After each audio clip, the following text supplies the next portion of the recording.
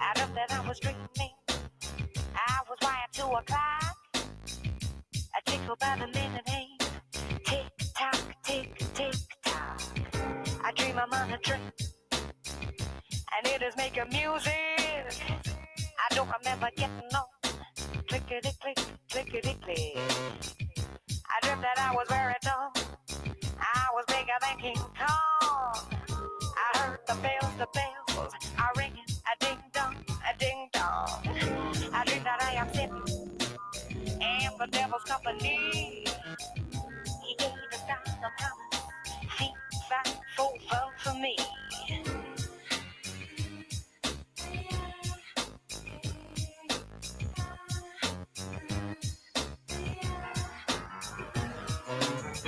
I dreamt that I was chasing the monster out of me. I caught him in the corner. He. I dream I'm in a tunnel between here and now. Scooby Dooby, where would you be? Bow wow wow wow. I dream I'm at a crossroads, no place left to go. I look in each direction. Ain't a meanie, a mighty mo. I dream that I am spying. It's you I'm looking at. There's a knocking at the window. A rat-tat-tat-tat, a rat-tat-tat. I dream I am an ostrich, head deep in the sand. There's a rhythm that's a playing, fantastic elastic band.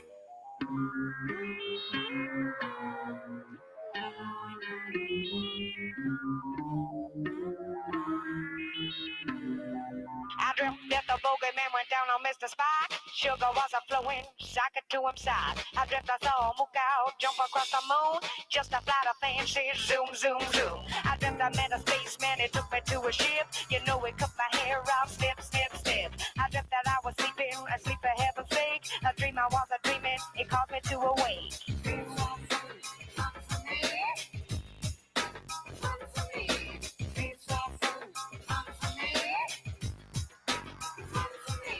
I dreamt I was way up, I was standing on the top with the feeling I was falling, bop.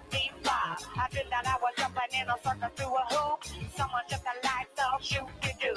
I dreamt that I was fast, I was never shutting up. I was going in a hurry, I was giddy up. I dream I'm in the park, I'm standing in the nudie. I'm getting what I want, a tutti frutti, tutti frutti.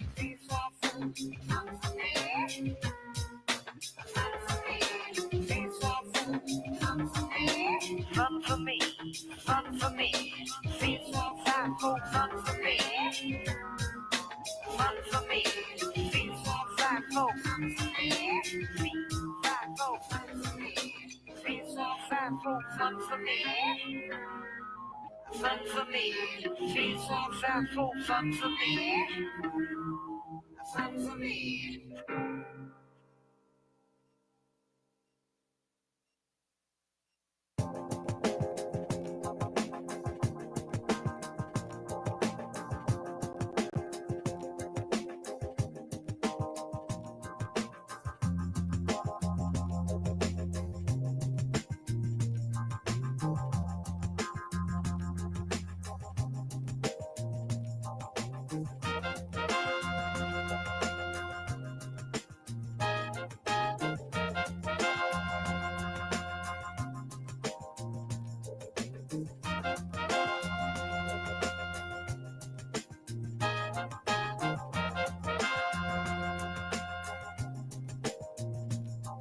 Everything that's real, everything I realize.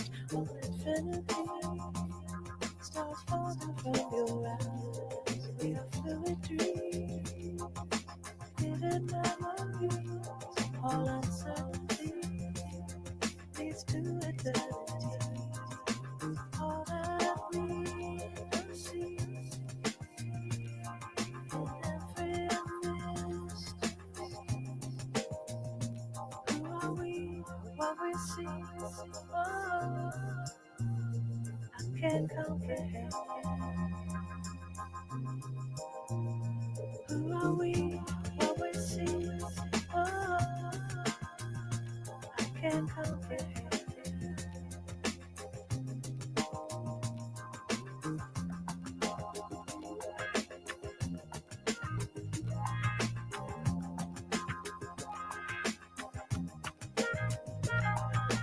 Illuminating love falls from the skies.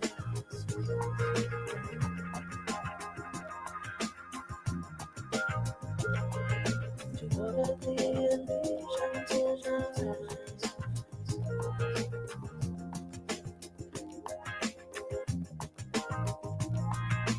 All that we desire is all we feel.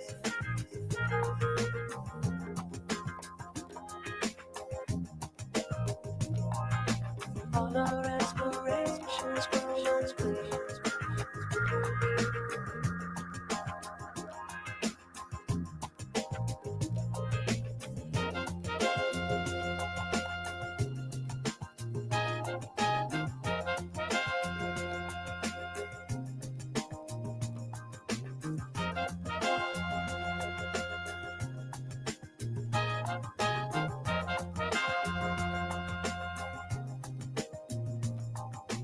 We feel asleep.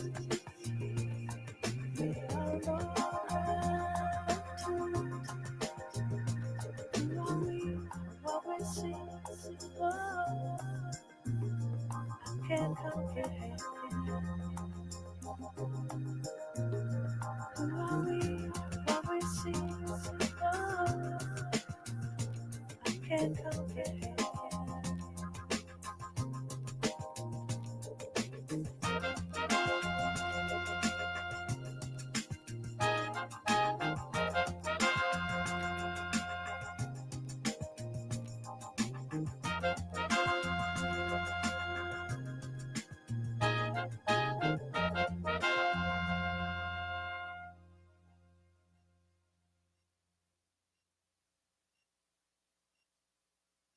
Ladies and gentlemen, as you know, we have something special down here at Birdland this evening.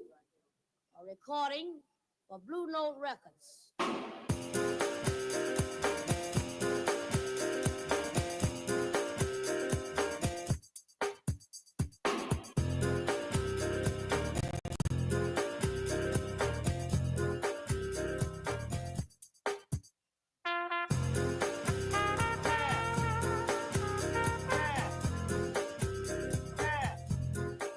What's that? Yeah. Yeah. Funky, funky. How about a big hand now? Wait a minute. Groovy, groovy, jazzy, funky, bounce, bounce, dance as we dip in the melodic sea. Rhythm keeps flowing and drips to MC. Sweet sugar pop, rocks and pop. You don't stop till the sweet beat drops. I shall improve as I stick and move. Vivid poems recited on top of the groove. Smooth, mind, floating like a butterfly. No set afloat, sung like a lullaby. Brace yourself as the beat hits ya. Dip, trip, hit fantasia.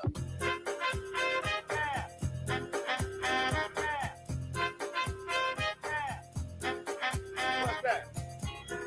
Diddy-diddy-bop, Yeah. diddy-diddy-bop. Funky, funky. Feel the beat drop, jazz and hip hop, dripping in your dome makes a zone and bop. Funk confusion, a fly illusion, keeps you coasting on the rhythm you're cruising. Up, down, round and round, round the bound, but nevertheless you got to get down. Fantasy freak through the beat so unique, you move your feet and sweat from the heat. Back to the fact, I'm the Mac and I know that. The way I kick the rhyme, someone call me a poet. Form steady flowing, growing, showing sights and sound. Caught in the groove, invitation I'm found. Many tripped the tour upon the rhymes they soared to an infinite height, to the realm of the hardcore. Here we go, off I take ya. Dip trip, lip fantasia.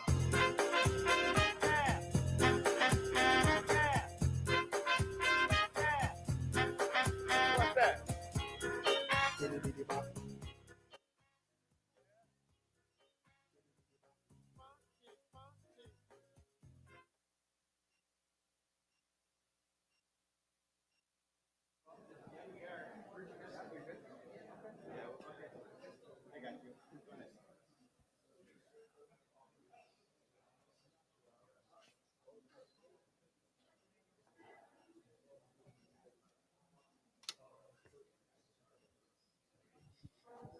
All right, all right. Hey, welcome everybody. Good morning and welcome to Tampa. Yes, thank you. We're honored to have you here. And welcome to Bitcoin Day Tampa, our first time ever venturing into the great Tampa Bay area. And of course, we've come out here. You're going to have to forgive me for a moment. I'm going to do this kind of thing. That's right. We came out here. Why? Because it's the land of the free and the home of the strategic Bitcoiners Reserve. That's right. That's right. And that's, of course, a project that we came up with Wes and Fabio and Benny, where I'm looking around the room trying to see them. You'll hear more about that as the days goes on, but it's been a part of our mission and part of our fun we've been having here in Tampa. And so obviously we're honored to have you here and join us. So let's see, we're going to move right along. What's next? Okay, I'm Jack, everybody. Welcome. And nice to very much meet you. I know I've seen a few of you from around the world. I spent most of my life fooling around doing that kind of EMS mountain game, whatever. And of course, I don't miss it too much. I want to tell you a quick story about my background. Of course, I grew up in the olden days. My folks kind of loved the old swing, the rock and roll, the rockabilly, the early days of when the king himself, right, used to get the job done. Anybody familiar with that? Yeah. Love contender, somebody? Right here. What's that? I have this much gray hair. Oh, okay, Tom knows, that's right. All right. Why am I telling you this? Because I was listening to the King not too long ago. In fact, it was around 2018, and I suddenly occurred to me, I'm listening to some old vinyl right there, and look, everybody knows the King's, his slogan was TCB, taking care of business, right? Right? And then I look closer at the ring and I realized it was Elvis code for BTC. Right? He was way ahead of us. He knew exactly what was coming in the future. And it suddenly dawned on me that it was there right in front of my face the entire time. And of course, my folks have been into it as well. And so everybody knows if you see Elvis stuff, the TCB is everywhere. And now you can't unsee it because it's BTC everywhere. Can I get a witness? All right. All right. That's exactly how it is. All right. Anyway, okay, enough about that. So I went from there to here where we have the hurricane action. Of course, you know that I moved that right here too. I want to experience the hurricane action instead of the snow stuff. Why? Because the BTC baby is strong out here. And as I came into Naples, where I finally landed, I met a gentleman, of course, on the streets of Naples, hanging out and whatnot.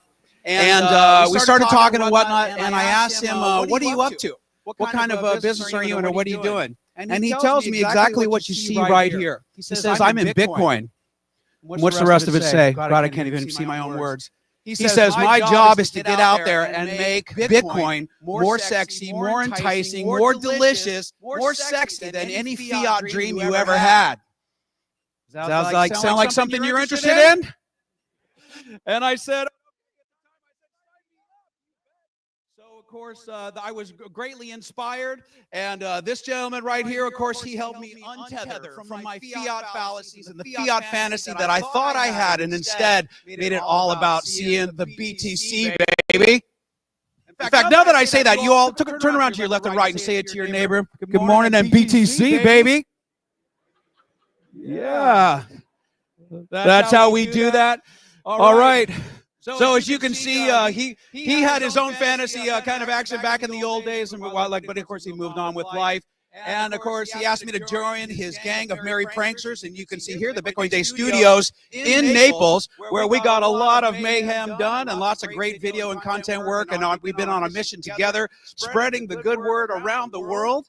And of course, we do that mostly through the Bitcoin Day channel, but a couple of other great, exciting event things that we're up to. And of course, clearly, I'm talking about my good friend John Michael Drew.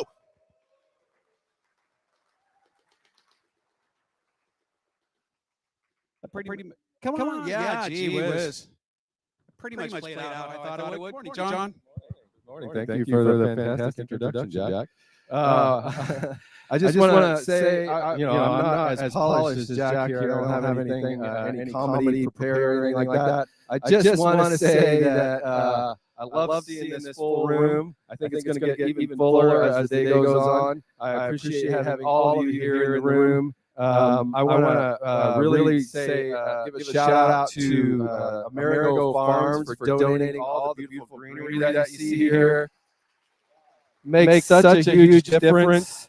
And then so many other sponsors, you see their logos listed everywhere around the room. Please take a few minutes during the day to check out those sponsors. There's only a couple of them represented out there, but they all have representatives here in the room. So if you see somebody from Block Spaces or Celestial or Unchained or Bequest or CoinFlip or Blockware Solutions, all these great sponsors, I didn't list them all there, but please thank them. Without them, we could not make this happen. And also, I want to thank our volunteers. We couldn't make this happen without the volunteers. And this great partnership with Bitcoin Bay Foundation. Absolutely has been a pleasure working with them here in Tampa and putting this whole thing together. It's been fantastic, and I'm looking forward to a great day. And I'm going to take just a second before I close out to just mention this room is tight. And everybody came through that door, but you can go out that door and come around to this door, and you can use that door too. So as the traffic's flowing and the people are up here and you want to mingle around and move around, feel free to use all the doors so that we're not all tight into that one space. All right, so have a great day, and welcome to being part of our Strategic Bitcoiners Reserve. Thanks, John. All right. We still live? Yes, we are. All right. Now, many of you, of course, may be familiar with the Tampa area, and of course, we'll be having a variety of the gang from the Bitcoin Foundation up here to talk all day, well, various parts of the day about all the great work that they do. Louder without this in front of my mouth. So let's go like that. So we'll do that. And of course, any video that we got a little quiet engagement, and we'll talk about that. And we It's the first Bitcoin art related to the world. Yeah. First one. Oh, darn it. Sorry. All right. Thank you for that. I'm used to shouting a little bit. And as I shout, of course, everybody, can you turn over to your right there shoulder? That's John Taylor hanging out right there behind the scenes. Can we give him a nice warm hello and a big hug and a kiss? Yeah, I know. Yeah, that's right. From Bitcoin Mining World, our strategic partner, and John and Jordan. You'll see Jordan Ketter right there, back there with the floating gimbal camera. He's going to be capturing the action. So please be sure and say hello if Jordan catches you all for a side interview or some side action and whatnot. Thanks everybody for playing along, and we appreciate all the incredible work that we've been doing. This says right there, everybody say it out loud. All right, everyone knows what all skate is, right? That's our format. Everyone, the rink is open for everyone to come out and play and get involved and get to know each other and have some fun on the rink. Yes, we're going to be having intense presentations and all great information happening from the stage, but it's really all about the transformation and the connection with you all. Can I get a witness? That's BTC, baby. All right, well, without further ado, we're going to get into some action in our first panel of the day. We are going to be up and running, and it's about the fascinating future that we have in our hands. Bitcoin Unleashed. We're talking about financial wealth and all the incredible things that happened in this morning. And everybody give a nice warm round of applause and a welcome to our Bitcoin Bay Foundation co-founder right here, Fabio Hediger. All right. Now, as I say that, we're going to move right on let's see. Here's how we're doing this. Fabio, if I could, you grab that other wireless over there. And then you can see we've got a pretty incredible lineup here for our first morning session. Gary Cardone is in the house. Tom Longo, BJ Dicker, and Charlie Shrem. Please make your way on up to the stage as well.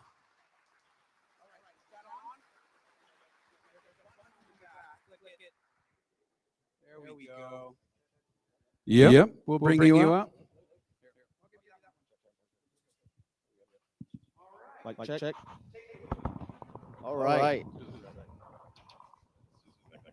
Yeah. Let's get this started. So before we get started, again, I want to say thank you to everybody being here. Thank you to Bitcoin Day. Thank you to anybody that had a part in helping us put this together, the sponsors, and especially you guys. Without your generous help and your purchases along the way and all your donations, we wouldn't be here today. So just wanted to get started with that, and let's dive into it. First, instead of introducing you guys, I'll ask you to introduce yourselves. We'll start here.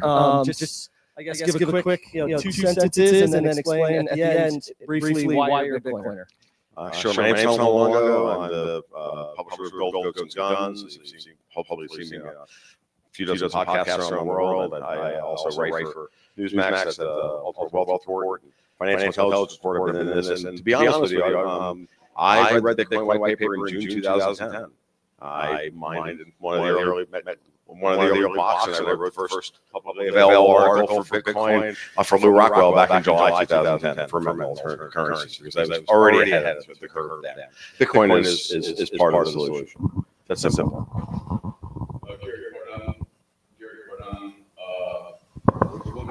I guess just do a little intro and why you're a Bitcoiner. Look, this is one of the greatest opportunities I've been speculating on.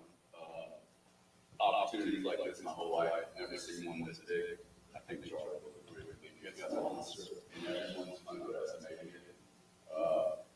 It's just so exciting. So I can't imagine not being involved. I feel the same way. My name is Charlie Shrem. Yeah. I've been in the industry a long time as well. I started the Bitcoin Foundation and had one of the early Bitcoin exchanges called BitInstant. We had a lot of fun.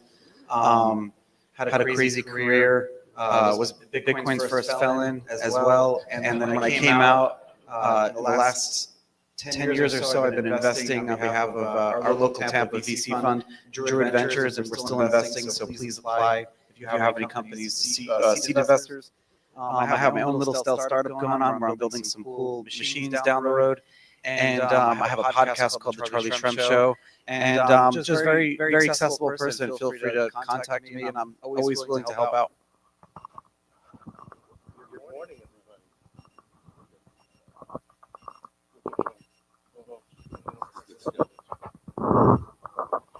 Good morning. So I'm just my first coffee is just making its way in, so I'm not really all that awake. My name is Benjamin Dichter. I do a bunch of things. I produce a series of podcasts. I'm the CEO of a little startup in that area. I'm now a journalist or commentator for a number of publications. You may have seen some of my stuff in Zero Hedge. And I'm most known for the spokesperson and one of the leaders of the Canadian Trucker Convoy against the COVID mandates in 2022. And I think we can give some credit to those truckers in Canada for the reason we're not sitting around here with those stupid face diapers anymore. So, Amen. I had all my accounts frozen, my bank accounts, credit cards, absolutely everything. Yes, we'll talk a little bit more about that. Absolutely. So I'll start us off. So we hear the terms thrown around a lot in Bitcoin, like financial freedom and sovereignty. But in the context of Bitcoin, what is the difference between them, and what do they actually mean to you? I'll start off with Charlie. Freedom and sovereignty? Yep. You know, these are very interesting terms. When I was growing up, I grew up in a very religious community, and so I didn't really understand what freedom meant. And then I literally ripped the Band-Aid off one day and left. And then when I first got involved in Bitcoin, it wasn't really worth much, but it was a group of friends. So there was a freedom of like being part of that community. And then eventually when Bitcoin started gaining some value, like a couple of dollars, and my startup was able to pay me a salary, and we had people, I was able to like have that freedom of financial independence. But then I met my wife, who was my girlfriend at the time, and that gave me more freedom. But then I went to prison, so I lost it all. And I didn't really understand the difference between freedom and sovereignty. And I realized that sovereignty is something that can never be really taken away from you. It's something very internal. Because in there, they kind of try to rip your dignity out, and they take everything away. They try to bring you to your most like lowest state possible, so you can just be like sheep. And the only way to maintain that is to remember that you have that sovereignty, you have that ability to time will pass, and they don't have that control over you anymore. And that's what it means to me. So Bitcoin gave me all those really positive things in my life. And feel free to jump in and riff on anything that interests you. But I guess along those lines, while we're talking about that, BJ, you brought up the Freedom Convoy, and talking about how you were able to bypass frozen bank accounts. What did that real world experience teach you about Bitcoin's role as a tool for liberation? Yeah, it's interesting. When I got into Bitcoin, which was in 2015, I got into it because I was already primed, understanding central banking and monetary debasement. I guess I was a nerd when I was a teenager. And I went down that rabbit hole one weekend. I still remember it to this day, watching all the Bill Still documentaries on the history of finance. And so I've always been a techie. So for me, it was just a natural flow. When Bitcoin came on my radar, I was like, oh, wait, this might actually solve the problem. Great, it'll go up in value, blah, blah. And then one day when we're in Ottawa and we're trying to communicate to our government that, sorry, you're not in charge. That's not the way this system works. I ran for parliament in Canada. I know how they think about our system behind the scenes. But one day I had left the hotel, gone to a friend's house, and because the government went full authoritarian, started arresting people. You saw the images online, beating protesters. And to my friend who gave me refuge, I said to her, let me at least buy you lunch. I got to do it was a Newsmax interview, I think. I got an interview in a couple of hours. Let me buy you some lunch. So I went to my Uber Eats, and I ordered something for us. I think it was Greek food, if I'm not mistaken. And then boom, transaction declined. That doesn't make sense. Tried again. Boom, transaction declined. I thought, uh-oh, that's not good. So I opened my computer, my laptop. I logged on to my banking. I started with my corporate banking. And all of a sudden, my transaction history erased. And there was a message there that said, when you begin to use this account, your transaction history will appear here. Scotiabank deleted me completely. I wish that feeling on no one. I was more calm than everybody else because I had Bitcoin and I understood, okay, I have money off the system. But I was in a private conversation with Jordan Peterson, I think 2 weeks later, and I said to him, it was like living in the Middle Ages and being banished from the town square, left to rot in the forest. That is the modern equivalent of it. That is why Bitcoin is so important. So I've evolved from somebody who thought, oh, it's cool tech, this will solve our monetary debasement problem, to, no, this is essential insurance that everybody needs today. Financial exile is a good way to describe it, yeah, for sure.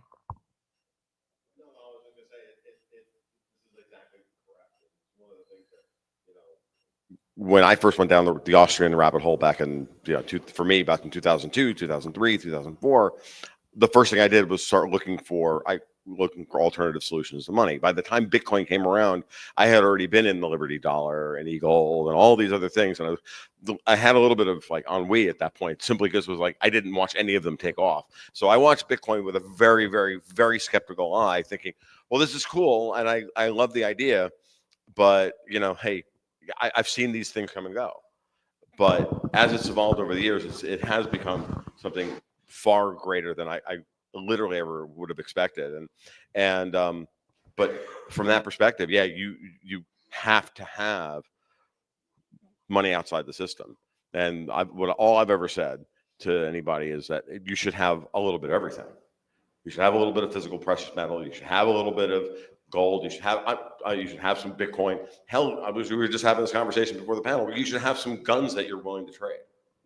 You need to have something that somebody out there will trade you for whatever it is. Eggs, chickens, things like that. I raised goats for 12 years too, and sold cheese at the farmer's market. I did the same thing because of that. I always think like that, like zombie apocalypse, post-hurricane Tampa, like we're all trading each other for things. Well, that's the interesting part. When you get back to sovereignty and freedom, the thing is that when you're a farmer, well, you have your freedom, you have your sovereignty, but you don't have your freedom. Because you literally get up in the morning and your life is the ducks, the goats, the chickens, the dogs, and that's your life. And it reminds you really quickly that we may all be individuals, but it's the money and is about building and keeping the community together. You can't do it yourself. I've tried it. It doesn't work. I've lived that life. Don't do it. Have friends and always look at the potential friends and go, does he have post-revolutionary skills? We used to do that when we were much, much younger. Like, oh, you're a doctor? Oh, cool. That's great. You're post-revolutionary skills. So along those lines, Gary, when you're trying to determine the right balance for Bitcoin in your portfolio, not just for a financial gain, but also a strategic, hedge against the systems that we're talking about, what do you bring into those thoughts, and how do you analyze that on more of a broader market? Well, if I could go back to the issue of freedom, I think freedom, like defining this word, would be really, really cool. And I suspect that your definition of freedom and mine are really different. So Bitcoin's helped me. Like, I did not come into this to get off the grid, to do the post-apocalyptic thing. I've done all that. I had plenty of gold, plenty of silver, plenty of guns, plenty of food, plenty of water. And if you're not planned and you're scared when the hurricane comes, it's because you didn't plan correctly. I'm never scared. Bitcoin's actually made me less scared. It's actually I call it the anti-gravity machine, the anti-friction machine of humanity's desire to just drag you down into the abyss of nothingness. But freedom for me is the ability to say no to anyone, anytime. Stop messing with me, right? Amen. And the ability to say yes, which means that I need a lot of money, a lot of power. I look at money as power. Okay, I look at it as a massive volume of value should allow me to have more influence in shaping the future. It's not kinetic energy, but it's kinetic energy without negative impact. It's potential energy. Yeah. Well, the way I use it, my friend, it is kinetic. No, truly, it is. Yeah. It is potential energy. I have no interest in just supporting Bitcoin forever and ever. I actually want to use the Bitcoin like a wrench, right? A tool, one of those things. I don't even know. Yeah, there you go. There you go. See, Tom's smarter than me, so he can come up. Yeah, money is like, it's not just purchasing power, it's power ammunition, but it's like time-locked value of today. But the dollar, as we saw it started to be used as a tool of tomorrow, of paying for things for the future now, and we're all getting debased about it. So Bitcoin kind of locks that in. Oh, no, absolutely. Without getting too geeky on this, you have a way of not possible for you. Yeah, I know that. I know. My point is that, and I've kind of talked about this in the past, which is that you have a choice when on the demand side of money, when the economy is growing, when we want to do greater things, when we want to innovate or whatever, that there's a supply of money and then there's a demand for money. And we like to focus on the supply side of it because it's easy to understand. Oh, they print a bunch of money. Bitcoin doesn't really print. So there's a hard limit. So it should, numbers should go up, blah, blah, blah, blah.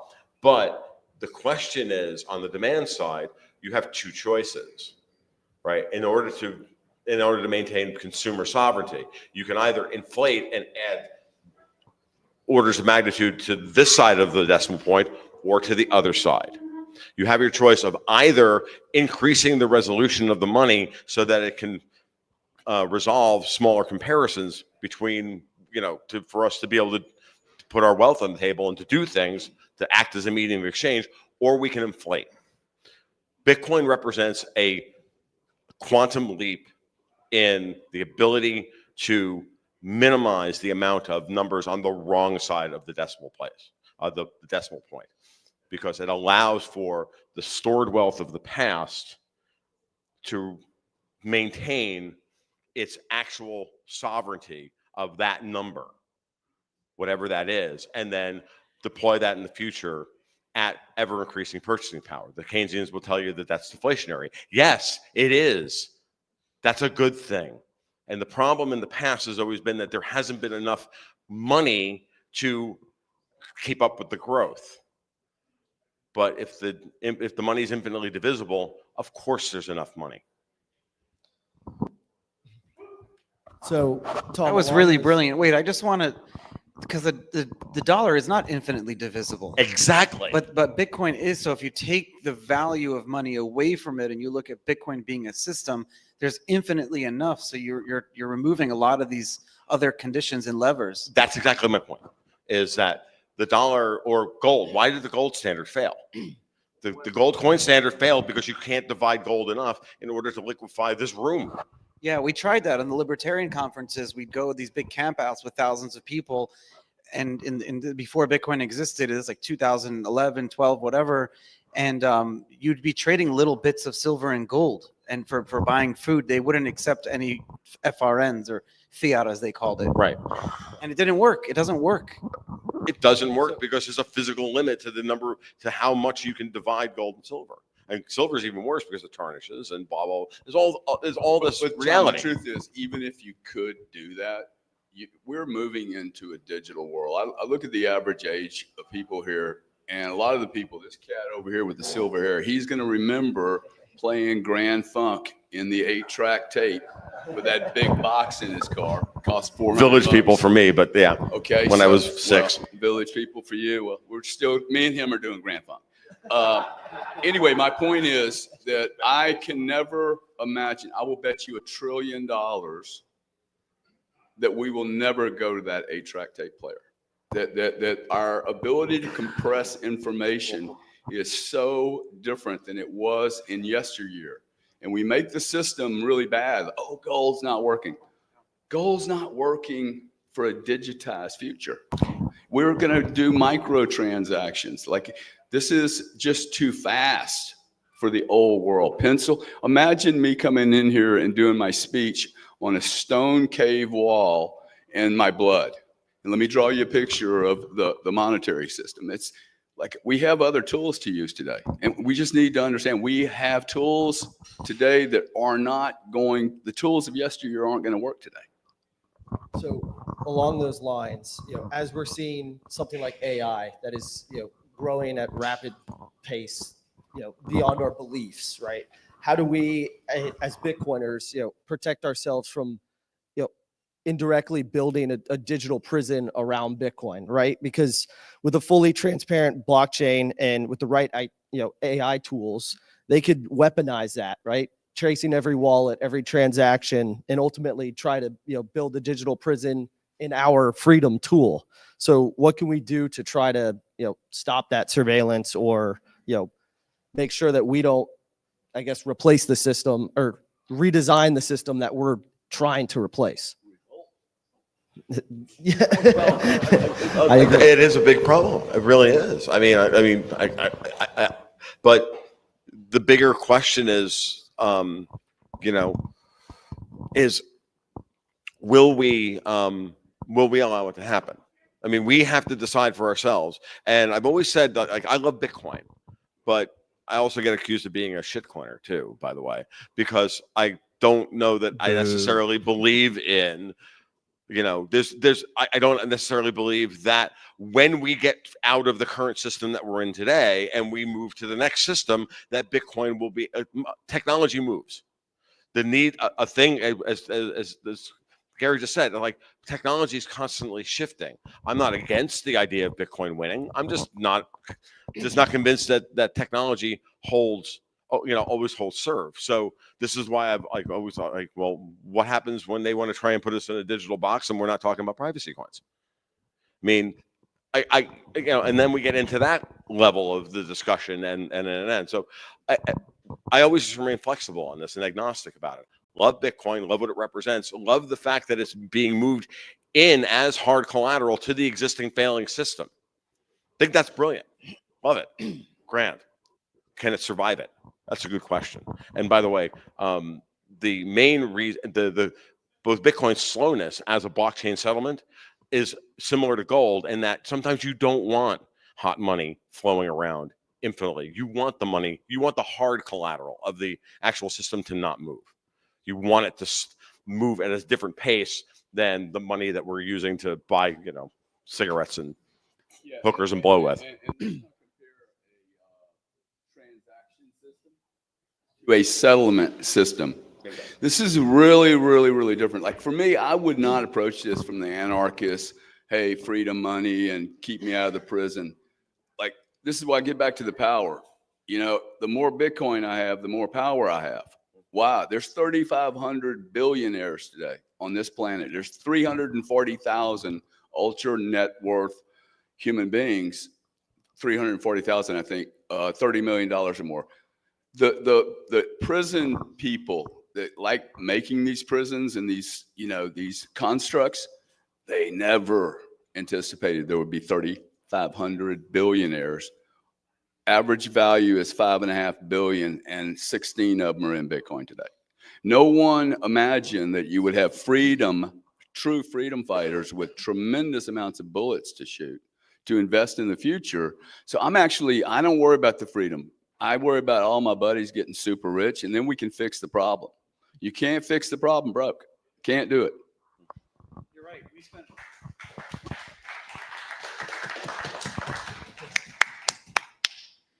You're absolutely right. We spent a lot of time testing. We spent a lot of time thinking about if we were to ever get to this point where we are today. 16 years later, I mean, you talk about the older generations, the younger generations. There are kids 14, 15, 16 years old, and their whole lives Bitcoin has always existed.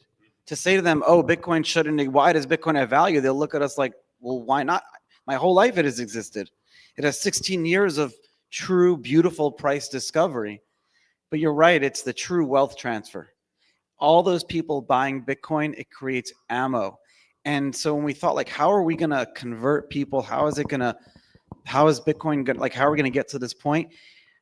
Someone said it's going to happen very slowly. You're going to have the son or daughter of a senator is going to start mining. The son or a daughter of a congressman or a congresswoman. It's going to happen like a very slow thing. That's how we'll infiltrate the government. That's how we'll infiltrate the financial institutions. It's going to be through those younger generations. And look, 16 years later, that's exactly what happened. But the older generations who had all the funds were really smart about it and started buying Bitcoin really fast. I didn't think Bitcoin would get to 100K, and I'm not even 40 yet. It's too fast. We're going to hit $1 million a coin in less than 10 years. We need more time. I think just on the rate of change in the Bitcoin space and this fusion amongst politics as we're seeing right now. In 2015, we elected a communist in Canada, and I happen to be running for office in that election. And in that election, bro, we were doing that all over the world. Yeah, exactly. Just wasn't your. We're leading the way, man. His brother lead the way with stupidity. His brother's a big Bitcoiner. Well, you got to lead at something. His half brother, yeah. His half brother's a big Bitcoiner. Yeah, my case in point. But when I was running, when you run as a candidate, even in Canada, you have to fill out this 72-page novel they call an application. and they go through everything. Like Charlie would never get it, right? Everything in your life they tear apart. I couldn't tell anybody I was involved in Bitcoin, that I held Bitcoin, because if I did, instant disqualification. And now what's happened? Now our politicians around the world are tripping over themselves to figure out how can they message to this growing voting bloc. That is a lightning speed of change that we're seeing. And I think that's also something to be celebrated. Like, it's very funny. You see the back and forth in Bitcoin, that some people are against institutions adopting Bitcoin, some people are pro. I'm very pro because my boomer parents, or older than boomer actually, they now hold Bitcoin because the institutions that they believed in their entire life that allowed them to build for retirement now give it credibility. So now it's not scary anymore. Bingo. And as a voting bloc, no offense to the boomers in the room, you're getting smaller. And it's just a generational change. What we just talked about. And this is part of the problem with the existing system as it exists right now. Here we are, less than 48 hours after Iran and Israel sort of lobbing missiles at each other, in an orgy of, oh my God, the old system is going to fail. This is what this is about. I mean, at the highest level. So and that's guess what? perfect. Can I ask you then, Yeah. like, with everything going on and how, you know, Bitcoin's becoming this asset class that, like BJ mentioned, politicians, you know, central banks, they're starting to pay attention during the next, you know, financial crisis that is pending, whether it's soon or later.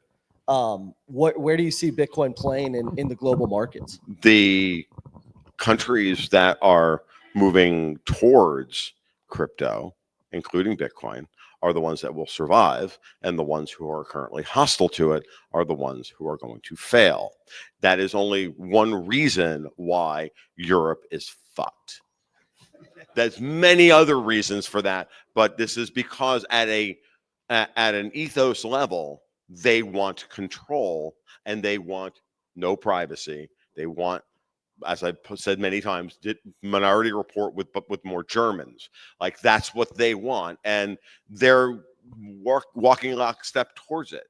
And everything that we're seeing that's confusing in geopolitics and everything else are because they keep trying to hide the fact that that's where they are, and they're trying to constantly scapegoat everybody else. And currently, that's going to be either Iran or Israel or Trump or this or that or whatever, or Bitcoin, and they always do it. But it's always the same thing. Their system of leverage and inflation and currency arbitrage has ended, and they refuse to admit that, they know it's happening, but they're refusing to go into that good night. That's what's going on, and we have to get through this. The most encouraging thing that I've seen in the last year is that someone finally sat Trump down and had Bitcoin talk. It's that simple. And because it wasn't him, it was going to be Putin, because somebody in the bank, and in the financial institutions in Russia finally sat him down and had to talk with him. So there you are. That's a really good point on that Trump got here. Somebody sat him down. I want to congratulate Bitcoin for sitting Trump down, donating $25 million to him in Nashville a year ago and getting his attention. This is exactly my point. Look, I gave 12.8 Bitcoin to Trump. People thought I was crazy. I did it through Bitcoin, the Bitcoin community, with Bailey. And think about that, right? I could have certainly gone straight to Don Jr., Eric, or Don Sr. and done Bitcoin direct and had a relationship with them. Instead, for me, I was like, I'm not interested in Cardone. I'm interested in Bitcoin. And like, I actually think that we have, to Charlie's point, he said, hey, we need more time. And a couple of my buddies started smiling. You guys don't have any more time. What has happened? Like, I'm the youngest baby here in Bitcoin. Came in this space in 2020, saw it in 16 and 18, and it was a carnival An absolute fucking circus. There is no way, dude. Y'all did a horrible job marketing, okay? You just didn't understand your targeted market. And I got to tell you, I'm not being offensive, okay? But like right now, we need to be careful not to miss our targeted market. These people do not care about self-custody. I know you guys don't like that, but the families that are coming through this, I do these events 3 times a year, big families. And my whale OG buddies in Bitcoin, they walk away from these events after 2.5 days going, oh my God, man, it's a negative to them. See, we have to get these people on an escalator if you want them. I actually want them here. They're coming whether you want them or not. They're coming here because they're coming through corporate strategies. 300 of the Fortune 500 companies are right now actively looking at a Bitcoin strategy. Now, 250 of those to 290 are broke companies. I mean, they are dying companies, right? So I just think that you need to look at this as once the dam has broken, Bitcoin is now on there is no failure, never of a $2 trillion industry. Never in the history of mankind has a $2 trillion anything failed. Can't say that about Ethereum. Can't say that about Doge or Solana. Sure. Like, it's $2 trillion. Okay, and the real estate market, just to give you a perspective, is 330. So everybody and their brother wants a piece of this action because it's performing so well. And to me, the performance, like you said, I think the greatest amount of money that's going to be made is in the next 4 to 8 years and retained. The greatest amount of money ever made in Bitcoin is going to be made in the next 4 to 8. You're not late. Honestly, Gary, thank you. Amen. Let's go make some money. Yeah. No, I mean, I was making these points to my patrons back in 2017, 2016, or 2017 and 2018. I was saying, look, you realize this is the opportunity for the greatest wealth transfer from them to us in the democratization of wealth. Wealth comes first, and then you have power. And that's how we're going to rebuild the world. How are we going to rebuild Main Street in America? We're going to do it. We're not going to do it with JP Morgan. We're going to do it with your local credit union. Your local credit union needs to have a treasury market that's stable, because that's the world we live in today. Guess what creates stability in the treasury market? Stable coins that trade against Bitcoin. Bitcoin's the collateral, Tether's the hot sink, or pick your stable coin of choice, your hot sink for the treasuries on the other side that represent the dollars that are actually being used out in the world. It's absolutely necessary, but you hold the collateral. You hold the gold, you hold this Bitcoin, you hold the hard collateral, the real M0 of the world, to get really monetary geeky on you. That's what we do. And we use that as a means by which to overthrow these people and to replace them, because they're going to get replaced. So if everybody out here, there's definitely some people that are all the way on Bitcoin. There's some people that are probably beginners. What's an action step now that we're in the last couple minutes? What's an action step that somebody in the crowd could take today to take back their financial freedom, their sovereignty, and really take action? Well, if I can just give an example, we all have our own social networks and people we know in business, family, friends, whatever. It starts there, but then you can look beyond that. So for example, last summer, I have a very close friend who started a new provincial conservative party in Canada, okay? And they were having their first convention, and these are people who came from the conservative party like I was, because they've gone very to the other side. So what I did is I drafted a Bitcoin policy, 7-point policy, self-custody, the right to own Bitcoin. I also addressed our AML laws in it, because what the hell, why not? And 6 months later, after we refined the policy, I showed up at their convention and I argued the policy to the floor, and I used the freedom principles of what we went through in Canada. Now, the boomers would have been the younger people in this room. Politics, as you know, everybody's 80 and asthmatic. I got an entire convention floor of people in that age demographic who know nothing about Bitcoin to vote in favor of it and to pass it overwhelmingly. So it's the first political party in Canadian history that in their policy guide has self-custody and Bitcoin on the books, which means that is forever going to be part of their party platform. So you got to look at yourself, your world from a systems view and see what's the cog in the wheel that I can affect beyond just my family, my friends, and just focus on that one area. And if we all do that, that's going to accelerate this already rapid change with Bitcoin. Does anybody else want to add to that? Buy Bitcoin. Buy it today. Buy it tomorrow. Buy it the next day. And call me up when you decide you're going to stop buying it, and I'll tell you buy it some more. This opportunity is a once in a century event. Like, I don't know what history people have read. Millennium. Yeah, it's like to miss this.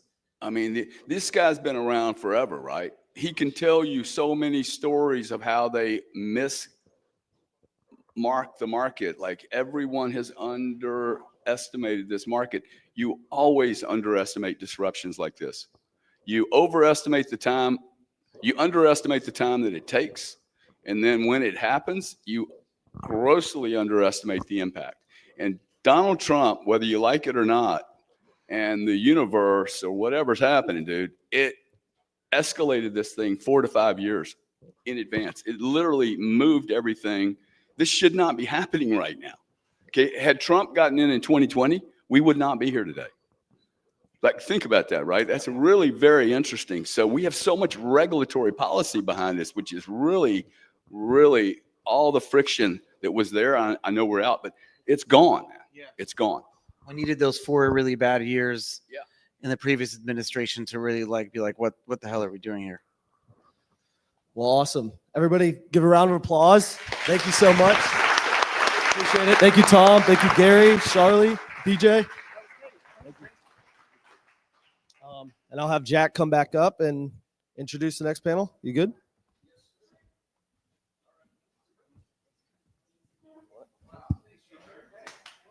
He's got a mic.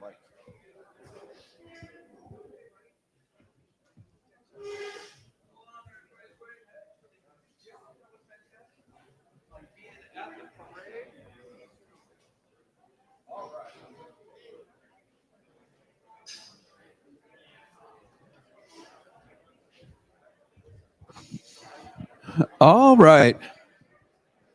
Okay.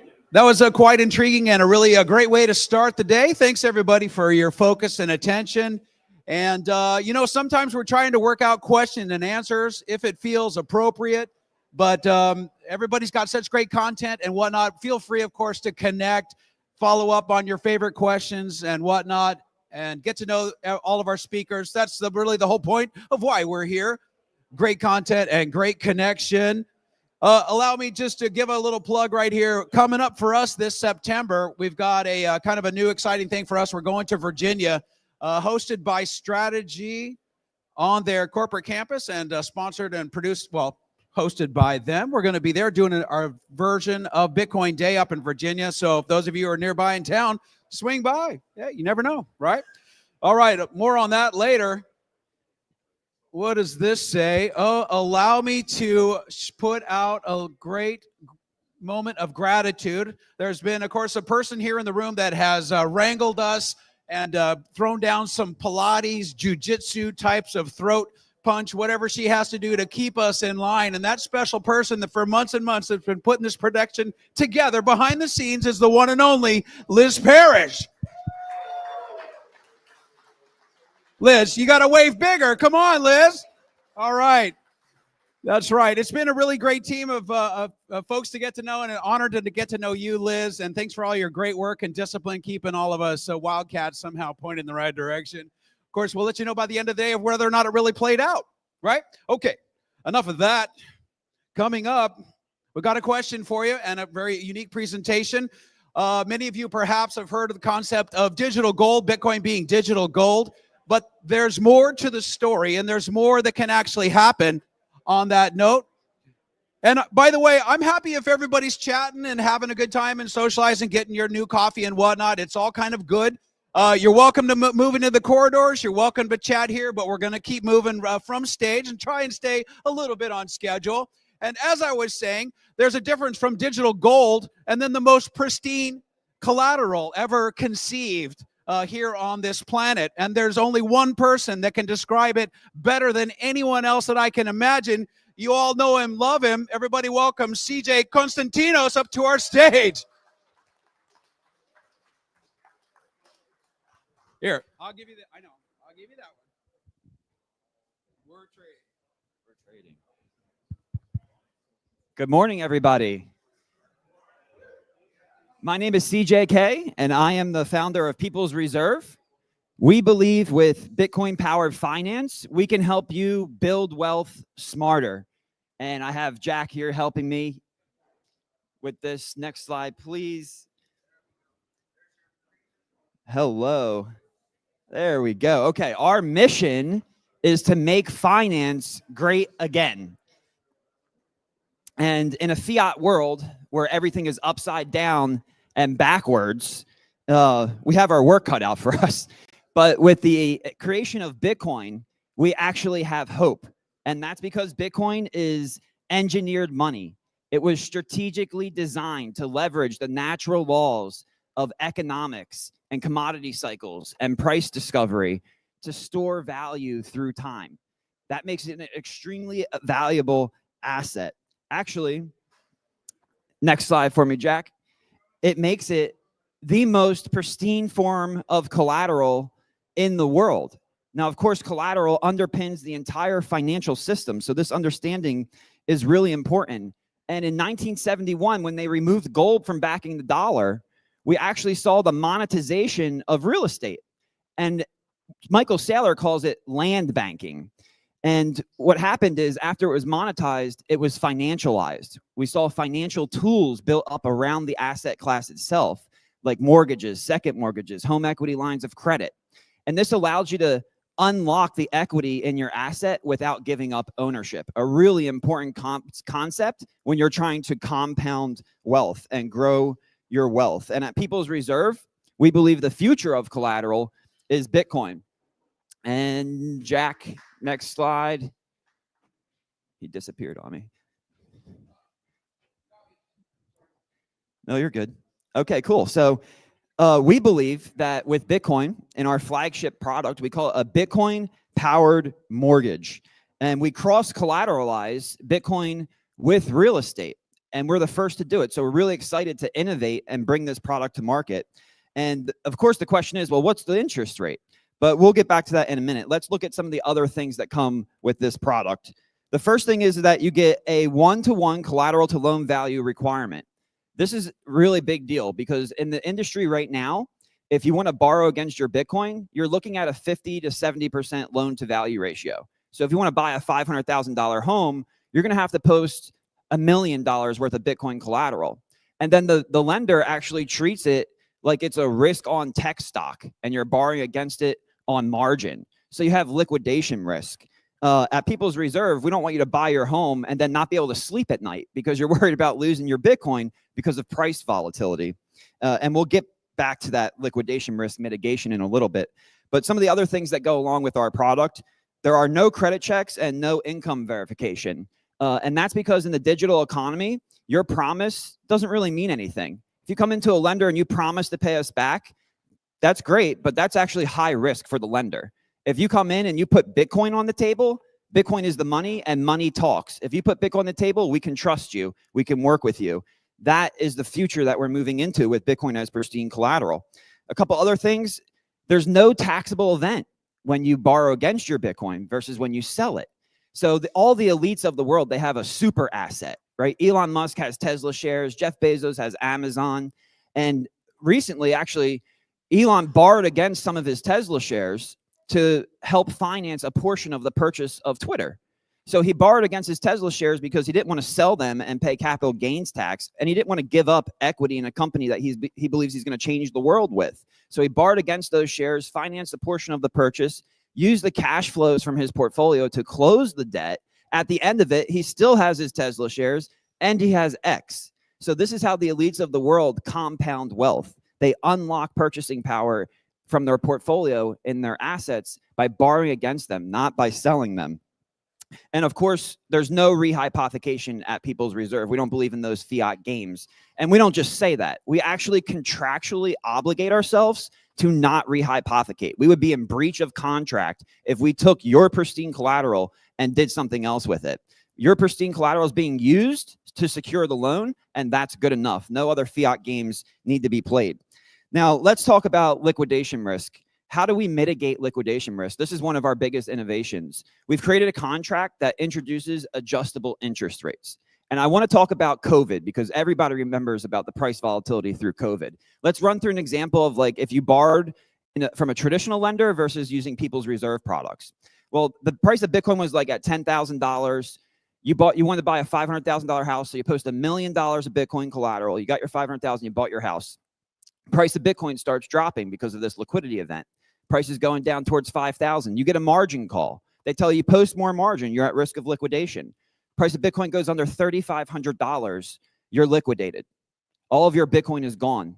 The most valuable asset on your balance sheet is no longer yours because of price volatility. Unacceptable for us at People's Reserve.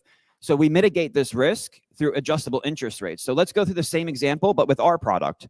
You want to buy a $500,000 house, you post the $500,000 of Bitcoin collateral. We're able to do that at a one-to-one rate because it's cross-collateralized by the Bitcoin and the real estate. Now the price of Bitcoin goes down, your interest rate adjusts up slightly. Price of Bitcoin goes down below 3,500, your interest rate adjusts up a little bit more. So what happens is for a month or two, you pay a little bit higher of a monthly payment on your mortgage. But when Bitcoin bounces back up to 10,000, the person in the traditional lending scheme lost everything. They should still have their Bitcoin. It's right back at 10,000, but I have nothing left. But at People's Reserve, you paid a couple months of a higher monthly payment. And when Bitcoin goes back up, you're right back to your original payment again. You still hold your Bitcoin on your balance sheet. You didn't lose it. You weren't liquidated. That's of the utmost importance for us at People's Reserve, for you to be able to do that. Let's see, Jack, help me out a little bit. Thank you, sir. So before I jump into the starting interest rate, I want to talk about Michael Saylor's digital asset framework, because obviously today we're talking about Bitcoin as a digital commodity, which is an asset without an issuer, backed by digital power. And that's what makes it a pristine collateral. It has to obey the laws of thermodynamics. It properly stores value through time.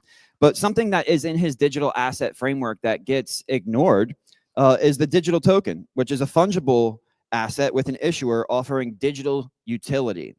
And Jack, next slide for me, please.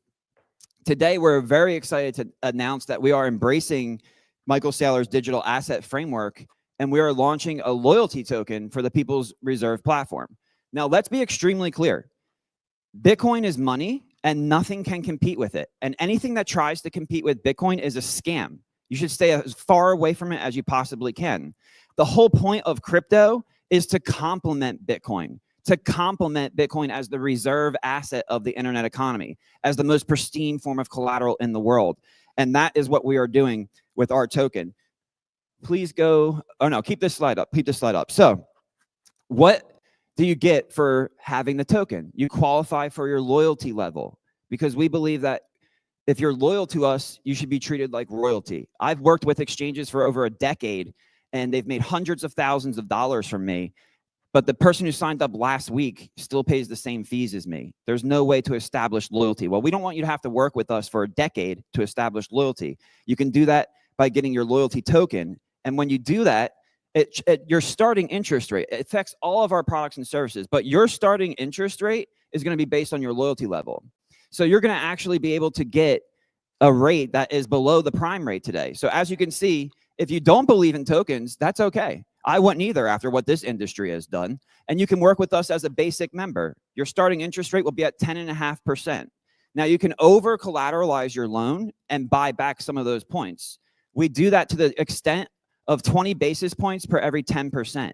And we have a max over collateralization level of 200%.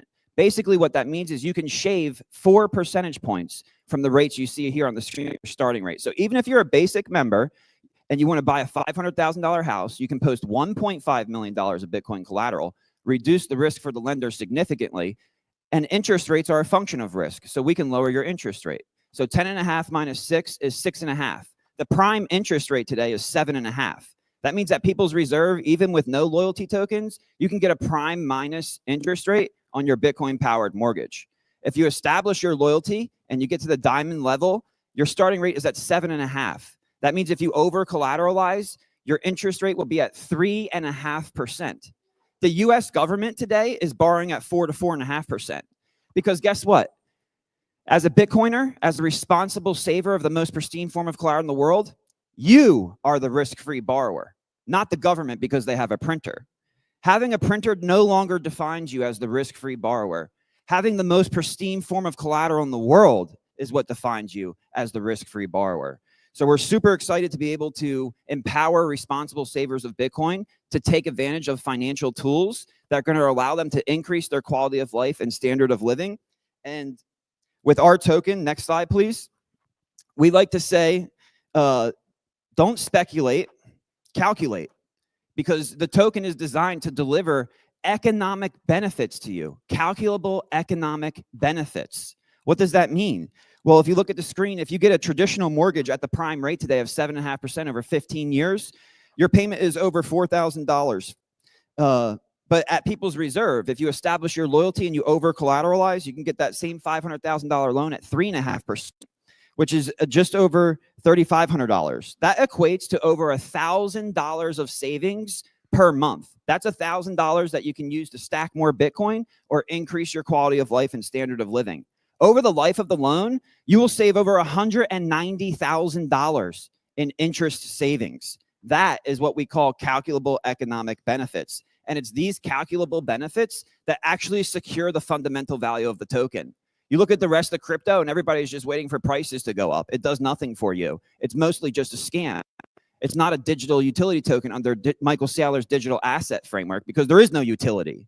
With our token, there is utility because there's calculable economic benefit. You're going to save money by getting access to the lowest cost of capital in the world because you have the most pristine form of collateral in the world.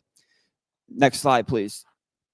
So how do you get involved? You can go to peoplesreserve.com and sign up for our newsletter. That's where you're going to get all of the latest and greatest news as we move into our live launch. On July 4th, we call it We the People Day at People's Reserve. That's one of our slogans. We like to serve we the people. And that is when we're going to have our token sale. So you'll be able to buy your tokens if you want to. Again, we're always happy to work with you no matter if you have them or not. And your rate will be based on your loyalty level. But on that 4th, we're going to take back our financial freedom. And it all starts with Bitcoin-powered finance. So I'll be around. If you have any questions, feel free to come up and talk about anything you want to. But we're really excited to be able to be an innovator and a first market mover and to develop a product that actually recognizes Bitcoin as pristine collateral and then empowers the responsible savers of Bitcoin to actually increase their quality of life and standard of living because of that responsible saving, unlocking the purchasing power of your Bitcoin without giving up ownership. Thank you so much.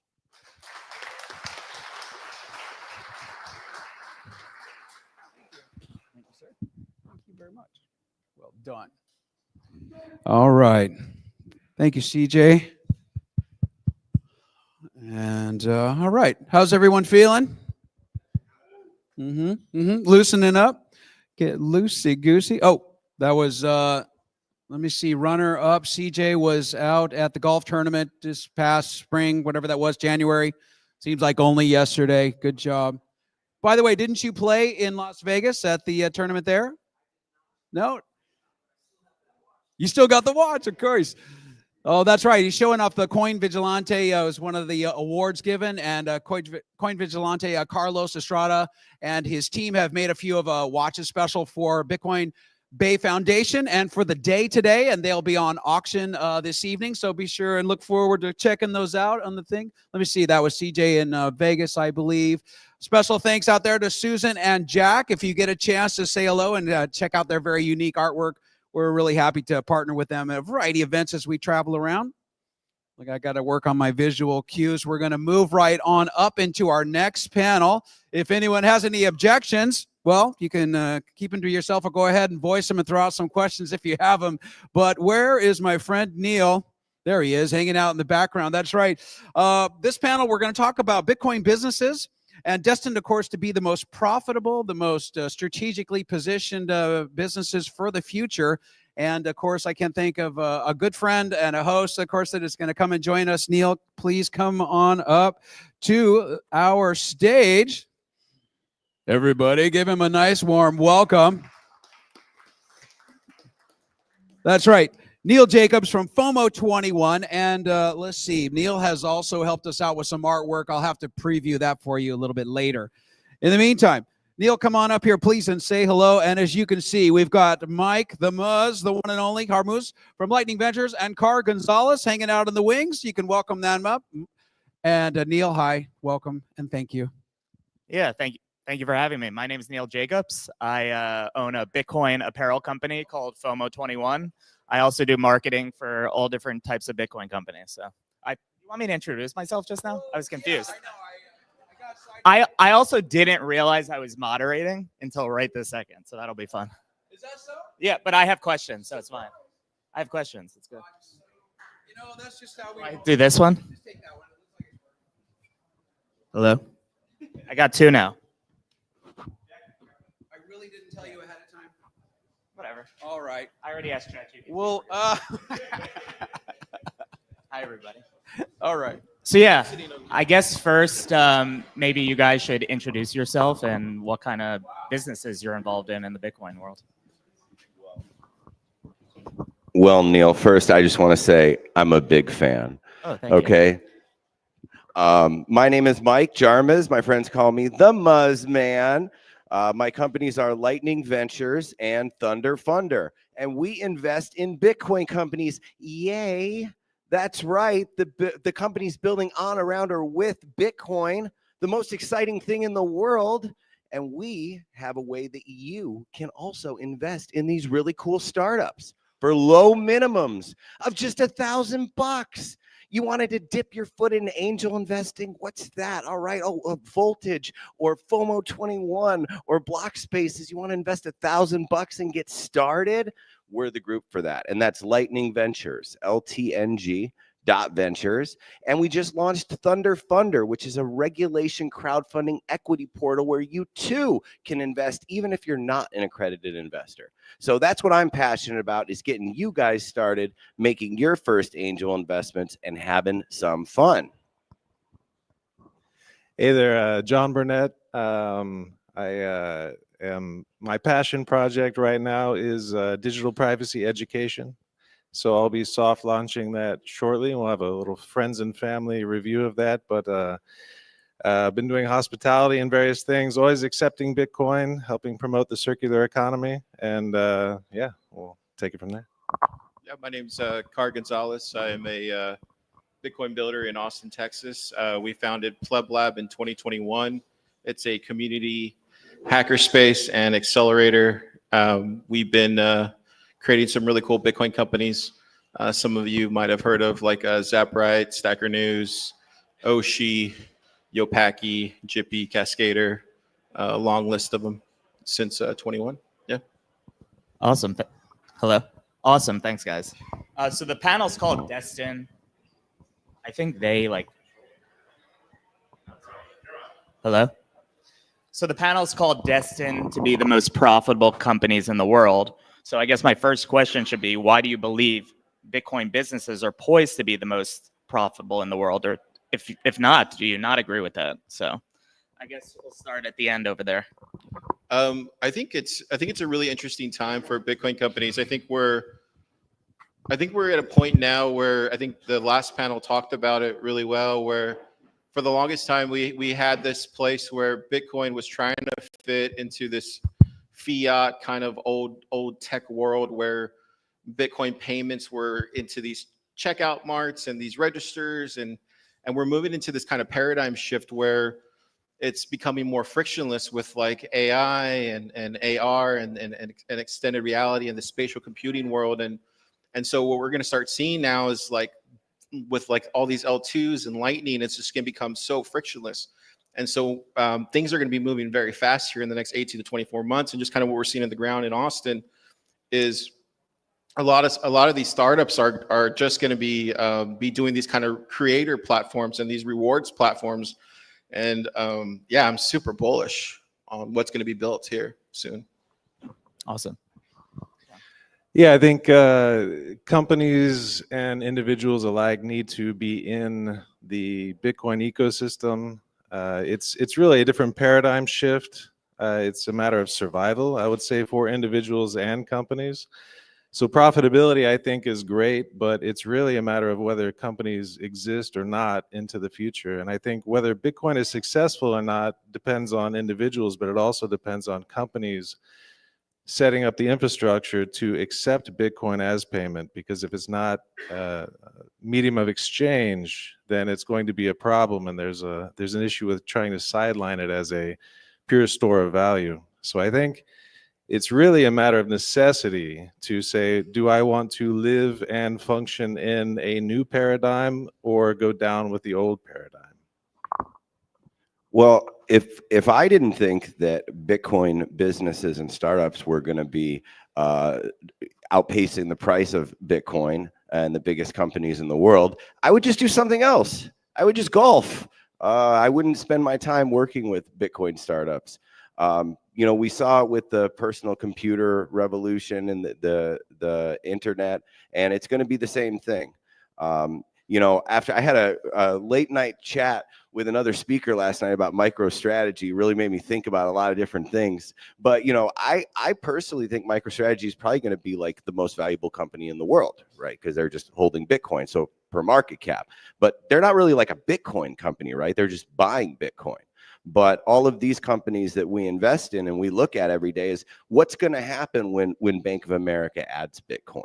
Right? What are they going to do? What is Uber going to do when they accept Bitcoin? Is it going to be an open node integration? Are they going to use IBEX? Are they going to use one of these type of startups? So that's really what we're investing in, is these type of companies, the companies like Fold, you know, that are bridging the traditional finance gaps, on and off ramp exchanges all over the world, remittance plays. I mean, you name it, right? There's a whole ecosystem, everything from rewards, from invoicing.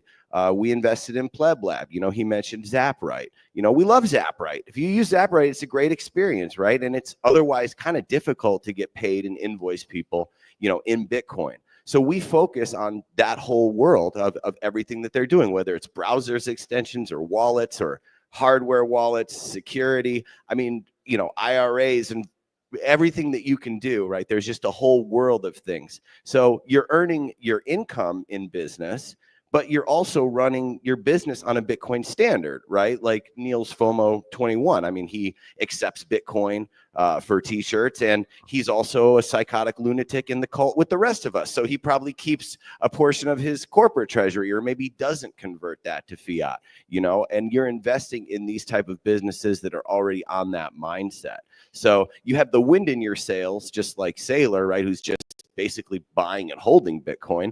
All right, but then you're also earning your revenue in Bitcoin and keeping a percentage of it. You're mining, what do they say? Mining fiat and keeping it in Bitcoin. Thank you. I guess this next question, I'll start with you, Mike. You know, in the last panel, they mentioned that, you know, with the new administration, a lot of the regulatory risks have gone down, but I'm sure there's still risks you guys face on a daily basis. So I would say, what are the biggest risks to Bitcoin businesses reaching their full potential? It was like pretty much impossible for the past 4 years for most of our companies. Not really like Pleb Lab. They have an in-person space. It's like a hacker space and, you know, education. So really, they weren't really affected too much by, you know, policy changes. But like under Biden, if you were a US Bitcoin exchange or even touched Bitcoin in any way, it was nearly impossible to exist.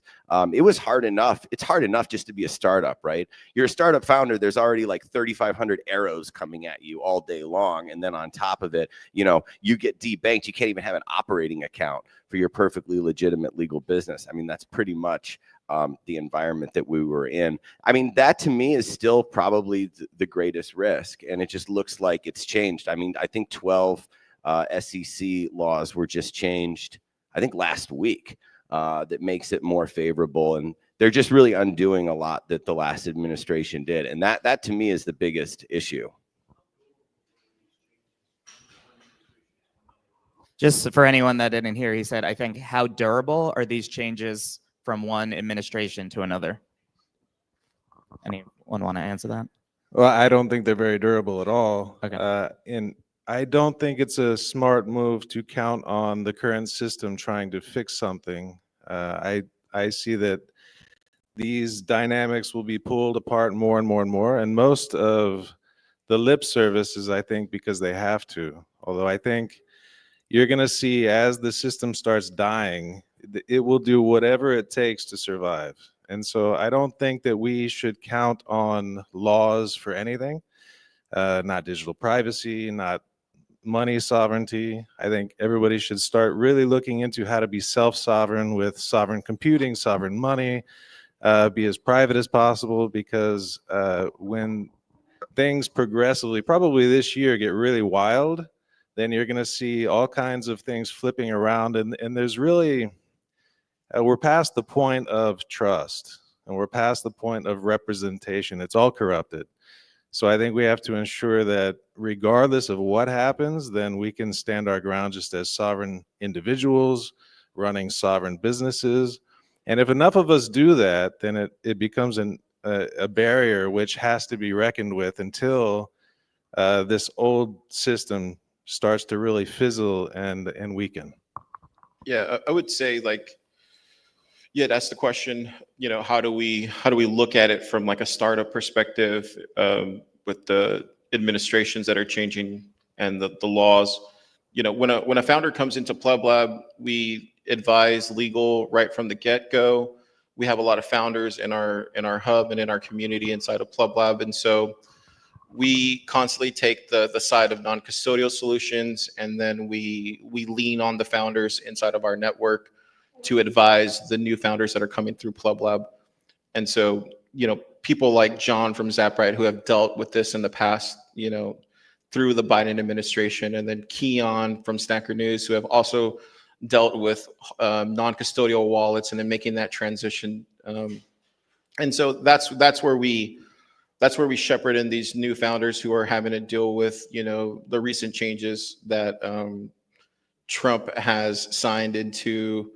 I think there was a letter that he just recently signed that allowed people like Phoenix to go ahead and come back into the U.S. And even Wallet of Satoshi is going to be coming back into the U.S. These are Lightning wallets that weren't allowed in the Biden administration. So this is good news for the ecosystem. This is good news for people that transact freely on the open web. So I think you just kind of have to take it as it comes, as if you're a founder building into the ecosystem. But you have to kind of know what's going on and pay attention. And it's good to have places like, you know, hopefully one day Wesley can build out a hub here where they can go to for those kind of resources, because that's important. Awesome. Next question, I guess we'll start with John on this one. You've dealt with being consumer facing, hospitality, food and beverage, you know, restaurants. What are the biggest challenges dealing with people maybe that don't know about Bitcoin or know how to use it?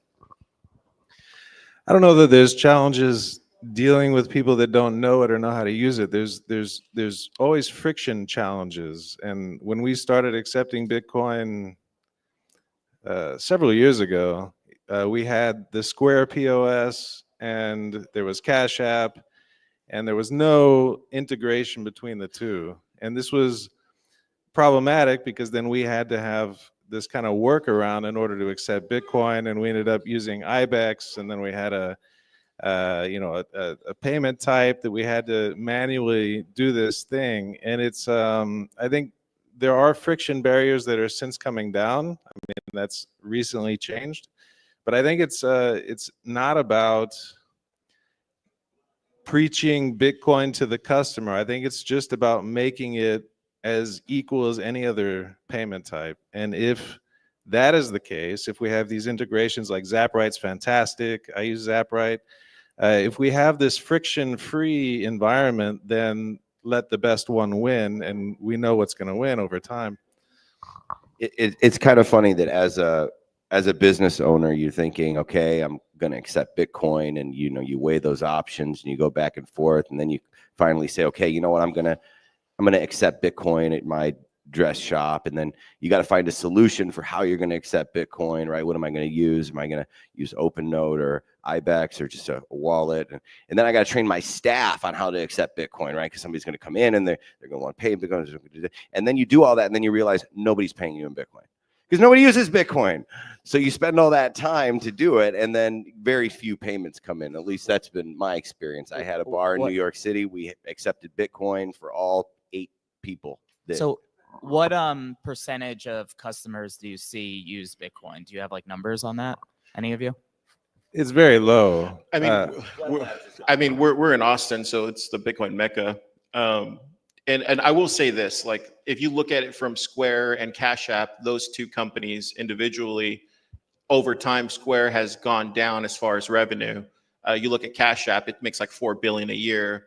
And so over time, you're going to see these financial platforms like Square become liabilities for people like Jack, right? Because all these financial products become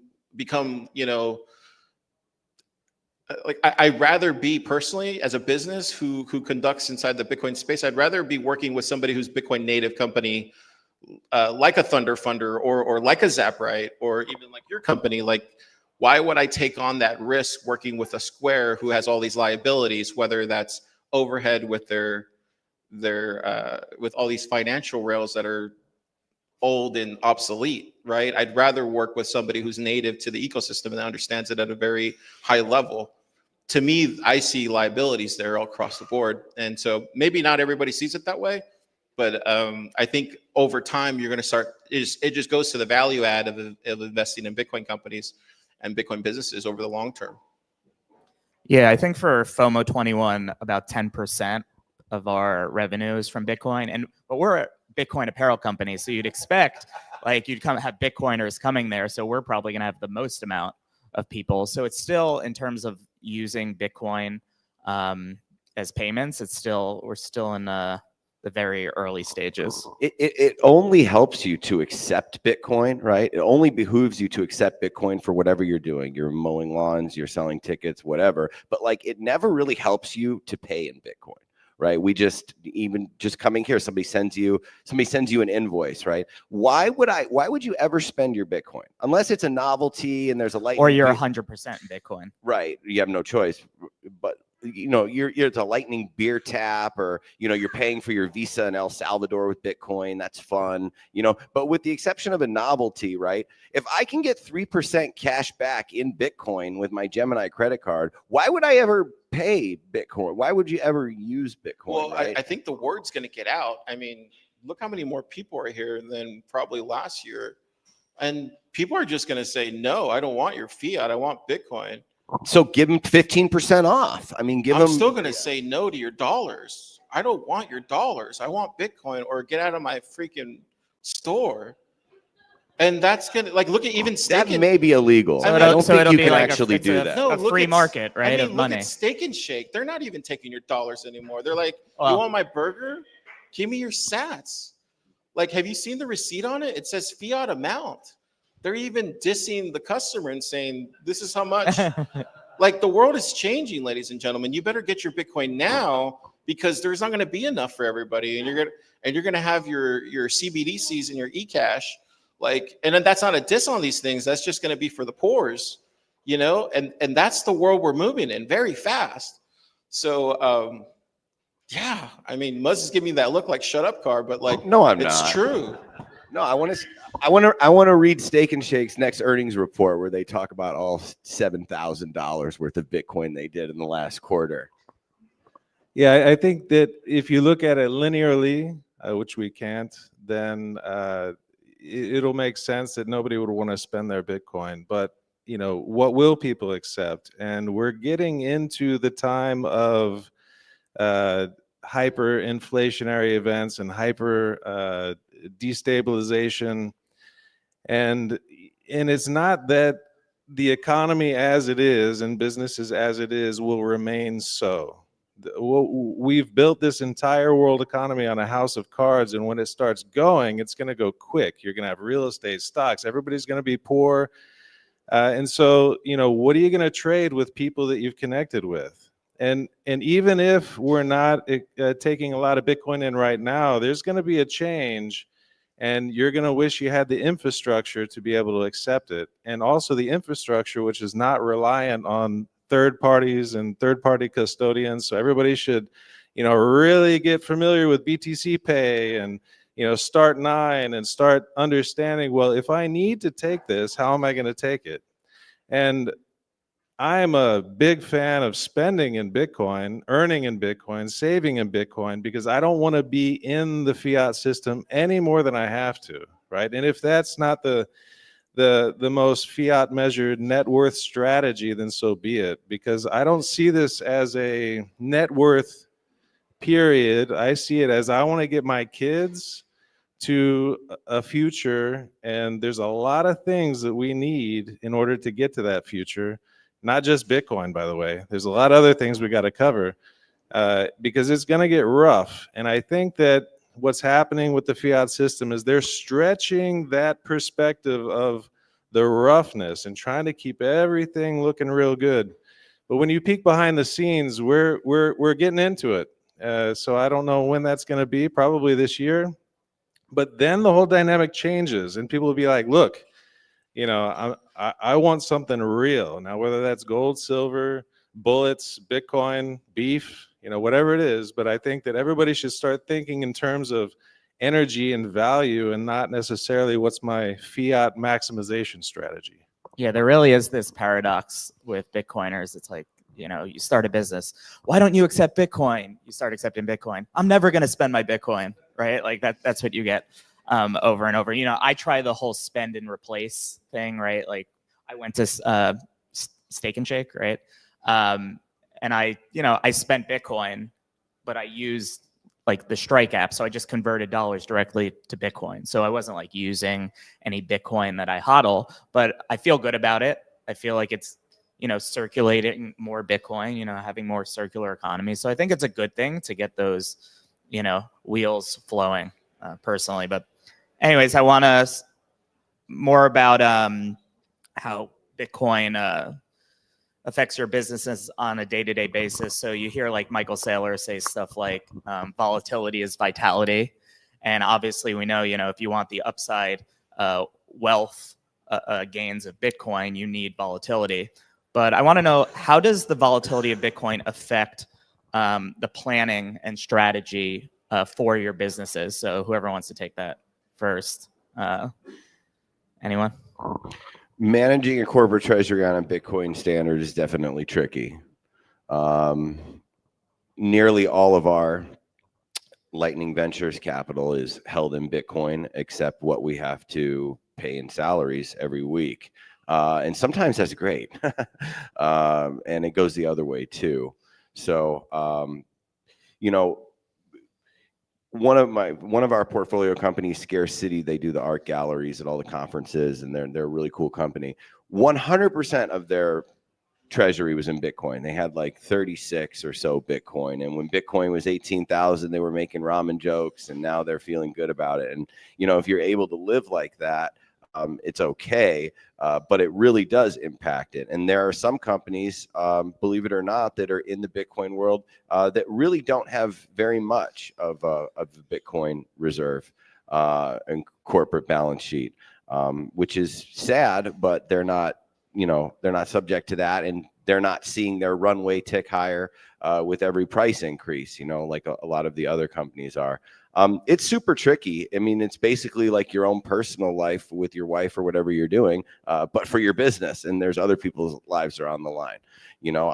Thankfully, my wife has never said we have too much Bitcoin. That's good, but I'm sure that some you married a good one.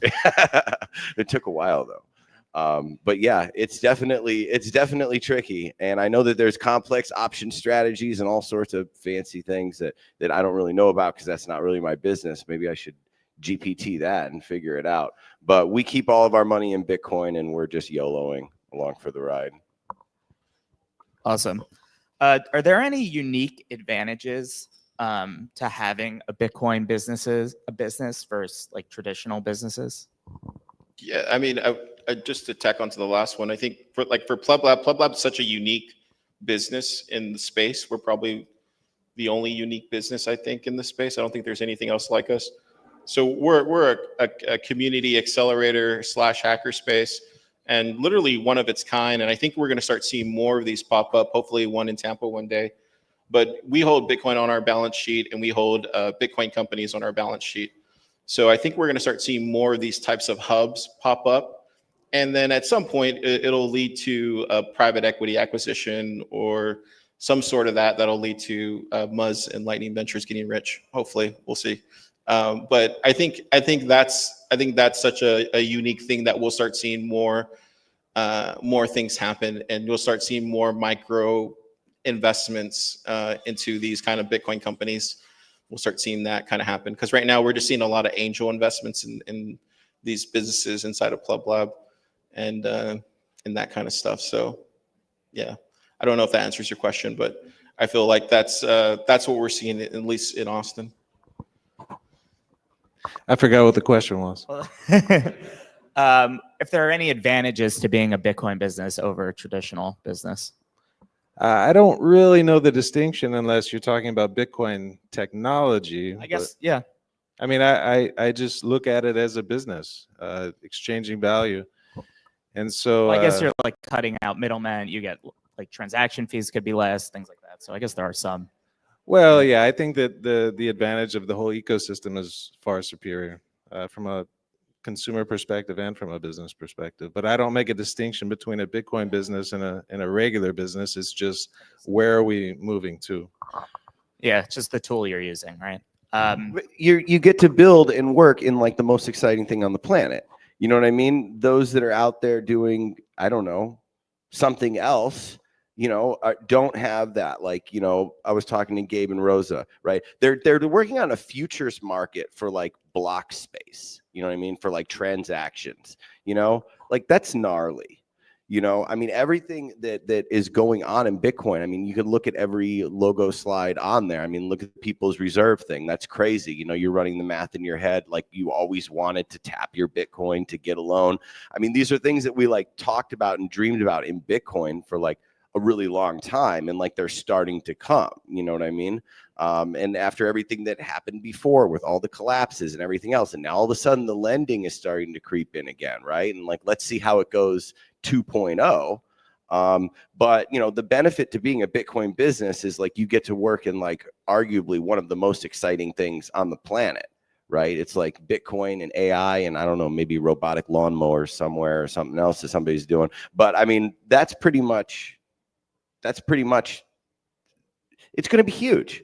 I mean, if you think Bitcoin is going to be huge, then the companies building with Bitcoin, whether they're Paul's ATM business or whatever they're doing, right?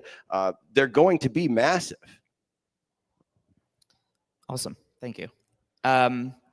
What industries do you think Bitcoin will disrupt next? You can talk about existing ones it's disrupted, obviously, like the energy sector. Is there anything on your radar that might not be on our radar specifically? I think the ad industry is definitely happening. I think what Breeze is doing is really interesting right now with Greenlight, and we're testing stuff internally with like Pleb TV about there was a I forget the name of it, but there's an interesting way to do ads with Lightning, and I think maybe Rumble will probably test that at some point. But I think when you look at ads and you look at viewership and you look at where the ad industry is going, I think there's something to do there with Bitcoin and sats and stuff like that. And I think Sacker News and even Noster is playing around with it. I also think the gaming side of Noster looks really interesting as well too.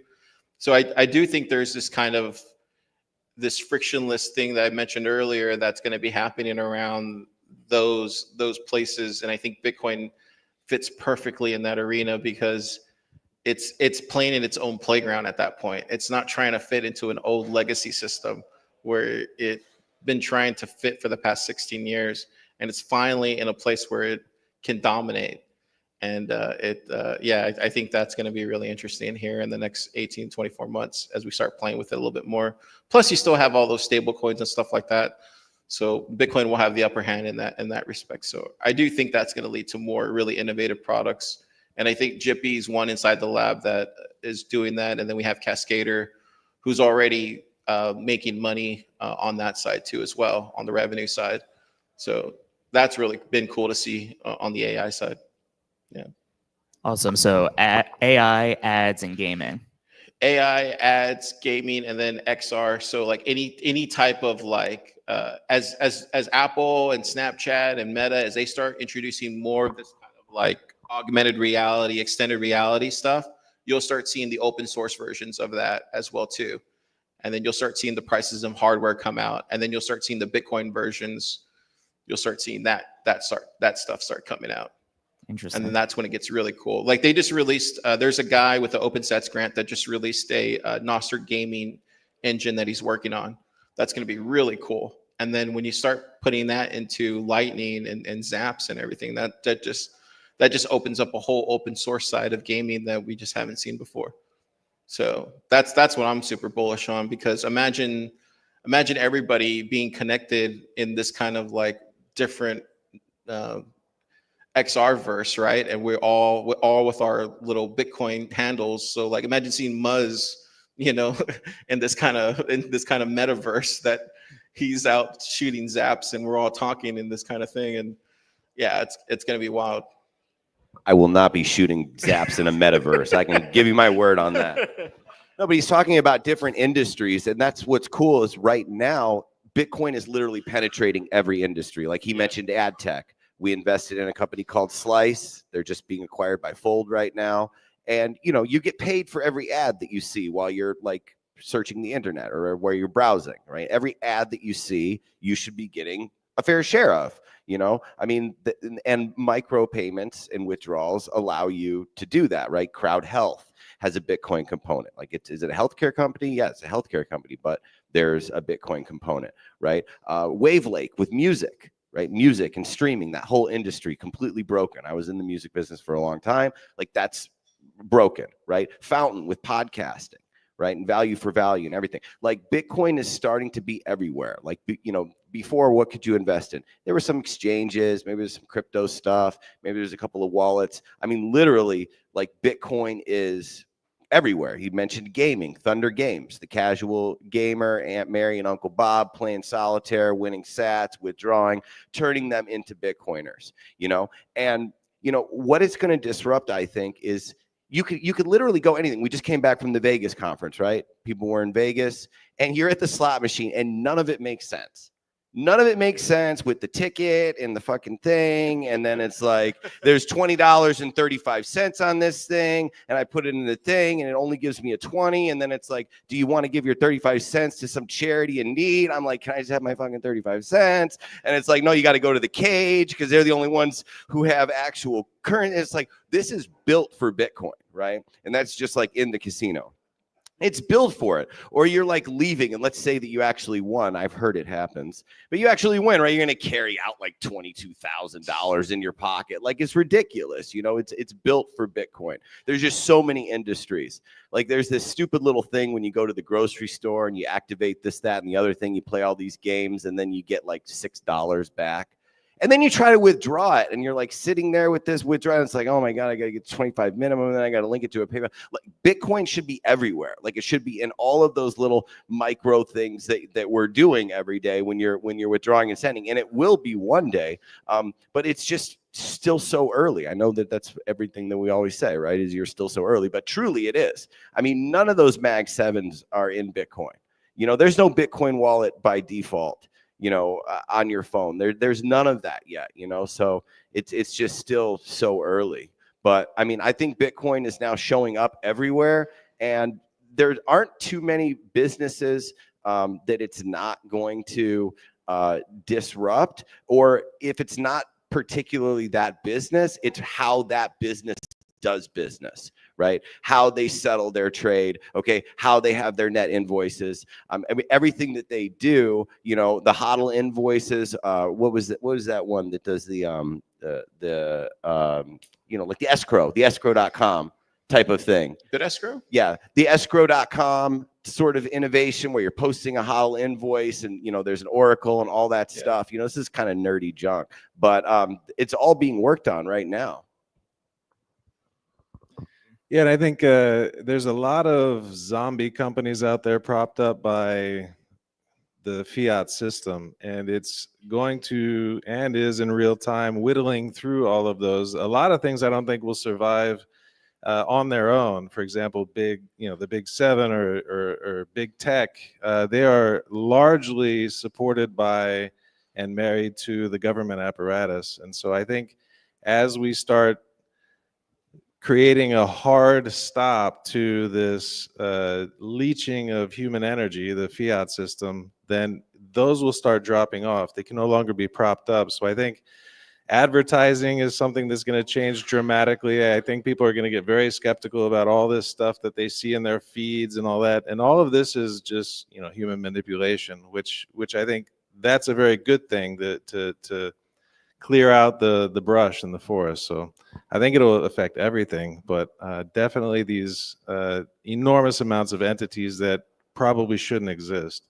I will also say, just like being around founders in the Bitcoin space, we're just built different. Like, these are people with principles who are, just some of the smartest people I've ever run across, and they're, they really have some really great values. And I'm sure Muzz, you can kind of you've just seen the amount of tenacity they have. They work harder and they work more with less. And really, they've just been really inspiring to see some of the builders in the space. I mean, you guys would be, really inspired by some of the just how much they care about what they're doing for not only humanity, but for America and for the world. I mean, Muzz, maybe you can talk a little about that.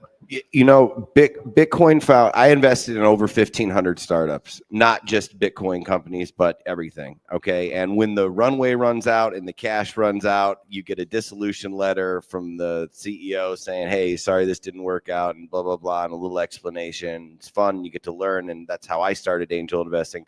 But what's unique about the Bitcoin founders is literally Bitcoin founders won't die. They have this ridiculous, resilience. I mean, it's a miracle car's alive with Pleb Lab. Okay. I mean, and they're doing great, but they won't die. I've had founders be like, Muzz, if we run out of money, it doesn't matter. Like, we are just going to keep going. We will just find a way. And I've never found that with a biotech startup, right? Or something else, an apparel company, right? They're not going to just refuse to die and keep going. And that's pretty unique, I think, for the Bitcoin builders and founders. Awesome. What infrastructure still needs to be built to help Bitcoin businesses scale? What kind of service providers aren't out there yet that you think, oh, this would be helpful?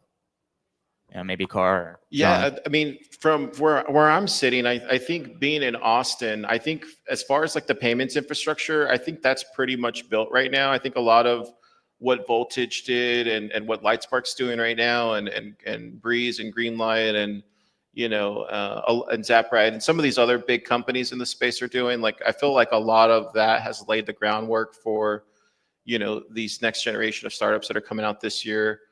I think that's all well and good. There's some really interesting stuff that's happening in the Nostraverse that's going to be getting built out. I think right now we just need some capital. I think we need some capital into the space that can inject itself into some of these innovative areas that we talked about earlier around the AI stuff, around the AR stuff.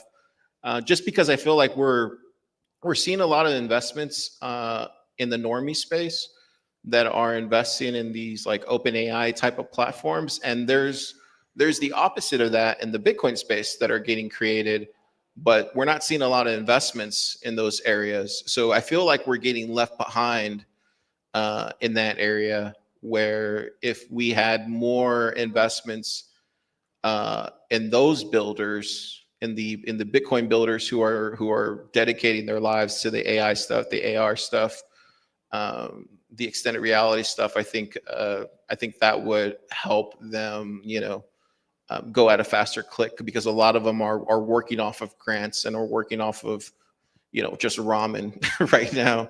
And Yeah. I think that's what the space needs. If there's any investors in the audience, definitely look into this stuff and Yeah. help these guys out. And I think one of the challenges is that a lot of investors, if they just don't understand Bitcoin, they're not going to get involved with Bitcoin businesses.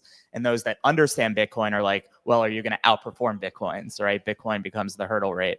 Well, and that's challenging. Yeah, I would say to that too is like I said earlier, like Bitcoin is now going to enter this place where it's frictionless and it's going to be able to dominate in its own playground.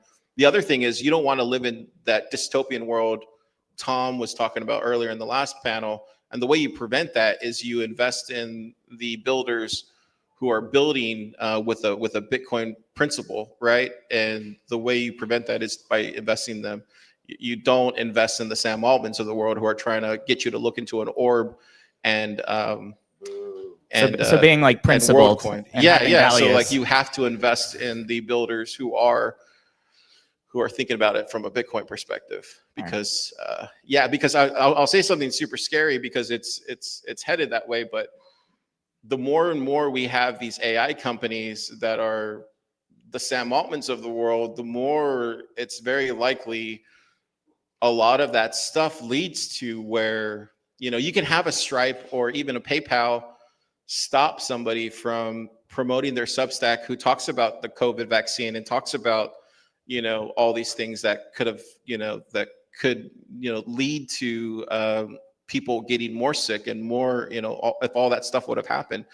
But if these people have have their way with everything, then at that point, what that means is all this stuff is automated. So you can send a Bitcoin payment or you could send, a stable coin across these rails. And then at that point, there is no like cease and desist letter that you get sent to from PayPal. It just automatically cuts your payment, and you don't have a route that goes through. It just doesn't go through.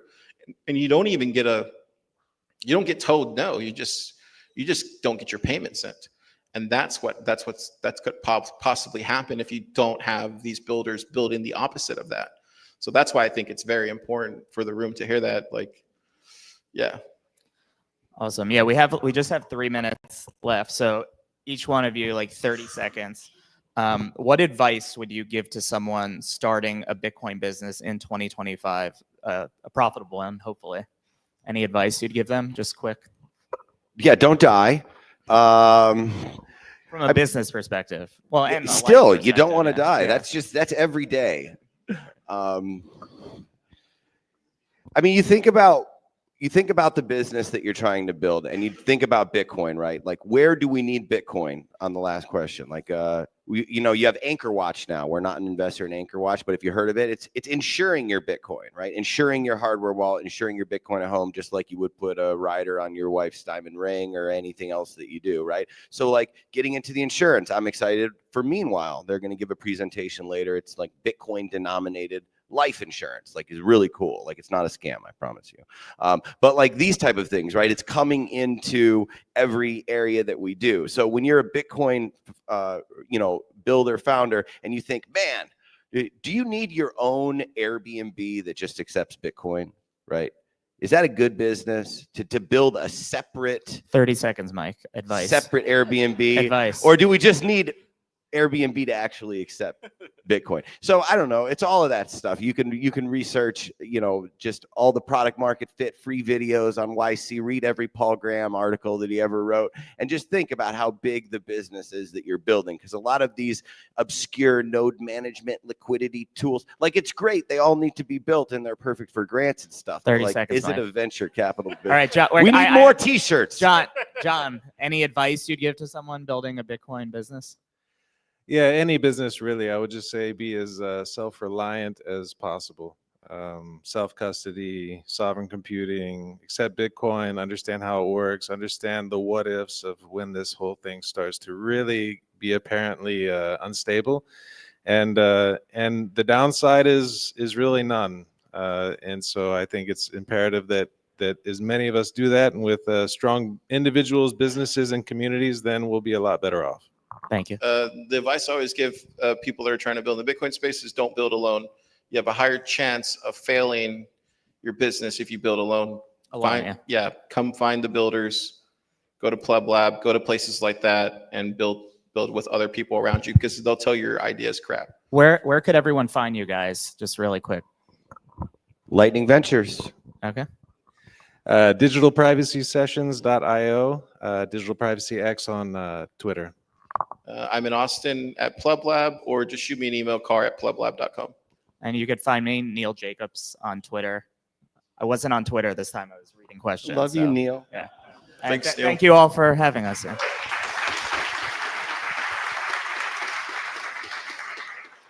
Yes, yes. All right.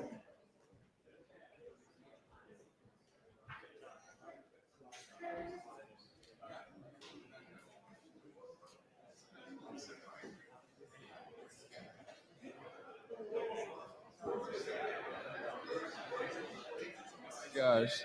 All right. We'll have to wrestle that out later. Thank you, Neil, for doing that. No. And while we're thanking Neil, by the way, as you can see on the monitors right here, we're giving high praise and thank you to FOMO 21 and the creative genius of Neil Jacobs, and helping us with a very unique auction poster that we had developed. We're going to have all of our speakers and everybody sign it. Oh, my goodness. All right, there we go. Feeling good. And thank you, Neil, for that. And thank you for the surprise impromptu hosting of a panel. John, did you want to get up and you were going to go with John Burnett or John Drew? Okay. All right, all right. Look at that. It's a fluid schedule, everyone. It's more like a guideline than actual rules, right? All right. As a man thinketh, here we go.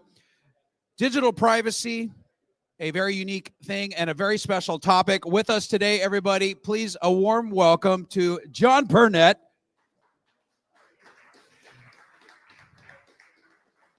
And he's got a very quick and intense share for us. I'll be very fast. Bitcoin was the first rip in the matrix that woke me up to what we're going through. So I climbed through it. I went through the fiat rabbit hole, and that really scared me. And you start to realize that there's other sequential rabbit holes to go down. Digital privacy is an extreme issue that we need to understand. It's very hard for most people to understand because you can't see what these devices are doing. But I used to be in Germany, and I would take people to the Stasi Museum, which was one of the most prolific surveillance organizations in the world at the time. And they had to really work for it. They would bug houses. They would have cameras hidden in trees and all kinds of things. And right now we have these devices and these computers which are giving our information away, letting every network know where we are. And if we don't want to be a victim of that, we need to understand these concepts. So I got very passionate about it. The problem was, how do you explain this to people? How do you tell them the whys? And how do you explain the technical and complex subjects in a short amount of time? Because I don't know about you, but the treadmill's only getting faster. So a passion project I've been working on for the last couple of years now is how to crack that code. So I'm friends and family launching Digital Privacy Sessions. It is a very interactive, visual, analogy-driven digital privacy course with the aim to build a community to help people get educated on this topic and to be able to take action. There's a lot of good people in this space, but it's very hard for people to hunt and peck and do all this research and take all the time. So visit us on digitalprivacysessions.io. We're on Twitter. And we're doing a friends and family viewing and launch.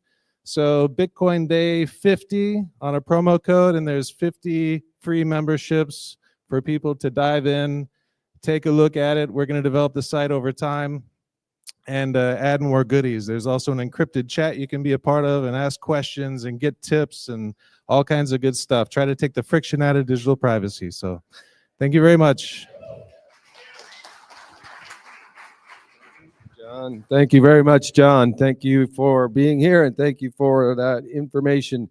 All right, so more stuff going on with our sponsors. So Bitcoin Mining World is one of our larger sponsors today, and they are generously giving away a BitAxe. Most of you probably know what a BitAxe is. It's a small miner but Bitcoin miner that you can plug into your computer. And over the past year or so, a couple of BitAxes have actually won a block. So that's pretty cool. But it's basically a lottery type thing. Anyway, they're giving away a BitAxe. On your tables, there's a card that looks like this. All you have to do is scan the QR code, fill out the form, and then we're going to do a drawing towards the end of the day for a free BitAxe.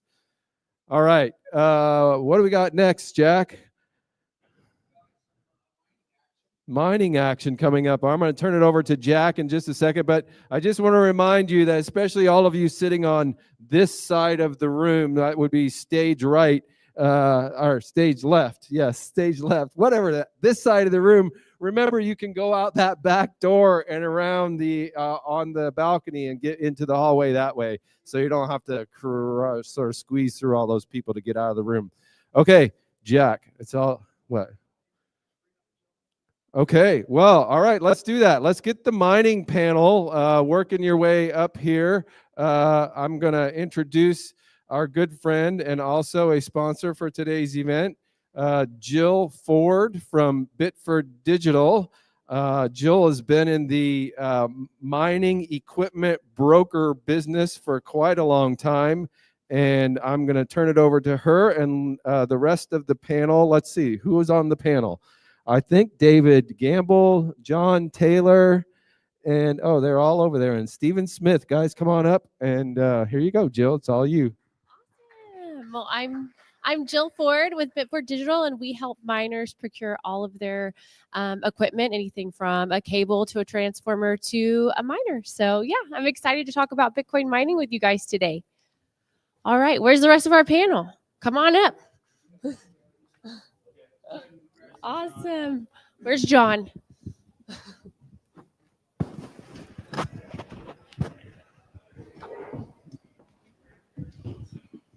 There he is. Does everybody's mic work? No? Well, here, try this. Yeah, turn it on. Hello?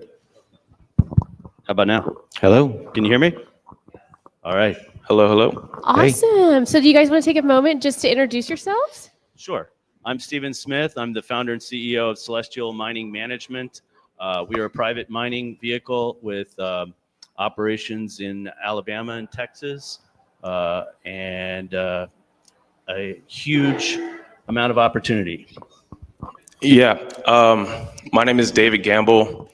I'm the head of institutional sales for Blockware Solutions. I'm actually raised right here in Tampa, Florida. So worked over at Raymond James Financial for about 5 years, traded packaged products, mutual fund products as a senior trader. Got into the global equities and investment banking side for a small bit as a settlement specialist, and transitioned over to a hedge fund, managed about 40 million AUM, all digital assets, all crypto investments, and currently at Johns Hopkins Carey School of Business. I'm really excited to be here. Awesome. Thank you. And John, who are you?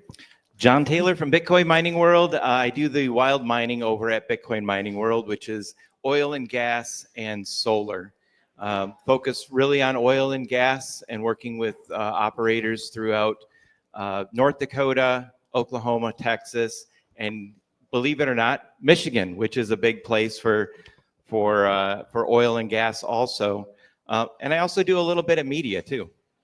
Awesome. So let's just jump right into it, guys. So how can a pleb get started in Bitcoin mining? There are many ways. Well, what do you think? Well, tell us about the ways. The first thing is the BitAxe is right there.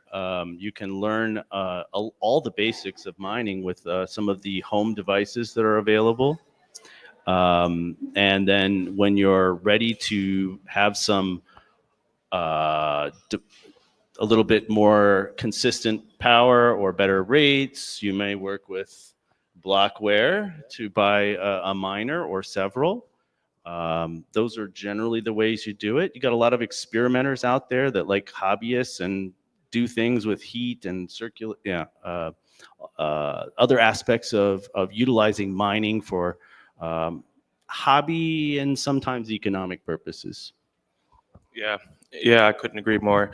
I think one of the best ways for just a regular Joe, just coming into the industry, you want to look for people like us, right? Companies like ours who have a track record, who've been around the space, but most importantly, who make it extremely frictionless and just accessible for you to start mining, right? So you want to utilize our platforms. At Blockware, we have a great education platform, but we walk through a pro forma with you guys, handhold you guys through the process.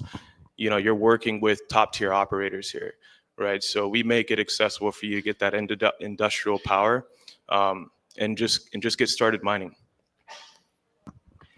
I'm helping sponsor that bid axe, so I'm going to, be an advocate for that. I think everyone should have a bid axe. It's kind of, everybody's doing it now. It's all the rage. Whether you get a bid axe or an Apollo, learn how to mine. You can attach to the pools. You can learn how the system works. You can get an idea of what hash rates are and difficulty and all those kinds of things. And that's how you really get started. And then as you graduate, work with trusted people who can help you get into that next step, whether it's buying 5 miners or 500 miners and getting into the Bitcoin mining business. It's a great time to be in the Bitcoin mining business. Awesome. So the Bitcoin mining business can often be described as the Wild West because there's a lot of scams in our industry. So what are some ways that people can stay away from those scams and safeguard themselves? Well, the way I like to put it is, if you're looking at this as a business opportunity or a real serious investment, you're going to pay tuition. There is a lot of information asymmetry in the business. So you coming in don't know very much, and we do. So it is very important who your counterparties are. And I think there's a lot. Avoiding scams. Basically, don't oversize your investment.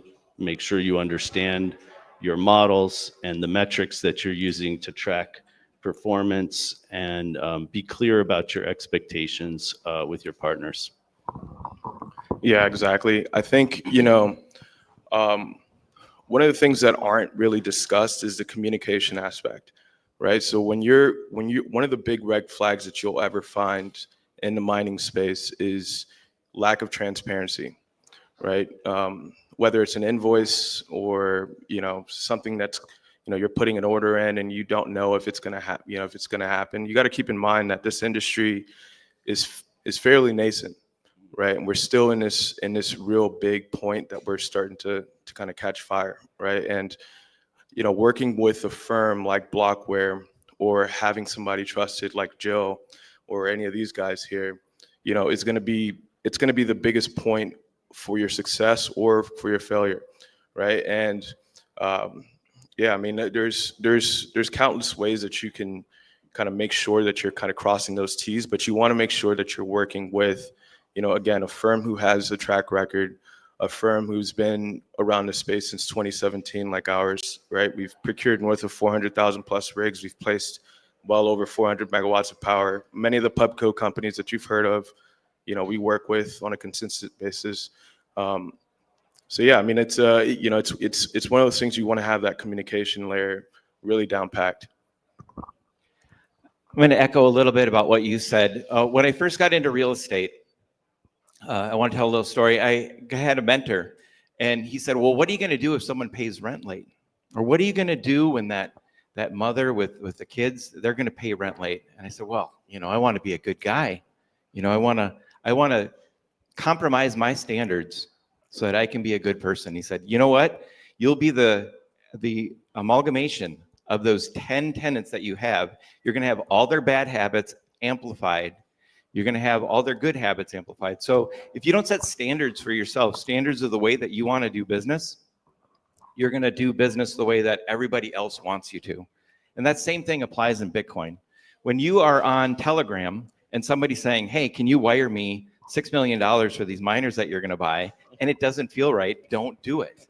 You know, if you have standards, set those standards of how you want to do business. I want to see the person, I want to see their brick and mortar, I want to see them on Zoom, I want to verify who they are. Do all those things, and because you're new to the space, don't let them set the standards. You set your own standards so that you can be the business that you want to be. Right, exactly. Some things that I always tell my clients is make sure you're always sending a wire transfer the first time. You know, make sure you're either meeting in person or Zoom. And even like Zoom, people can put AI photos over. So you have to be really careful. But the number one thing that I really think works is checking references. And don't just check references with someone that you see as a connection on LinkedIn. Like literally ask somebody you know in person that you've met at a conference. Is this a trusted person you know? Because it's just so easy to get scammed, and it's so important to make sure that you're, you know, taking all the proper steps. And sometimes that's going a little overboard and making sure that, you know, the person is legit, but it's worth it to keep yourself from getting scammed. So, you want to go? Oh, you got something? We could talk all day about the different ways that you can be scammed. Oh, there's many. And I think I had about 8 out of 12 of them happen, or may have, because you never quite know in some cases. When a manufacturer delays shipment of your items, are they mining on your gear or did they ship them? You know, or they having manufacturing delays? You wouldn't know. You can't know. So there's a lot of things like that, and that's why I would caution people who may have some early success in buying a few machines and enjoying some profits from that, to be very careful about the idea that you might be able to scale that, because there are a lot of lessons to learn. Oh, yeah. I would also add, you know, contracts. Get very good contracts, letters, you know, letters of intent. Make sure that everything is detailed. There may be a lawyers involved, especially if you're in 6 figures or beyond. Get lawyers involved so that there's a little more attachment.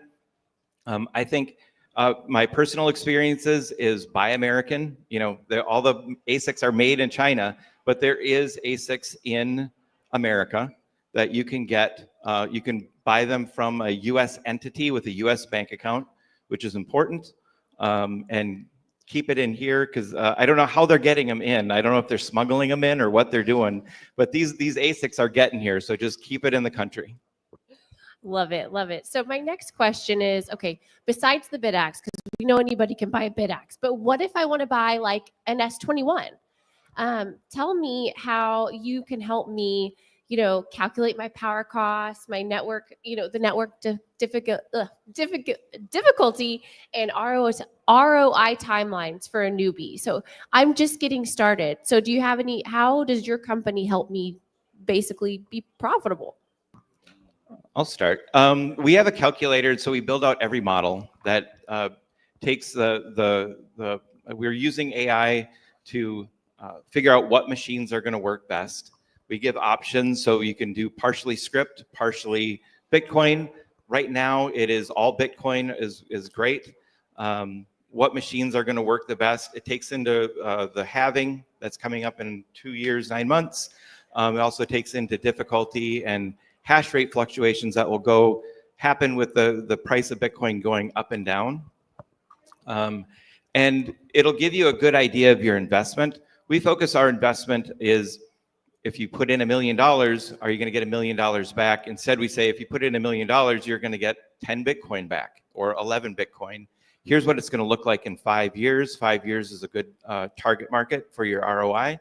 And you can make the judgment based on, you know, quantile modeling or whatever that you use to say Bitcoin is going to be worth this much, or it's going to be worth this much, or somewhere in between. Yeah, I guess so. I'll go next.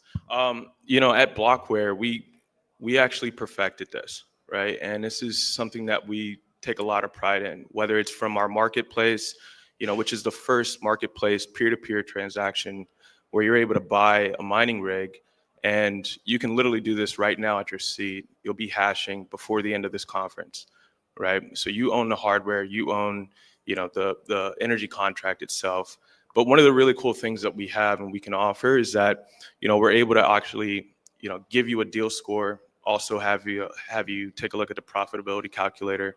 All those things are important, but aside from that, again, right, I kind of go back to the hand holding and the one-on-one that we provide with all of our clients. We don't shift and find other targets, right? We look and treat every person the same, whether you're buying one mining rig and you're just trying to get an S21 or you're buying thousands, right? We have thousands of mining rigs available on our marketplace today.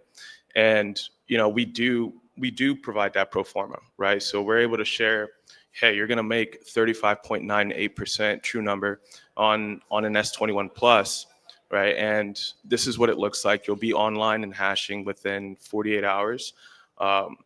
And it's something that it eliminates that friction, right? So to the point earlier with making sure that you're gonna have the security of knowing that your mining rigs are coming online and hashing. We eliminate that lead time, right? So we eliminate that lead time because we aggregate all of that hardware, and we provide that economies of scale pricing to our clients, right? So on the pro forma aspect, when we do that consistently, we're able to get as granular as you like, or keep it super baseline. Yeah. There are a lot of mining calculators out there. I didn't trust any of them because I didn't build them myself. So I built my own calculators and spreadsheets, and now have a 135 column model that I've copy pasted many times. That's probably familiar to anybody who's played with mining. But what I would say is that you need to be mindful of your goals and expectations. And if you're looking for a higher return than Bitcoin, just know that is actually what I would equate to the Olympics of business. It's an extremely difficult lift. And your pubco miners that can buy cheaper than you are not doing that. So I think that it's important to carefully size your investments and understand this is a learning thing when you're beginning. If you have early good results, don't assume that you can just 6 months later double down or go times 10, because timing is actually very important in this market. And while now is a great time to do it, you have to be watching the prices, and eventually you can overpay for gear. Oh yeah, for sure. Especially if you're a newbie, that's another scam. People can try to make you pay for things that are not what they're worth. So especially in the used equipment market. But this brings me to my next question, because you talked about public companies and how they're mining. So is mining still open to individuals, you think, or do you think it's becoming exclusively institutional? Well, there are a lot of advantages to scale. Okay, you get volume pricing, you have better access to power contracts, you can exercise more control over your operations. So if you are really, really trying to generate returns, especially Bitcoin kind of returns on mining as an activity, you're going to want to eventually get some scale. And you may want to work with people who have scale that can help you with that. That said, I don't believe you need to be at pubco miner size in order to deliver very strong results.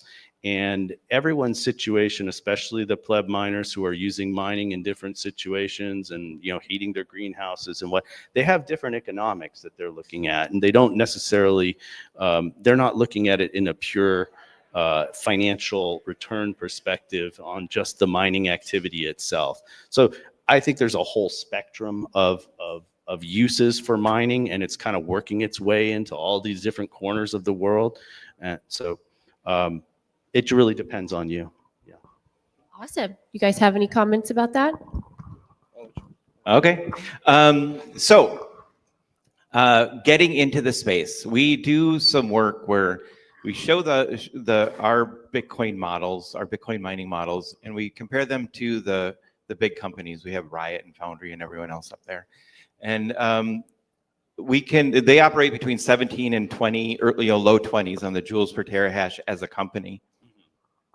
If we make a small mine, we can definitely be below that, like in 15, 16, in those ranges. So the efficiency, that number, joules per terahash, is going to be better than the big companies. Where we can really take advantage is there's two ways. One, if you're a small manufacturer and you have a lot of power, but you're only using a little of it, you're paying way too much for it. So we can use all the power that you have, put Bitcoin miners on there. Your electric bill is probably going to be the same, but you're going to have Bitcoin. Might even be lower. That's a great way to do it. The other advantage is tax incentives. So let's say you have a business and you have profit coming in, and you're like, well, I've just remodeled my building. I've just done this. I've just done that. I'm running out of things to spend all my money on. Rich people problems, right? What you can do is take that money and you can put it into Bitcoin mining. So you can write off the electrical. Right now, there's 40% bonus depreciation on the machines. So you can get that tax write-off. So that tax benefit's great. If the bill goes through, there's going to be the 100% bonus depreciation. You can also take that mining money and put it into the Bitcoin and put it into self-funded IRAs, which will give you tax advantages until you're 59 and a half. Or you can put it into ROBs and other types of entities that will further your tax advantage. So it's not just making 10 Bitcoin, but you're making 10 Bitcoin, you're having the depreciation write-offs, you're having the tax advantages, and then you're sheltering your money in the best possible way for retirement. Yeah.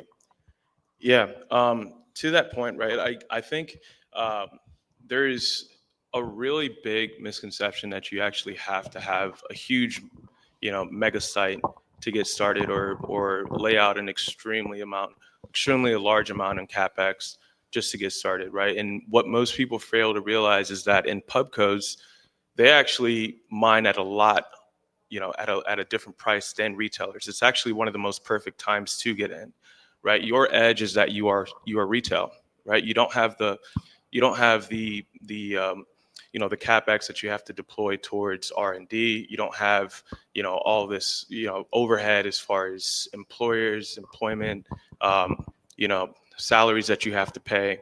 These things all make a huge difference when you're mining Bitcoin, right? So for many cases, actually, retailers are actually mining at a lot more of a discounted price than many pubcos.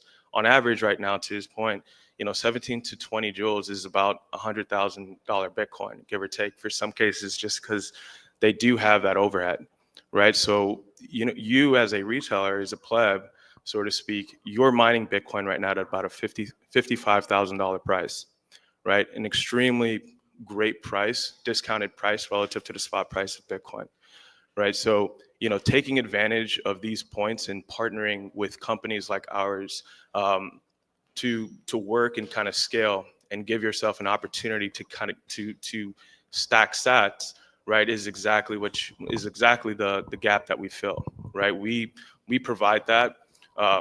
We allow for any person to get started, right? And you don't have to go through all the due diligence, and we do all the heavy lifting for you. Literally the full white glove service, the full boat, the management, the repair services, the technical services, the whole nine, right? So we do all of that for you.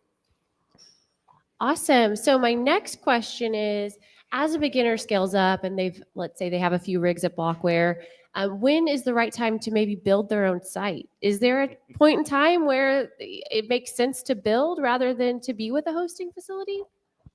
You know what? I think that, exactly what, kind of just opining on what I just shared, right? It's like there's so much that has to go into opportunity cost, because we are in this real big point in the cycle, right? So if your goal is to build out your site, hey, by all means, go for it, right? But you should also look at, it doesn't have to be binary, right? Keep in mind, there's only two ways to really get Bitcoin, right? You can buy it, you can mine it. There's nothing else, right? So you want to be strategic with the partners that you have. In the case that you feel like you want to start mining and put together your own site, it's like, hey, we can work with that as well.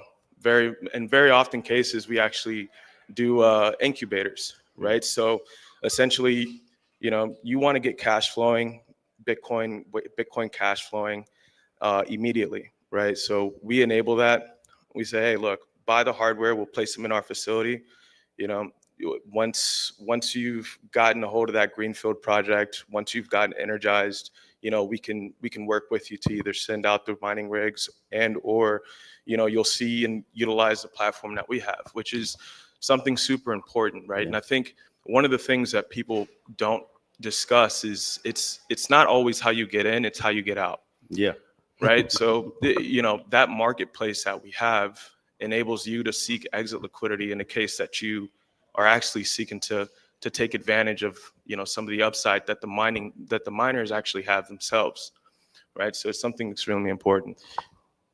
It really comes down to who do you want to be and what role do you want to play in this. If you, as I did, want to run a mining business and scale a large operation, you're going to go and build your own sites. There is a very good use case for what you're saying, because you may want to buy ASICs right today and you don't have the site built and you can put them somewhere. Those are great opportunities to work with partners. But in our case, we focus on sites 3 to 50 megawatts. We have a half dozen or so of those, a couple of which are operating. And so it's on a kind of a different scale, but I crossed that Rubicon several years back, if you will. It gets addicting. Yes. Well, I sell Bitcoin mining sites. So the best time to get into it is now. Right? Absolutely. Always be closing, right? So in Bitcoin mining, I think the best thing to do, you talked earlier, it's the wild, wild west. And yes, it is. And in the beginning, the pioneers went out, the prospectors, the DIYers, the people who put it together. They built these mines. They put the S9s in there. Now they have S19s in there, and they bootstrap the thing together, and they're not profitable. And right now the S19s are not profitable in most of these markets. So the best way to get into Bitcoin mining is to buy a site that already exists. We have about 30 sites between a half a megawatt to 3 megawatts, and then we have a number of sites that are from 5 to 200. There's the PPA is a pain in the ass to negotiate. So it's a year and a half out for that. So buy a PPA, buy a site, buy the infrastructure, make sure they have switchgear and transformers. We can get you S21s. Jill can get you S21s. We can slap them in the farm. You can be up and running in a couple of weeks. So the way to get into it, in my opinion, is to take advantage of some of these opportunities that are out there, the existing mines, and be that next step, be that next step in that pioneer generation. Awesome. If you buy a site from him, though, you are going to run it, and you have several of options out there to get contractors and various companies that are providing services. If you don't want to be an operator of a mining site, you want to work with someone like us. We have a raise out as well, but at size. Awesome. So let's talk about the ASICs and the ASIC manufacturers. There's quite a few brands. So tell me your favorite and pros and cons maybe of each brand. I think it's really important, especially for plebs starting out, to know what brand to buy. They don't have a huge budget. So if they buy a machine from a manufacturer and it breaks constantly and their warranty isn't great, I think it'd be great to give some advice on your favorite brand and what you've had success with. I've owned 3 different brands. I have been happiest with non-Bitmain equipment, but there are other reasons to look outside of Bitmain. They do offer sometimes the most attractive price performance, though, and so it's hard to beat.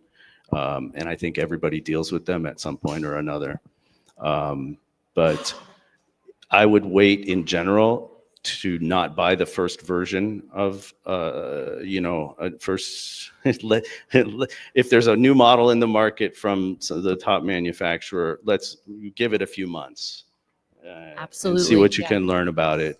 But I've been very happy with the micro BT gear. It's been very durable. Depends on where you're operating, but the heat tolerances are very good. And the other miners have been promising as well. Yeah, I'd agree with that. I think, really when you're looking at these mining rigs, in short, I'm much more prone to going towards immersion and hydro-based mining rigs. They just offer a lot more efficiency, durability, and I think that's just the next frontier, right? At a certain point, you can't really, change that much on the nanometer spectrum for these mining rigs. So the only other variable choice there is like the environment that it's in, right? So some of these mining rigs, although, they come from a generation of basically, putting things together and hacking. I mean, I've been mining now since 2018. I got my first megawatt then.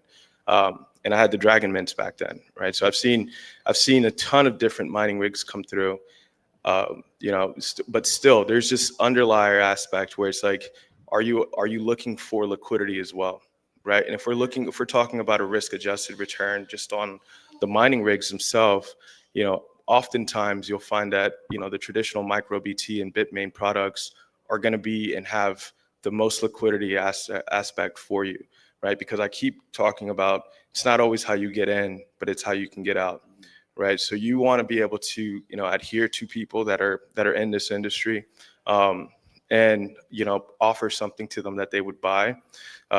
If it came to the point where they want to take advantage of the huge price appreciation, the salvage values of those mining rigs, right? As an example, right? The last bull market, S19s were going for, we were able to buy them for $1,700. At the height of the market, they were selling for $15,000, right? Aside from that, you're also dollar cost averaging and mining on a consistent basis. Your costs are fixed, okay? So you have a dual asset exposure there. So you're not only taking advantage of the salvage value of those rigs, but you're also, seeing all of that return in Bitcoin, throughout that process. And then the question comes to like, well, how do I get out of these things if I want to? And what's marketable? What's marketable is the Bitmain products, micro BT products, and we offer a platform to be able to seek that exit liquidity as well. So yeah, micro BT for me. Thank you. Agreed. I think the what's miner, you get into an M60 or you get into a Bitmain, which is the S21. I mean, everybody has them. Everybody knows how to take them apart. They're very easy. If you're going small, staying in that range is a good idea. If you're in 0.5 megawatt to a couple megawatts, stay small, stay in the easy machines that everybody has because it's easy, it's safe. If you get into a larger mine, we're working on a project in Michigan and we're using Canaan. And the reason we like them is because they are bending over backwards to do anything for us and make sure that these machines are up and running, that we have quick repair, quick replacement. They're an American-based company with American technology, intellectual property. So the ASICs are made overseas, but they're assembled in the US. So there's a lot of good things that are happening with those machines as far as made in the USA, assembled in the USA, and just having a company that's really going to back us up. Bitmain's so big that when you call them and say, hey, I want to give you $1 million, you don't always get a call back, right? They're like, cool, we'll send you Yeah. an LOI. Yeah, in a month or so, maybe, because you're not that big. Yeah. I will yeah. say Kanan's been very good to work with. That's really good to hear. They've definitely made a comeback. So that's really exciting, actually. So talking about plebs and ASICs, let's talk about repair. What kind of expectations would you give a newbie for a machine as far as maintenance and repair? I'll jump in because you guys take care of all that, so you do it. If you deal with these guys, you have no expectations because it's just going to be done. If you deal with us, we're going to give you training on how to do level 1 repairs. An ASIC machine it's pretty basic. There's ASIC boards, there's a power supply, a couple fans, not a lot to it. So if you have a couple of extras, with software, you can see ASIC board 1's down, ASIC board 3's down, this fan's down. We can teach a whole fleet of people on how to repair that in about 30 minutes. That's easy. And then when you get them into repair, finding a great repair center is hard. We have a couple that are good, and they have bad days. You know, ASIC repair is tough, especially if you're sending 5 machines out or you're sending 6 boards out or something like that. So in that sense, it's a little bit tough, but I know that you take care of all that, right? Yeah, we do.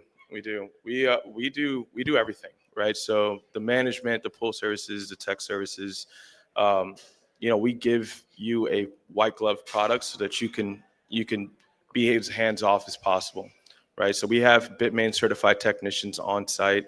We currently have about 50 megawatts over in Eastern Kentucky, West Virginia. We have a partnered site in Oklahoma, about 300 or so. We just did a recent announcement with a publicly traded company called Soluna.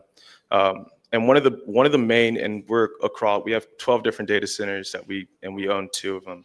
One of the main things that we look for is, quality control, due diligence, right? Making sure that these are top tier operators, right? And what's inclusive with that is making sure that you can go about your day to day and you'll receive communication from us and say, hey, look, your mining rig is down. There's a fan issue, there's whatnot. Would you like us to move forward and get this done for you, right? So we are very we're very much aligned to make sure that the longevity of how you're mining, is there, right? So we provide all of those things for you and make sure you're up and hashing.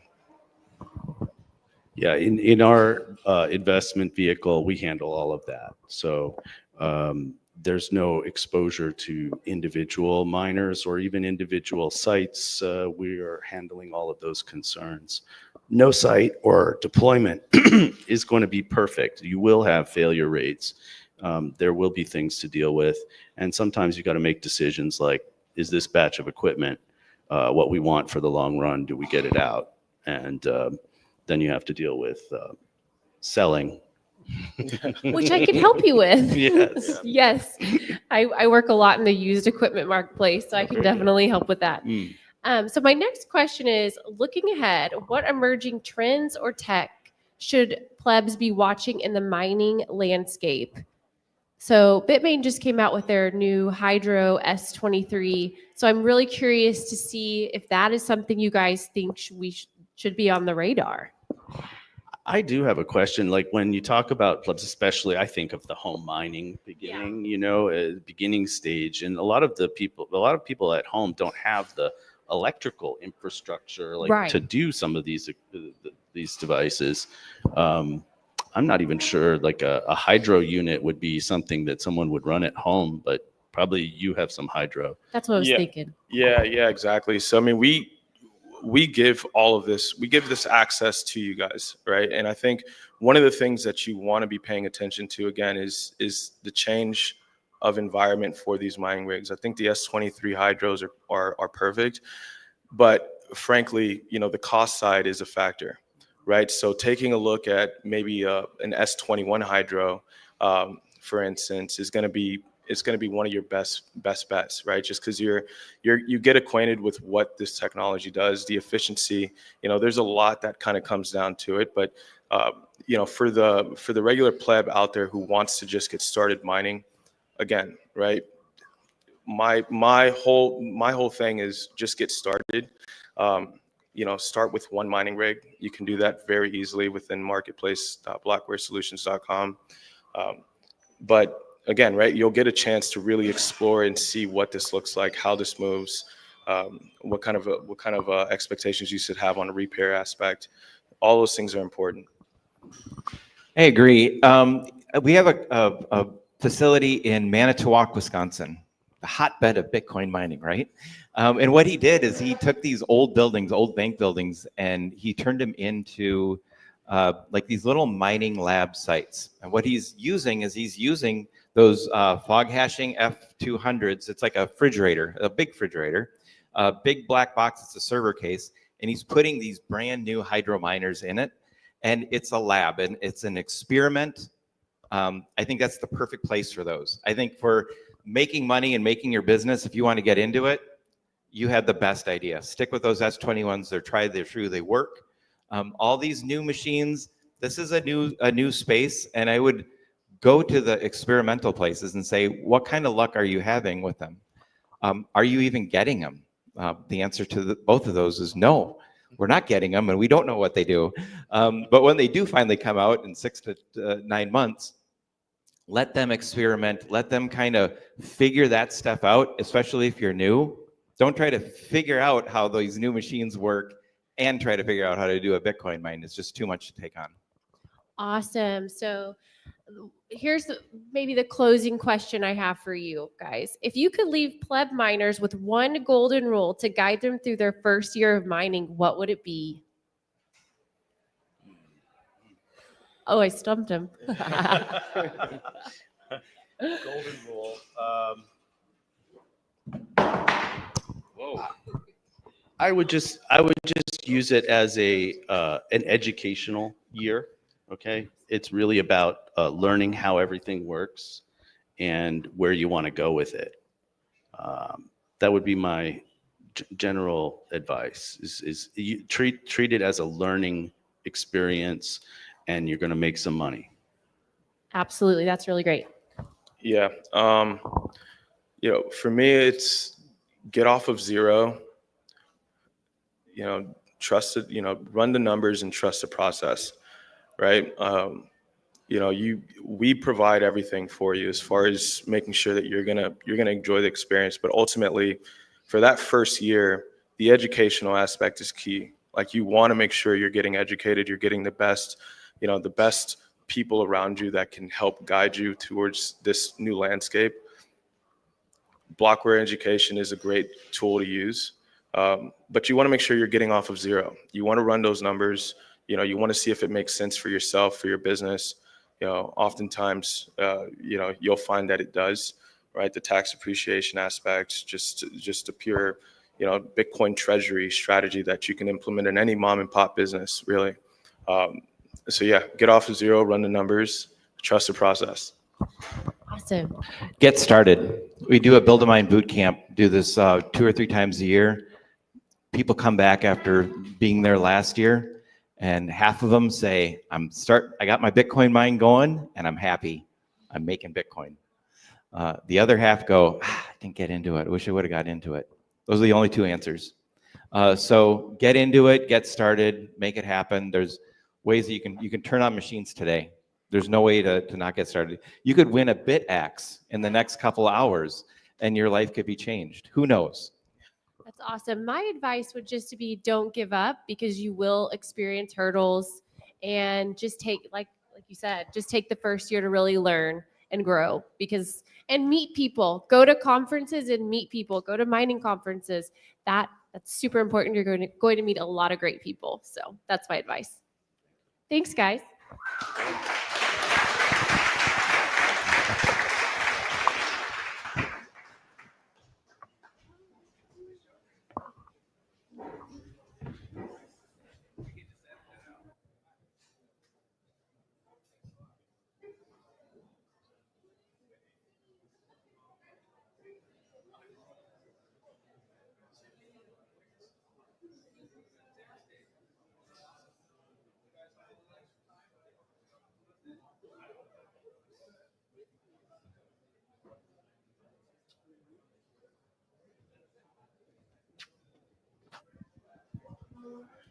Yep.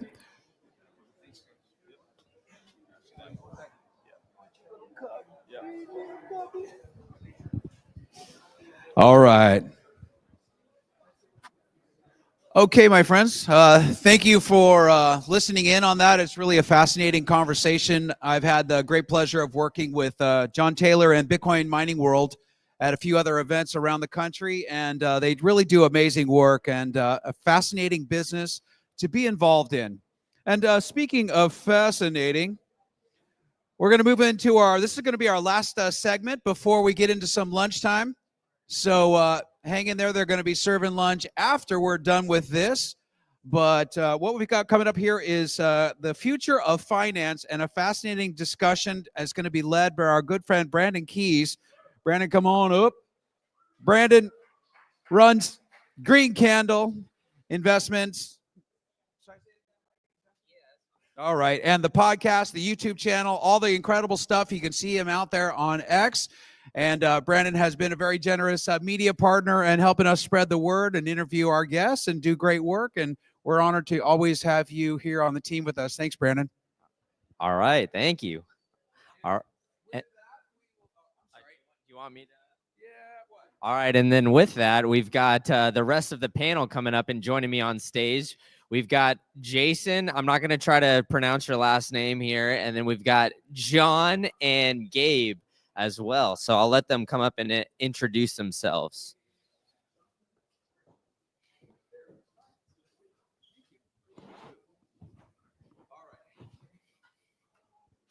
All right. Welcome, fellas. To start it off, why don't we just introduce yourself and tell us a little bit about what you guys do in the space, and then we'll get it cracking. Can you hear me? I will start. I'm Jason Leibowitz. I'm at Meanwhile, Bitcoin denominated life insurance. I'll be giving a talk a little bit more about it later this afternoon. This one's on. Is it on? On. My name is Jonathan Barrios. I'm with Unchained. We're a Bitcoin native financial services company, kind of the grandpas in the space. Been around since 2017, and really everything predicated on client-controlled or distributed keys. So we'll get into that as well. Hello. Check 1, 2. On switch. Oh, there is. How you doing? I'm Gabe Higgins. I'm with Block Spaces, and we built the first Bitcoin native collateral risk management solution. So we just launched that at the Vegas conference. So excited to talk more about institutional adoption. Yeah, there we go. So I think a great place to start it here is we've seen a lot of Bitcoin-backed loans, and that is seemingly the new wave of this bull market. So all of you guys kind of work in that capacity in some way, shape, or form, whether it's at an individual level or an institutional level. How do you guys see this developing over time? Because, I mean, we've had CJ from People's Reserve, and it seems like more of these products are starting to pop up. So as people that have been building in this area for a while, how have you seen it revolutionize over the past 6 months to a year? We'll start at the end with Gabe. Oh, okay. Well, yeah, like you said, it seems to be really ramping up lately with all the corporate treasuries coming to the front. They're going to want to be able to utilize that capital asset as such. So having the tools that can enable them to do so is going to be really important. Of course, there's other services, great services like Unchained that's been doing this for a while. Yeah, there's lots of opportunity here, and I think we're just starting to see the beginning of that. Yeah, I would agree. I mean, I think what's been interesting the last 6 to 8 months is more people coming to it with a stronger lens of scrutiny and thinking about counterparty risk. Because take your big name of what happened last cycle, the last 2-3 years, and everyone's pretty much scarred from it. I think fortunately for Unchained, having that tried and true since 2017 and a collaborative approach between a customer, be it a commercial entity, clients, and then a bank, be it a key agent, and kind of like the perfect Mexican standoff, right? No one person can have a lot of control of that collateral. So multi-sig is proprietary. We hope that to be more of the norm and more people being able to have, from an audit perspective, verifiability when it comes down to the client being able to guarantee that a number on a screen is not just being entrusted because we say so. It's because they themselves can check it and run the numbers. So Yeah, Bitcoin-backed loans are important. I've been in the space for a long time, since 2013. I've seen cycles. I've seen the greed.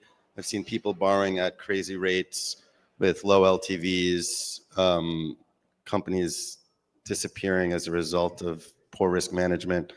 So it comes down to, having good counterparty risk, doing your due diligence on who are you lending your Bitcoin to in order to get cash, because you don't want to pay taxes when you sell your Bitcoin. I don't think anyone wants to sell their Bitcoin, so the concept of Bitcoin-backed loans is really important. And the point of it is to be tax efficient. So, there's different ways to do it. The traditional way is post Bitcoin with a counterparty in like a 50 or 60% LTV loan. You're borrowing at about 400 basis points over SOFR. Basically, you're paying like anywhere from 9 to 13% to borrow cash. You're at risk of margin call. You have counterparty risk, liquidation risk, top-up risk. And so you really have to, it's not for the faint of heart. You really have to know what you're doing. You have to know the risks. You can't just be seeing, oh, cash against my Bitcoin without selling, and not understanding the ramifications, like what happened in 2022 when there were a lot of forced liquidations and bankruptcies. So Bitcoin-backed loans are a very important concept of growing the Bitcoin economy. And it's basically, these are just basic TradFi concepts applying to DeFi, applying to crypto. But I just implore everyone to be very careful with who your counterparties are and really know what you're doing and read the fine print. Yeah, so I think you guys all mentioned the risks and the previous blowups that we've seen. So for those of you who weren't around last cycle, we had Celsius, BlockFi, two of the bigger names that just kind of exploded on themselves. And, they skyrocketed from zero evaluations to multi-billion-dollar companies very quick. John, you mentioned multi-sig. What are some of the other ways that you think that somebody getting a Bitcoin-backed loan can essentially protect themselves and know what they're getting into? And we'll start with you, Jason, and kind of go down. Well, my company, meanwhile, we are a Bitcoin-denominated life insurance, and whole life insurance is a tax-efficient vehicle that you can borrow against your policy, and you can actually borrow against your Bitcoin tax-free, and your counterparty risk is the life insurance carrier, meanwhile, and you go into the whole due diligence of the regulatory, who our regulators are and our licenses that we hold, who our investors are, and realize that it's a very AAA credit, super regulated. Licenses have to be up to date, audited. It's a whole slew of factual due diligence that we've undertaken to make sure that we are one of the best counterparties. And when you have a policy, you get tax-free liquidity, 90% LTV. So that's one way to do it. It's an interesting way to do it. I really like it. I'm a big fan of you guys as well. So awesome to be up Thank here you. with you. I think for me, I'm biased because I think being on the Unchained side, I've become so thoughtful of that counterparty and being able to have the technology and the protocol to allow you to have this removal of moral hazard when you think about it. And so the really nice aspect is it's Bitcoin only, right? And either you have it or you don't, be it for your business. And so one of those aspects too is being able to always have real time. Our book of record is over $1 billion originated and no losses. So there's a variety of ways, magic internet money going into multi-sig address, right? TikTok, next block, 10 minutes. And be able to work with a team that can always be on call and make sure we know what our clients want to do, what action they want to take. So I really think that it comes down to it, right? Kind of from the LTV approach and what that amounts to. We're at about 50% LTV and being able to create kind of a no rehypothecation approach from that. So that's just, when it comes to me, I'm kind of just the skeptic and kind of thinking about, well, this is possible. This isn't proprietary. Anybody in the space can build of it and continue with that model. So why not? That's kind of how I look at it. Yeah, exactly. And taking inspiration, actually, our product was very much inspired by all those collapses. And it really just solidified to me that we're still, first of all, very early, and there's still a lot of infrastructure that needs to be honed in on and built. And really focusing on the multi-sig approach is the right approach. And I think it's a matter of time before that's standard. And we should all demand that actually from the lending platforms that we are looking to use. That should be just an industry standard thing to help prevent and mitigate against those losses, against those kinds of risks. That's what this space has needed since Mt. Gox. So having solutions that just make that innately part of the whole entire program is warranted and should be demanded from customers. Because as Unchained has proven, it works extremely well. I think going forward, all institutions that utilize digital assets, and what the key here is, these assets are natively programmable.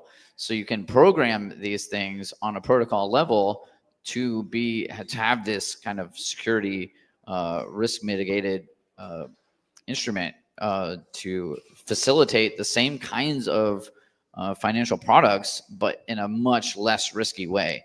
So I think eventually, once this becomes known throughout the industry, and this becomes industry standard, I think there'll be a premium on these kinds of instruments because they're so secure. And of course, Bitcoin is the most pristine collateral asset as well.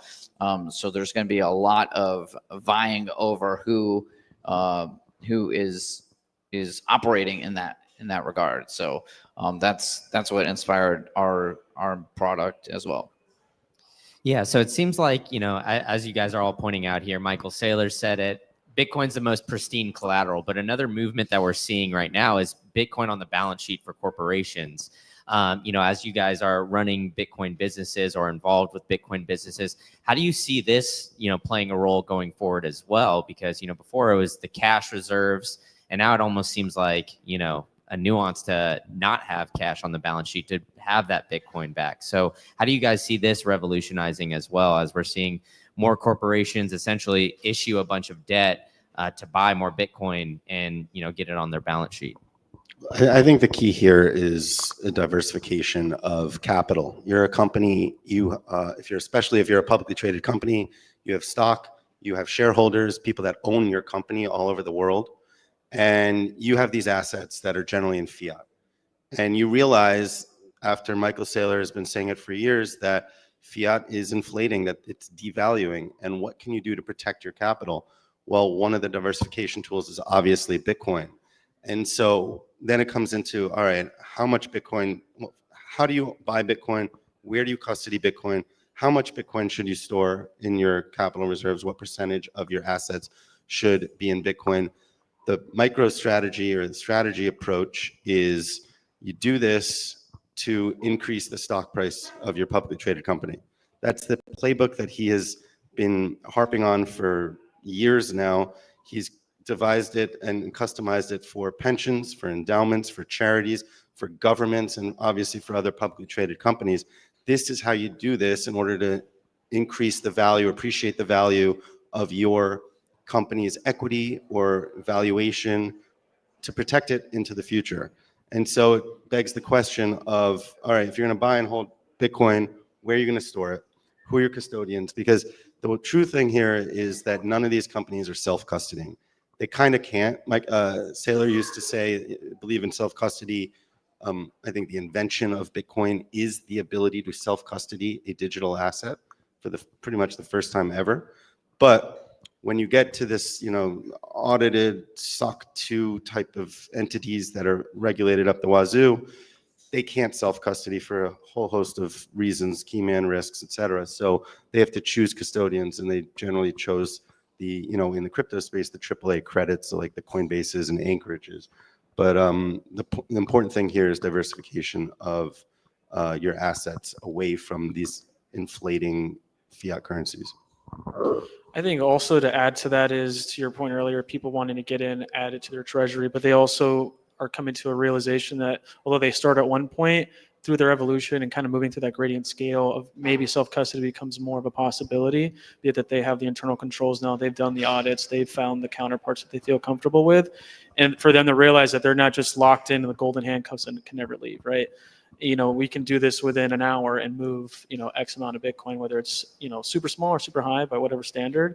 And it's not to where you can never go into this more, controlled approach rather. And the thing is that some of these companies, not MicroStrategy, who pledges to never sell their Bitcoin or use their Bitcoin, some of these companies are going to put 5% or 10% of their capital into Bitcoin, and it's going to go to $1 million one day. I mean, I think everyone in this room could probably agree that at some point in our lifetime, Bitcoin is going to go much, much higher just due to increase in adoption. And some of these companies are not going to be as orange pilled as Michael said, but they own Bitcoin and they're going to want to monetize it. They're going to want to use it. Now, the question is, are they going to sell it for a big capital gain, or are they going to create these Bitcoin-backed loans? Are they going to borrow capital against their Bitcoin? Now, in the future, there'll probably be a lot more tools and different outlets and companies that they can use pretty much in the banking system, like the Morgan Stanleys of the world, where they will likely, in my opinion, be able to get cash against their Bitcoin custodied at Morgan Stanley or wherever else it'll be custodied in the future. But you're going to start to see the need for spending money against these appreciated assets without selling them to, because you don't want to pay the taxable gain. Yeah, I couldn't say that better. And those tools are needed and necessary, and that's what we decided to kind of dive down the rabbit hole there with Blockspace's product that we just launched. So those tools are coming to the fore and are needed, and enabling the self-custody of the institution in a safe way too is sorely needed. Or whether they do it through a qualified custodian or not, I think we'll start to see a bifurcation once these tools come to the fore and make it easier for them to do it themselves instead of pushing it off into another third party. And it's just risky to have Coinbase, for instance, owning 90% of all the ETFs, right? So that's a risk in and of itself. So diversifying that through a bunch of other custody agents would be helpful for everybody, and to, again, mitigate risk. That's what the key is. Yeah, I mean, I think that's my biggest fear right there. What you just lined out, Gabe, is that 90% of the ETFs custodied by Coinbase, majority of these big players are custodied by Coinbase. And so there's, if you look around, there's companies that are raising $1 billion to buy Bitcoin, and the available supply is only like 3,000 coins a week. So, the Bitcoin that's on exchanges right now is just about 2 million. And with only 3,000 a week from 4 sellers as miners, it seems like all of these corporations are just borrowing so much money and scooping up all this Bitcoin so quickly.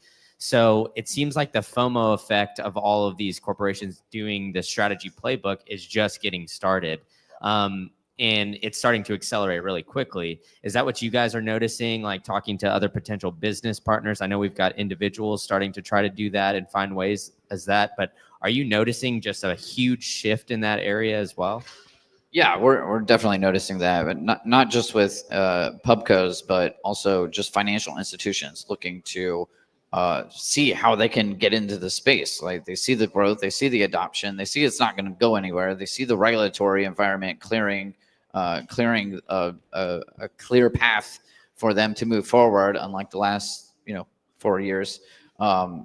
And whether or not that sustains, who knows, right? So the vibe is constantly shifting, but we have clarity now. So now everybody is kind of rushing to the door here, so to speak. So yeah, we're seeing tons of activity in that sector.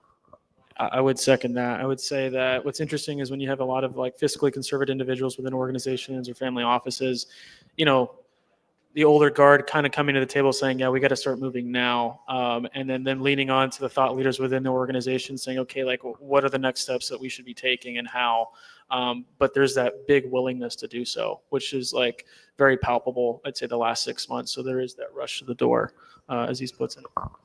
Yeah, I've noticed a trend over time, increase in adoption. Obviously, there's fundamental tailwinds behind the regulators getting in favor of crypto since the election last year, and that's opening the door. The OCC said banks can now touch crypto. There's obviously a lot of static friction to setting up a custody wallet and an exchange or OTC liquidity account to buy Bitcoin. I mean, it's all this new stuff, and the ETFs really helped make it a lot easier to just buy it in your brokerage account, Robinhood, wherever. I think the next wave of adoption is really going to come from the banks saying, like Coinbase, you can buy spot Bitcoin or ETH with us, and you already have a bank account with whatever bank you're banking with, and you can just start doing it that way, as opposed to having to open up 2 accounts, liquidity and custody, and then thinking about private key and password management. And then what happens if you pass away? How do you make sure your loved ones get your private? It's a whole, rabbit hole of how to secure your digital assets, and it's not easy. And no one's really made it that easy. And so the adoption's increasing, but I think the next major hurdle that will be jumping over is when the banks, and I just pick on Morgan Stanley because I feel like they're getting close, but like those types of banks say, buy Bitcoin with us, we'll custody it for you. They'll obviously charge you a fee, but you don't care because you pay fees. And it's kind of this thing that people are used to paying all these fees to banks, which kind of sucks, but it's just the way of the fiat banking world, and at least they'll provide some liquidity for you. I would push back on that a little bit. Aside from for us being a counterpart in almost $11 billion worth of Bitcoin and having made it easy for inheritance, for how you want to title it to trust, business individuals, commercial loans, IRAs, there's many providers on the multi-sig side that have helped on the inheritance side and how this can work. And whether you can move on the scale of wanting to distribute keys amongst other key agents, whether that's institutions or other counterparts, be it law firms or family members, or you want to graduate and move, up and down kind of a flexible key quorum. And that's not just our idea. That's many providers out there as well on the multi-sig side. So I think there is an ease and realizing how much you want to be hands-on or hands-off, but removing, again, that moral hazard. I think it very much does exist. So I think that's becoming more of a norm. No, you guys have done a great job. I think the point I'm trying to make is that you have to open up a new account, new KYC, new onboarding, new login. I mean, everyone has a million logins and passwords these days. And to get the, 55-year-old or 65-year-old to get another account to buy Bitcoin, as opposed to making it easy and just buying it at Morgan Stanley. I'm not saying that's the ultimate, like that's what needs to happen. I'm just saying it will happen. The banks will open the door, and that will usher in a whole new wave of buying against the 3,000 new supply each week. And so you're just going to see prices go higher and higher and higher over time, in my opinion. Yeah, and I think also if you look at it, wherever it's being held, you can just look at historically throughout the entire network how long Bitcoin has lived on certain addresses. So like the time in which it stayed static. I think also to kind of show like the self-custody has continued to grow and how much that supply is in self-custody relative to large custodians.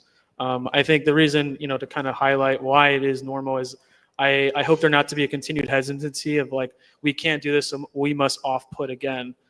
In this digital asset, right? I think that for people to realize that like there's been a lot of education, we stand on the shoulders of giants and a lot of products that have been built to make it so easy that I've seen myself, grandmothers and very large scale, enterprises do it themselves either internally or wanting to move up and down a scale when it comes to key management and figuring out these controls, right? Because it is trying to figure out like, how do we stop within our own organization if someone was to get hit by a bus or if somebody were to run off? So I think that's the nice thing is I think we're getting to a point where you can have this become more of the norm in self-custody. But again, I'm a little biased. Yeah, bias isn't an issue, right? We want to hear it from your perspective. But, while you guys were talking, I was just thinking of how many different industries Bitcoin is essentially taking over, right? I mean, I've mentioned it a couple of times, but CJ, with People's Reserve, the real estate industry, that's over a $300 trillion market that Bitcoin is now going to start to revolutionize.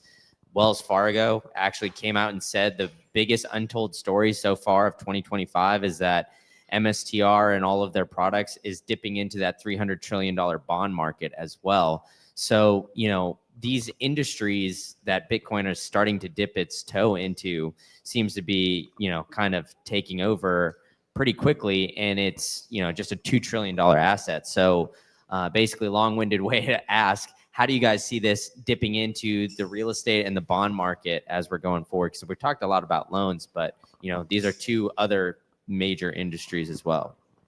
I would say, at least from the real estate side, I've seen a lot more like family office or commercial real estate groups thinking about how to take their cash flow and just turn it into passive, like Bitcoin treasury, right?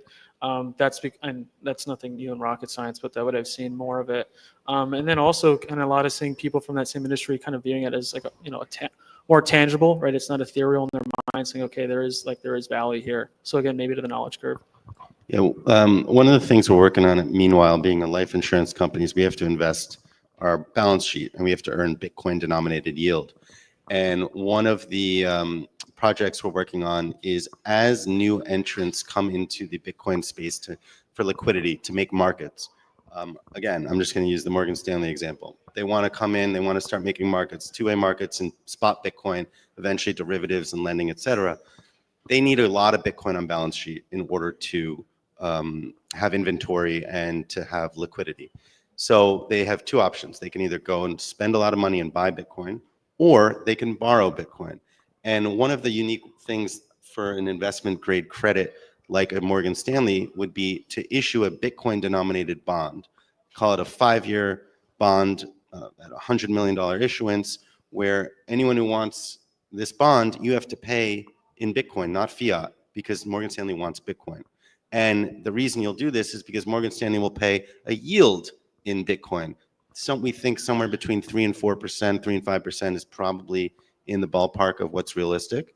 And you're going to, I think you're going to see, and we're working on it in the next couple of years, new entrants come into the space, issue 5-year notes, Bitcoin denominated bonds, paying Bitcoin denominated yield, building out a debt capital market yield curve in Bitcoin. The bond market is going to start getting Bitcoinized, if that's a word that I just invented or not. Hyper Bitcoinization is, I think we're starting to see that happen. That's what this is, right? You've heard of the dollar milkshake theory. Bitcoin is starting to eat that. So we're going to have a Bitcoin milkshake theory where Bitcoin is going to just start sucking all the liquidity from all the capital markets, and it's slowly but surely, and then quickly, as fiats start to tumble and fail or fall under the weight of their own debt, right? So Bitcoin is the escape valve that everybody is going to be looking for. And whether or not they all rush at once or not is going to depend on, you know, how everything else plays out. But the key is to whoever gets in first is going to benefit the most, right? And it's still not too late, right? We're still very, very early. And I thought I was late in 2012 when I discovered Bitcoin. And the key I tell everybody is that what we failed to understand then, and people fail to understand now, is how big of a problem Bitcoin has solved.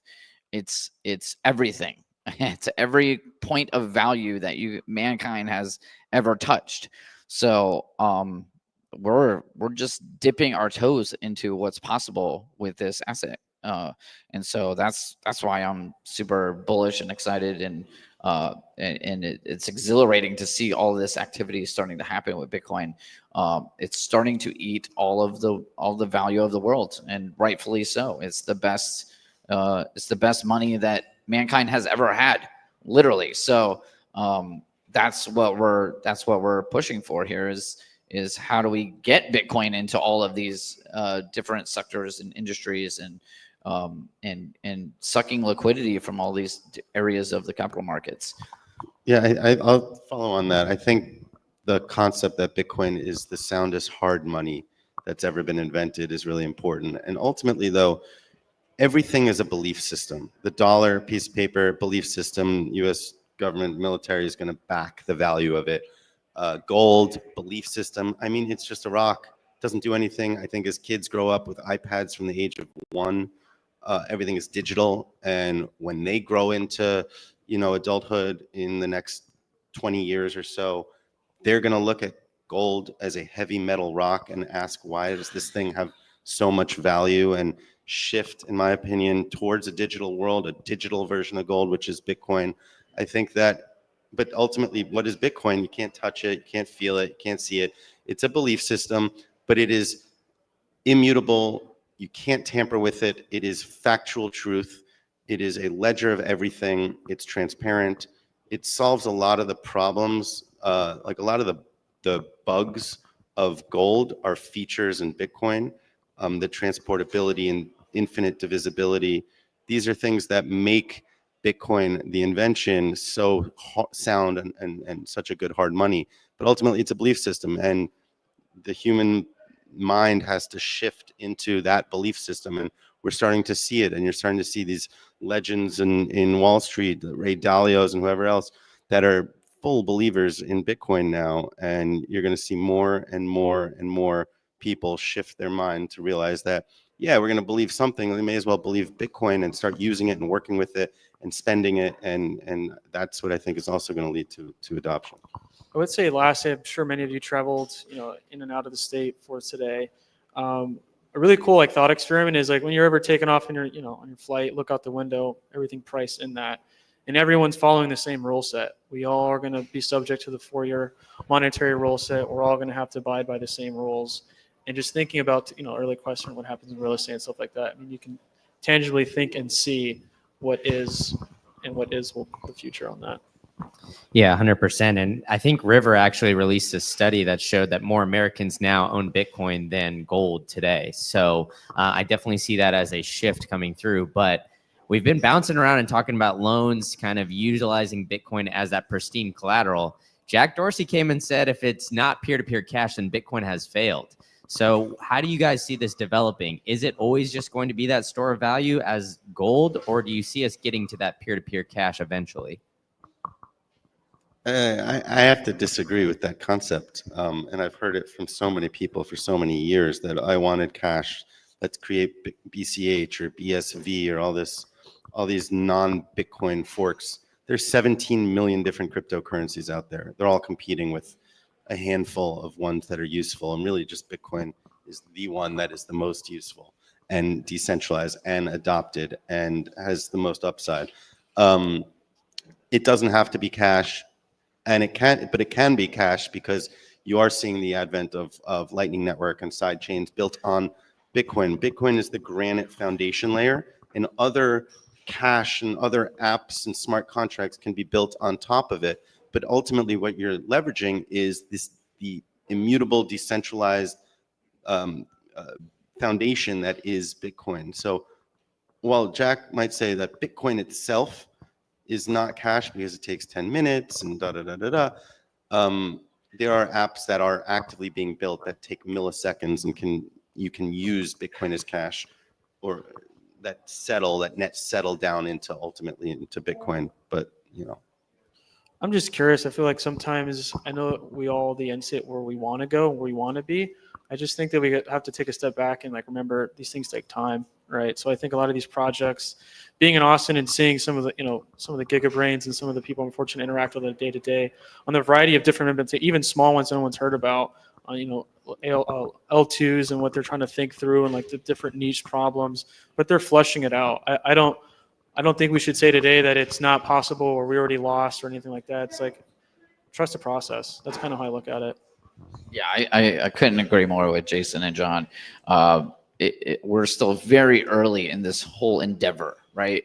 And we're for the first time in probably 5 millennia seeing a brand new asset class rise up from nothing and kind of insert itself into all areas of where value transfer takes place in a digital world. So yeah, this is going to take time. So everybody needs to just calm down. Bitcoin's 16 years old, for goodness sake. The fact that we're even talking about a Bitcoin strategic reserve for the United States was a pipe dream 10 years ago, that we didn't think would happen for another 100 years, probably. The fact that we've gotten so far so quickly is what has really kind of taken me back. And by the way, Lightning works. I just used it to purchase one of the art pieces out there. So you can definitely use it as a peer-to-peer payment for payments, regular payments. How many of you have gone to Steak and Shake? There you go. So you can use it in the real world for real world things and purchase food at a fast food shop. It's amazing. And it's what we've always, been talking about, and it's happening. So, the fact that that's not the primary use case doesn't concern me, because it eventually will be, all use cases will be based on Bitcoin in some way, shape, or form. Yeah, and it seems like that's going to be developing over time, as you guys are saying. Like right now, maybe in the United States, it's more of a store of value. Some cases you use it as peer-to-peer cash. I think we had a panel up here earlier that said about 10% of like a full Bitcoin business is receiving payments in Bitcoin. So I think people are still kind of tentative to get there. But I feel like with these products coming out, the loan-based products, people are never going to sell their Bitcoin at this point. So, what do you think has to change to, I guess, incentivize that, or to get to a place where we are using it instead of just using it as that collateral? I think you'll spend it when you need to. It's an asset, right? Every asset has its price that you have to weigh whether or not what you're purchasing outweighs what you're giving up, right? So it's always a trade-off, and everybody has a different trade-off for everything in life. So it's going to vary for every use case and every purchase. So that doesn't really bother me either. There's a price for everything. Everyone has a price. Yeah, seeing some OG Bitcoiners talk about how they sold Bitcoin, I'm like, never in a million years gun to my head would I thought you'd have sold some Bitcoin, but it happens, right? I mean, there comes a point when you have to. So again, I think just with time and like certain needs, you're just gonna be forced to do so. So I don't think that's much of a scare. That'll never become fluid and moved around. All right. Well, you guys are all working on some great stuff. Why don't you guys go into what you're working on here for the last couple minutes of this panel? Sure. So, meanwhile, being a Bitcoin denominated life insurance company, it's a whole life product where you pay your premiums in Bitcoin, your death benefits in Bitcoin, and you can get policy loans in Bitcoin.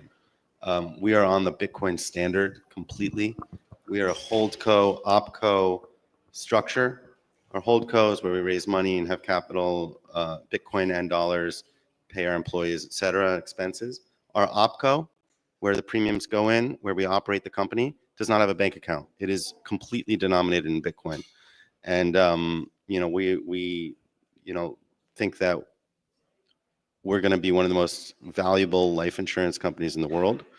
We just released our audited financials last year for 2024. They're on our website, and they are completely in Bitcoin, meaning a bunch of numbers with B's in front of them instead of dollar signs.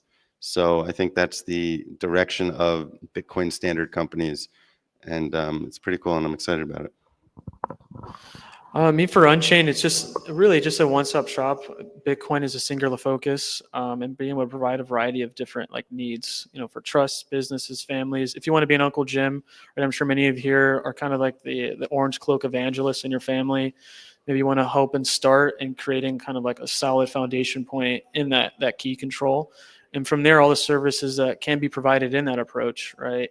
And again, it's, as I keep saying, the removal of moral hazard, whether it's trading desk, commercial loans, IRAs, even down to DAFs as well, and really just thinking through what does that look like in the future? As I'm sure some have read, kind of Drew Bonsel's thought process on the network of keys, and be able to start from that start point, and then think through how do we provide our services or a service to a client.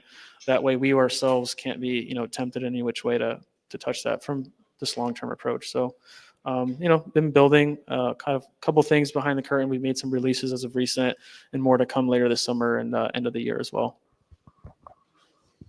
Yeah, Blank Spaces, we just announced our Bitcoin native collateral management platform called ARC. Stands for Auto Reconcile Collateral Contracts. It's really a way for institutions to be able to start launching Bitcoin products. So we built a platform for them to just kind of plug and play if they want to do Bitcoin lending, if they want to do other Bitcoin-based derivatives. We're going to get into those, such as forward contracts for Bitcoin and for block space itself. We believe that's going to be commoditized by miners as the secondary. There's value with the Bitcoin asset, but also the network and how it transacts. So that will be bought and sold and traded just like any commodity marketplace. So we've built the framework that's Bitcoin native. So you use Bitcoin as the asset and as the settlement rail as well by building a programmable Lightning Network node.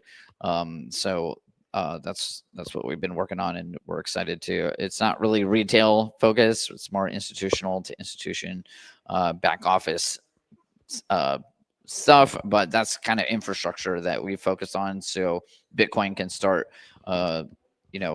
infiltrating the capital markets in these kinds of ways.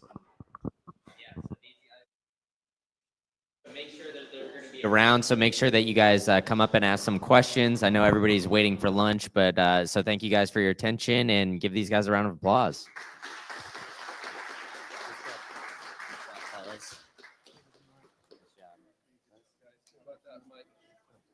Hey, all right, everybody. I know the lunches are out there in the hallway, but first, I want everybody to know that one of our sponsors, Bequest Legacy Investing, is if you want to listen to another presentation during lunch, they are doing a presentation back in the multi-purpose room. So if you want to grab your lunch and go back there and listen to another presentation about their real estate and modern energy investment opportunity, you're welcome to do that. Let's see, I think that's all I got. Lunch. Grab your lunch out there. It's a box lunch. Bring it back here. Eat in here.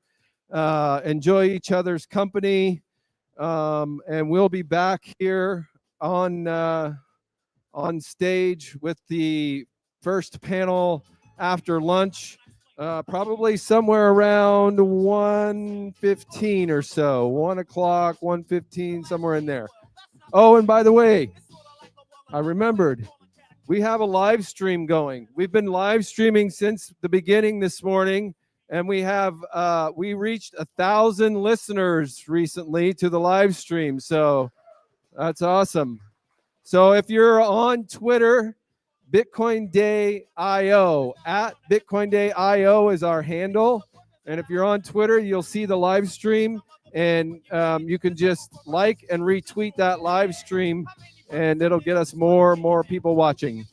All right, enjoy your lunch, everyone. Thank you.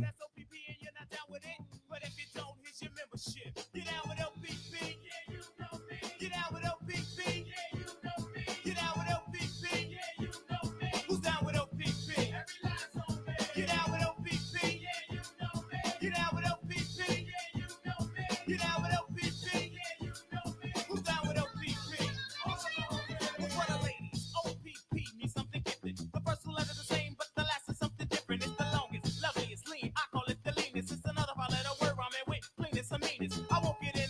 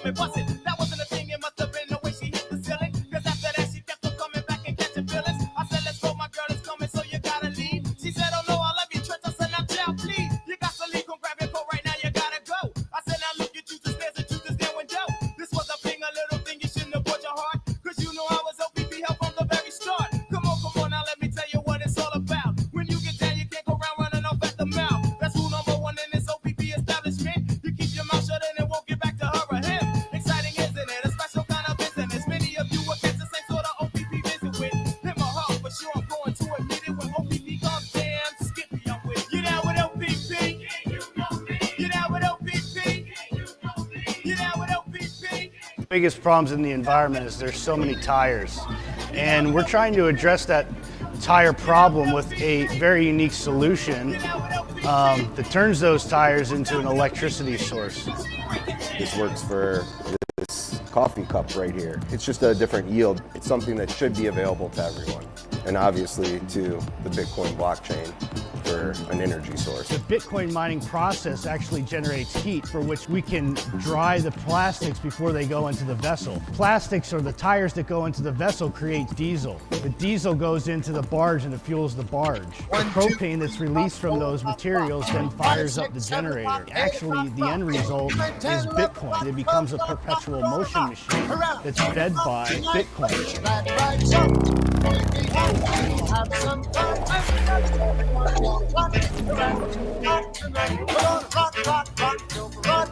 We have these resources we've already stripped the precious world of, and have done a terrible job in making something that is sustainable and closed loop to make sense. You know, when you see pollution and you see different things going on, it's quite disturbing to see, you know, how many microplastics exist in these fish and everything else. We can use what already exists as opposed to taking something new or taking something away from someone else.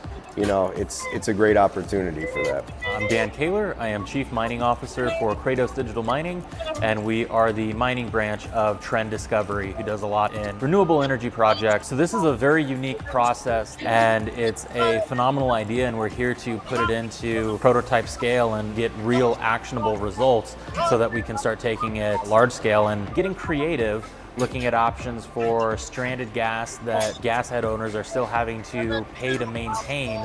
We can go in there and help them consume and streamline their operation while monetizing the gas that they can't do anything with and stabilizing the blockchain and creating jobs. And most people just don't know that this type of process even exists. We believe if we can address this tire issue, not only does it address landfill and waste, but it also creates an electricity stream that can fulfill the needs of our growing electrical demand in this country. My name is Adam Broston, and I'm a third generation in auto recycling. This was something that my grandfather had started working on quite some time ago. When he got out of the war, he tried to see, you know, how many tires he could get because he wanted to be able to sell them. Towards the end of his life, he mainly talked about how to get rid of tires. The need at this point is, how do we deal with these tires, which was still the same need I was speaking with my grandpa about, you know, throughout his life. We're paying disposal fee to get rid of these tires, but it's not like it's being recycled. They're cherry picking the steel and then the can gets kicked down the road. This breaks things back down to original byproducts, and it does it in a manner that is sustainable and at a lower temperature parameter.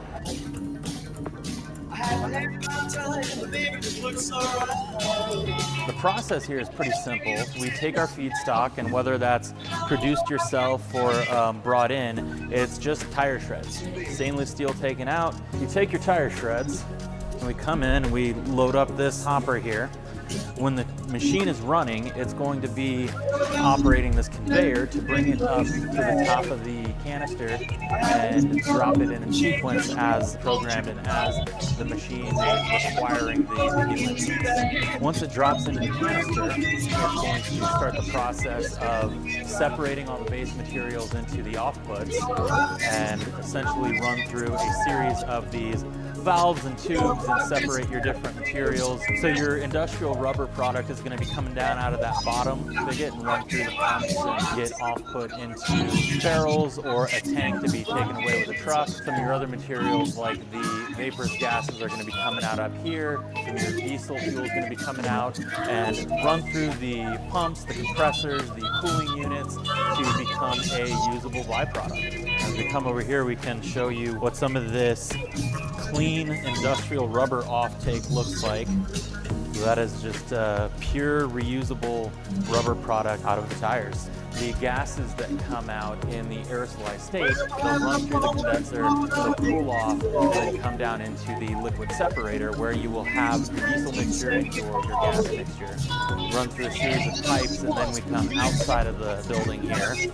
So through these pipes here, you get your gas flow. The aerosolized gas is going to come through the compressor unit that then can go into the propane tank. And then from that propane tank, it's going to connect to one of the generators in the back and start generating power. This entire facility will be able to run on the aerosolized gas output, as well as running our small little test Bitcoin mine here.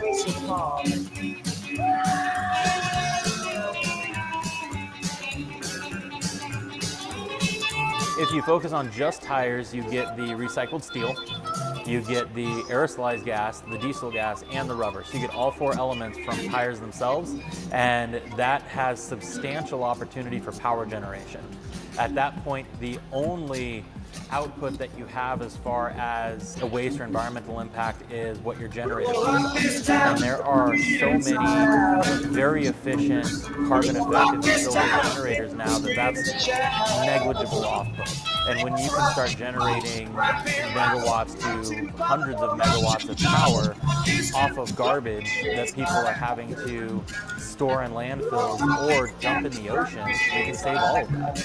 This works for this coffee cup right here. It's just a different yield. You don't receive a rubber, you get an off-gas, lighter, sweet crude. By doing this with tires, we're solving a major issue, but that also will allow us to generate the ability to go out and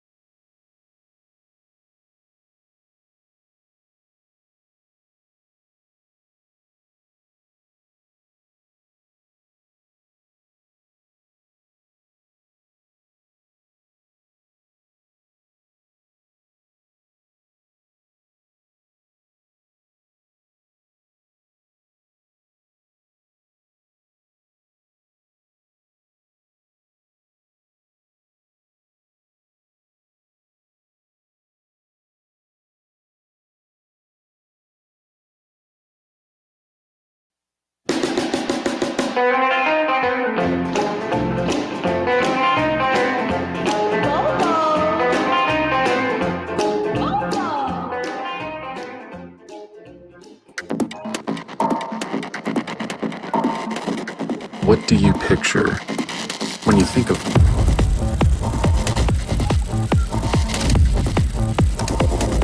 Is it Bitcoin?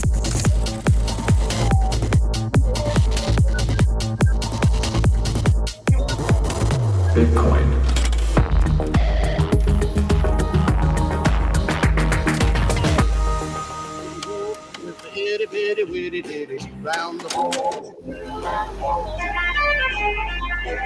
We are here in Denver, Colorado for the inaugural Undermine Heat Punk Summit.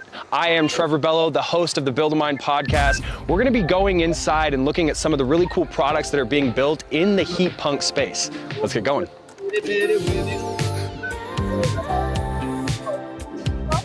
Could you just tell us from your perspective, what are we doing here? Well,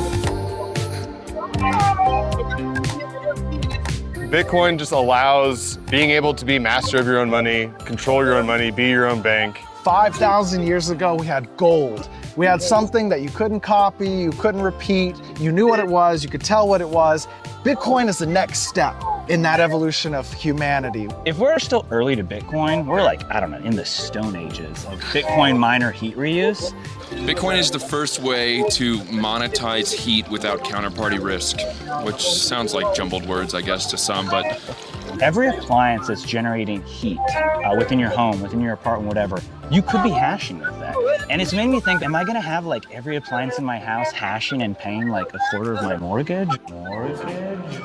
Hold on. We got this moving just a little bit too fast. Let's give you guys some context. These are the Heat Punks, a group of dedicated Bitcoin maximalists, each building and developing their own solution to the waste heat problem that arises with mining Bitcoin. Anywhere there is electric heat, there can be a Bitcoin miner providing that heat. Here is Dane, the founder and CEO of Hashrate House. Using his immersion tank and heat exchanger, we were able to take a dip in the cowboy hot tubs while it was below freezing outside. That's gorgeous. You got your two miners in here, normally air cooled. You get a directional flow of air for cooling the miners. The cooled liquid comes from the bottom.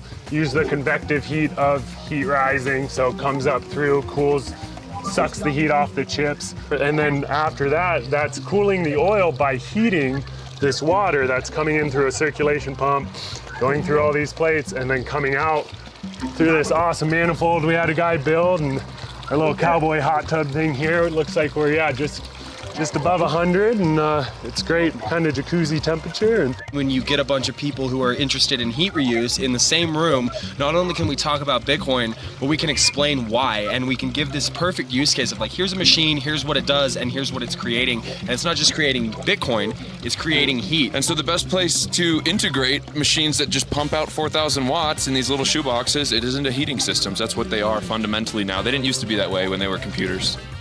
This is Patrick Patel. And his hashtag electric furnace, it operates on the very same principles as an electric furnace does today. The temperature drops below the comfort temp that you're looking for. The thermostat kicks on. It flips the contactors on and turns on the wets miners and the blower. When it hits the target temperature, it shuts off.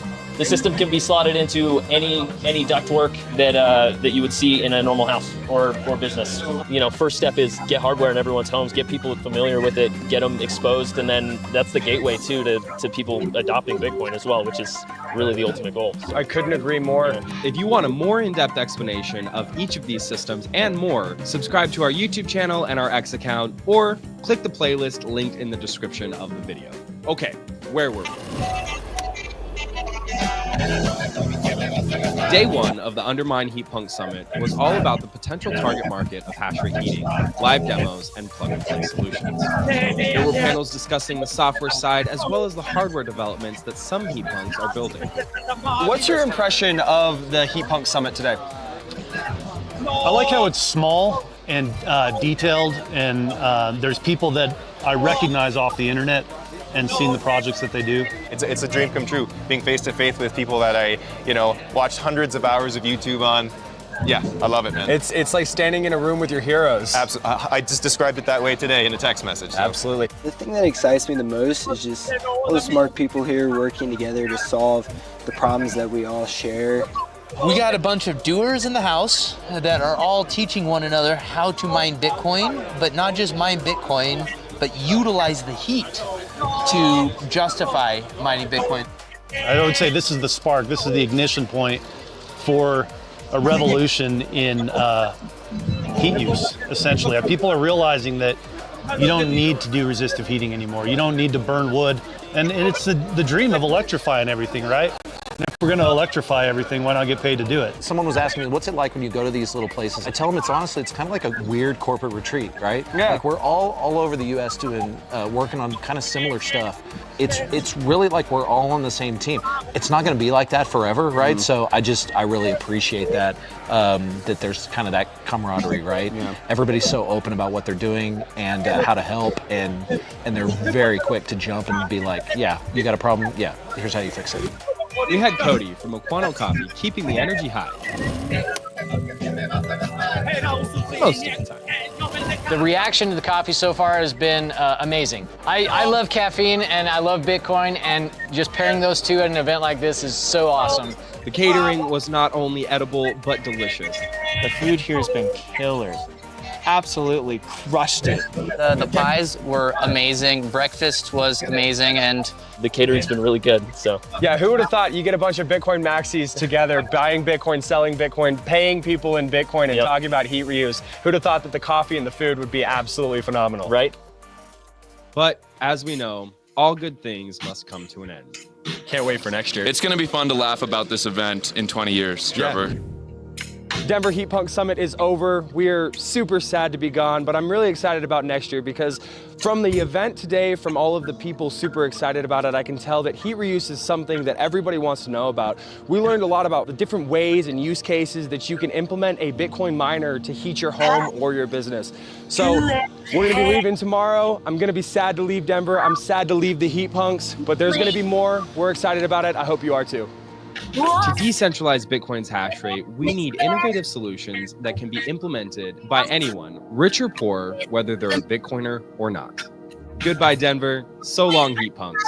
We will be back next year for even more Bitcoin heating applications. Deal with a broken heel. Have to deal with a broken heel. Have to deal with a broken heel.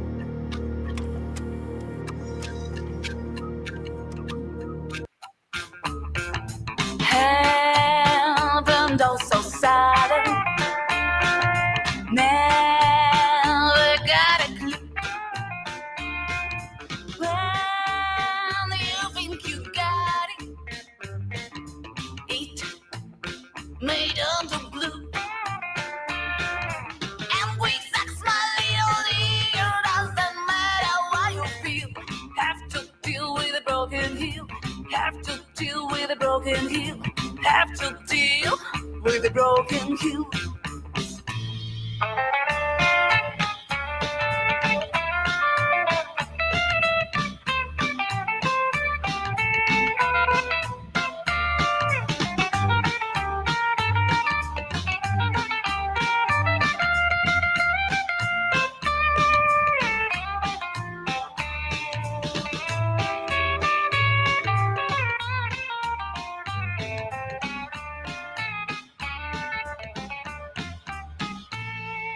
Broken heel can break your will. You are strong, but they'll feel. Broken heel can. You know, being a renegade miner means that you're going to go out to the obscure sites, and it doesn't matter how far you have to go or what you got to do, you're going to find that place, and you're going to put that work in, and you're going to make it work. That's really what I did here. It really is. Like, who would have thought, you know, this place looks like a dang house.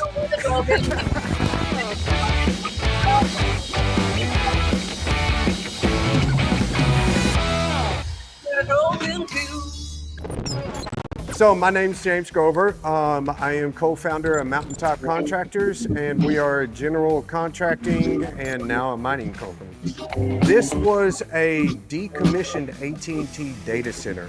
They built it, and because of zoning, they had to make it look like a house. So everything that you've seen on the outside is really just a facade. All on the inside is nothing but a true purpose-built data center. I mean, we got dual feeds, 2 power grids, redundancy on network and power, plus a backup diesel generator, and then raised floor, all of the bells and whistles that you would find in a normal data center, but inside of a house. So it was a unique opportunity, and when it originally came on the market, they were trying to sell it as a safe house. But we seen the value in bringing it back to life for data center and or Bitcoin mining. At first getting into it, when we took this site on, we were still kind of in that transitional COVID period, so supply chain issues were enormous. And trying to coordinate all of those deployments and getting materials and everything was really challenging. And then of course you run into some technical issues that you know, kind of at times could get you discouraged. So I found myself constantly having to re-encourage myself on a daily basis, you know, tell myself, you can do this. It doesn't matter. This is just a speed bump in the road. Just keep pushing on. You'll find the answer. Somebody's there. This, that, and the other. And yeah, just perseverance. Perseverance. Let me say overall, your team is huge. I can't stress that enough. I already had the network of trusted subcontractors. You know, I knew that I could call on my HVAC guy, I could call on my plumber, I could call on my painter, and I already had that network developed. So it was a little easier for me to transition into building something like this than probably your normal person, but I had a bigger gap in filling out the technical expertise of how does immersion work? How do these miners work? How do I log into this? How do I get the firmware loaded up? You know, and all of that stuff. The guys over at Bitcoin Mining World, they really helped me fill in the gaps, especially with the intricacies of the machines themselves. They were absolutely amazing. So having a team and then realizing your own strengths and weaknesses, what are you most efficient at? And then what can you trust part of your team to be more efficient at deploying that than even what you are? Personally speaking, the why personally was I wanted to prove to myself that I could do this. And it also fueled me for all of the critics out there that said, you could never do something like this, or you're a screw up, and this, that, and the other. This is too complicated. This will never work. For all of the naysayers that really drove me as to my why. It doesn't matter what you've done, who you are, where you've been. With Bitcoin and Bitcoin mining, you can buy a machine and plug it up and contribute to the network, you know, and there is no judgment, there is no special licensing, there is no permitting. You know, I started off, my first machine was inside of a fifth wheel camper. Then that went to an office, and then now it went to this whole mine that you see here. But the beauty of it for me was there was no barrier to entry. It's just, if you want to do it, you can do it. Nobody's going to hold you back. Believe in yourself that you can do it, and find those within the community, like Bitcoin Mining World, that are willing to help you, that are there, that you can bounce questions off of, and you can speed up the whole process and make it easier on yourself, because they are there. They are willing to help, and it helps you in the process. It's okay to say, if I don't know why this hash board fried on me, it's okay. Everybody's there within the community to help you. Make it easy, and you can do it.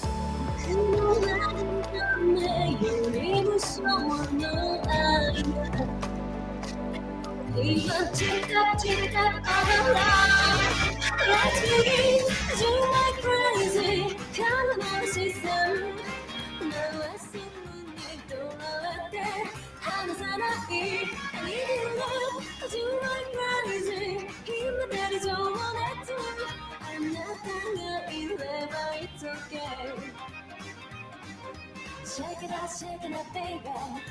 지루할 때마다 more. My dear crazy, crazy love. Hey guys, nice to be here. So I also want to give a plug to my friend Larry. Everybody needs to buy his book when it comes out. He gave me an advance copy, and I can't wait to start reading it. So what we're going to talk about today is not technical. It's not engineering driven. This is all about what happened to the news. I get that question a lot. Jackie, what happened to the news? And the reason I get that question, just to qualify, is I started my career as a journalist at CBS News in New York in about 1985, and was a journalist there and in Boston for about 8 years. I then worked on political campaigns, and then I went into the world of marketing and PR. And I worked in communications, public affairs, and marketing for the last 35 years. Took a little jog In 2013, I was introduced to Bitcoin when I was living in Hong Kong. Have been involved ever since. I became the chief marketing officer of the Digital Chamber, which is the largest policy organization for our industry in America, and did a little stint as a COO of a Bitcoin mining company. So I've been involved in our community for a really long time. And one of the things I've been thinking a lot about is we talk a lot about how, as we mature as an industry, and if you think about maturation, you think about the typical adoption curve. Most of my career has been spent in very, very innovation-driven communications environments and marketing environments. I actually teach a class at UF called Innovation Communications. But things like I launched MySpace with a team of 4 when they had 32 employees. Launched Hulu, have done a lot of really, really innovative work in my career. So we pay attention a lot to the adoption curve, right? And we're not at the early and innovator level now. We're getting into the middle part of the bell curve where we're looking at the leading adopters and the sort of people at the top of the curve, and we're not dealing with the laggards yet. So when we start to go up this curve, right, and we start looking at the mainstream adoption of Bitcoin, the narrative and how we deal with the media becomes incredibly important. So one of the things I've been thinking about is we talk a lot now about how do we work with accountants? How do we work with lawyers? How do we work with all kinds of people that are surrounding our industry? Nobody is talking about how do we work with the media. So that's what we're going to talk about today. But before we do that, first things first. In 2 days, hopefully, this man will be free. And my hope is that we can all put our phones down, literally, for 5 seconds. Close your eyes, whether you want to pray, chant, whatever you do. Let's send him some good energy right now.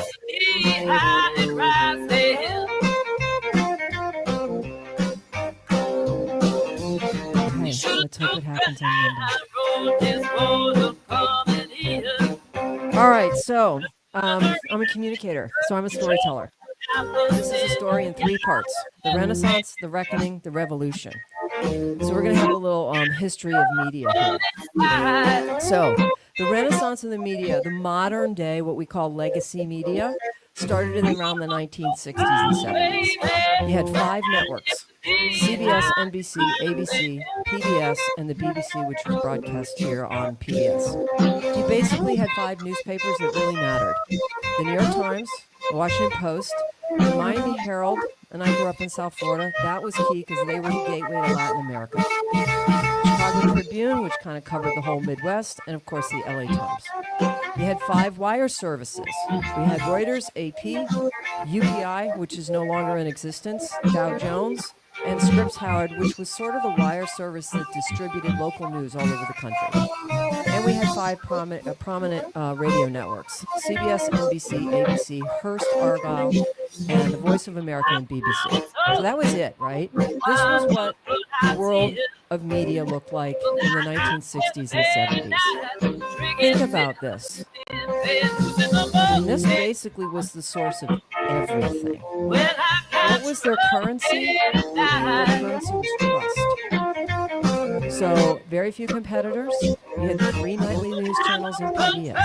So you had Walter Cronkite and Judy Woodruff and these sort of people who showed up every night on the news, and they had this veneer of just the facts. Now, most of the time, it kind of was just the facts. But then we had things that came along like the Pentagon Papers and lots of other things that taught us, yeah, actually, they're not telling us all the facts.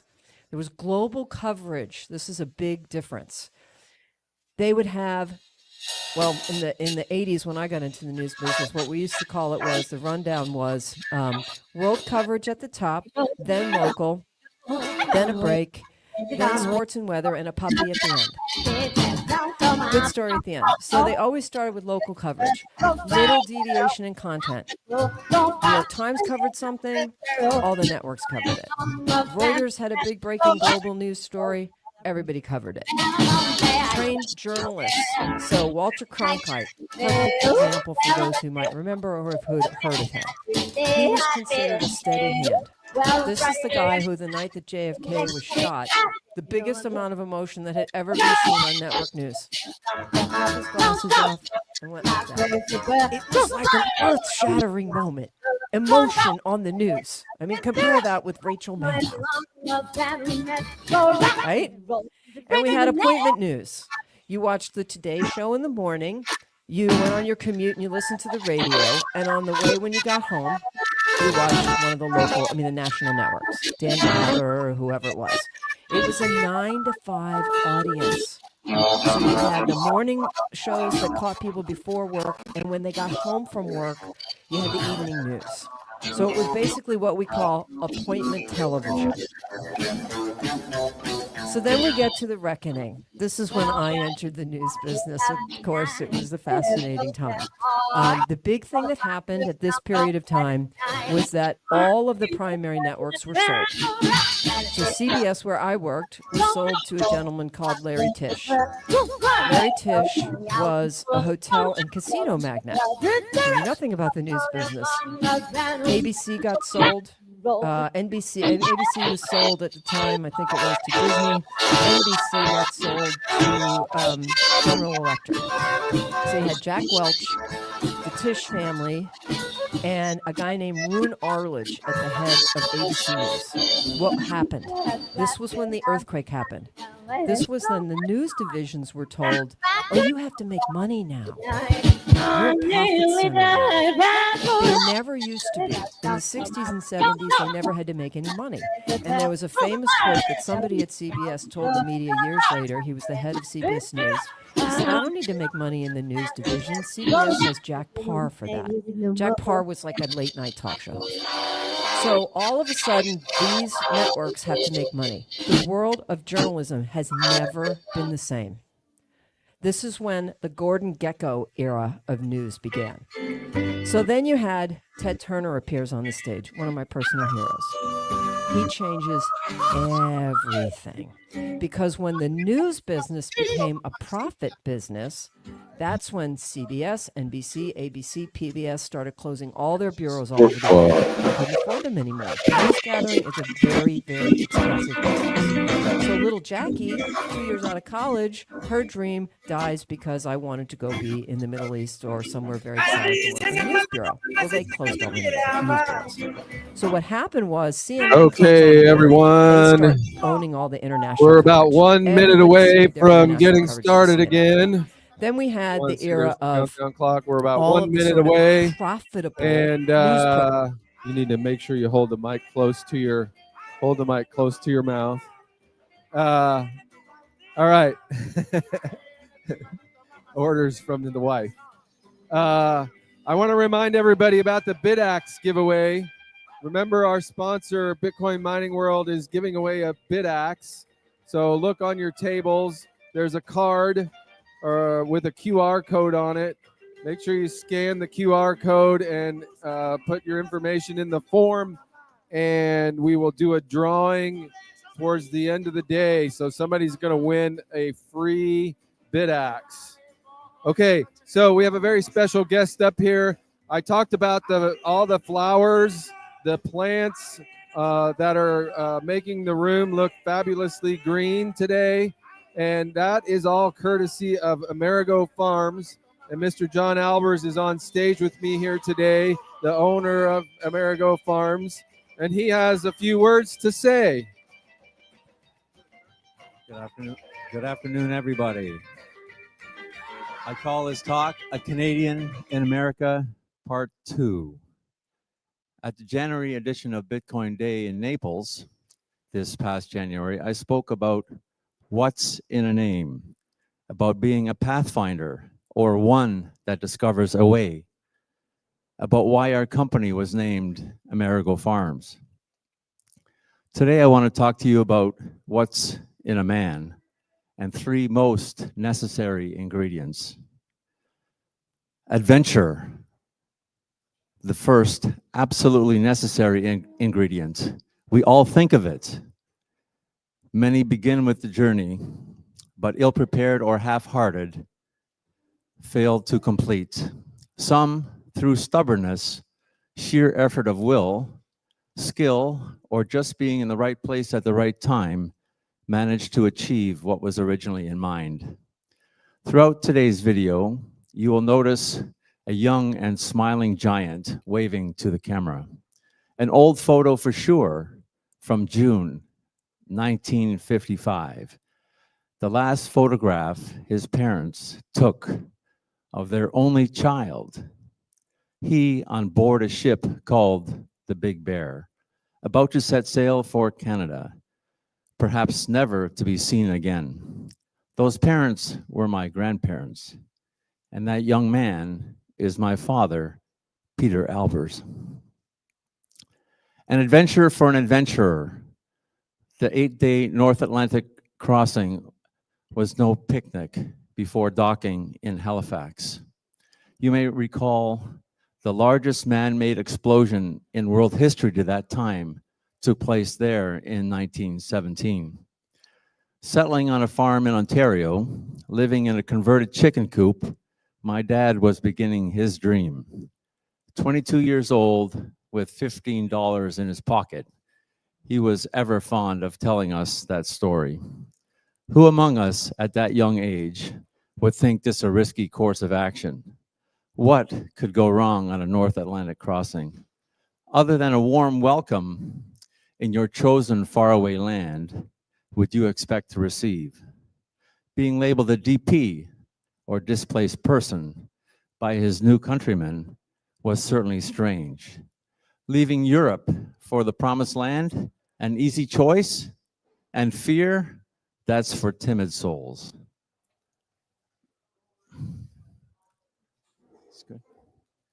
Risk, the second ingredient.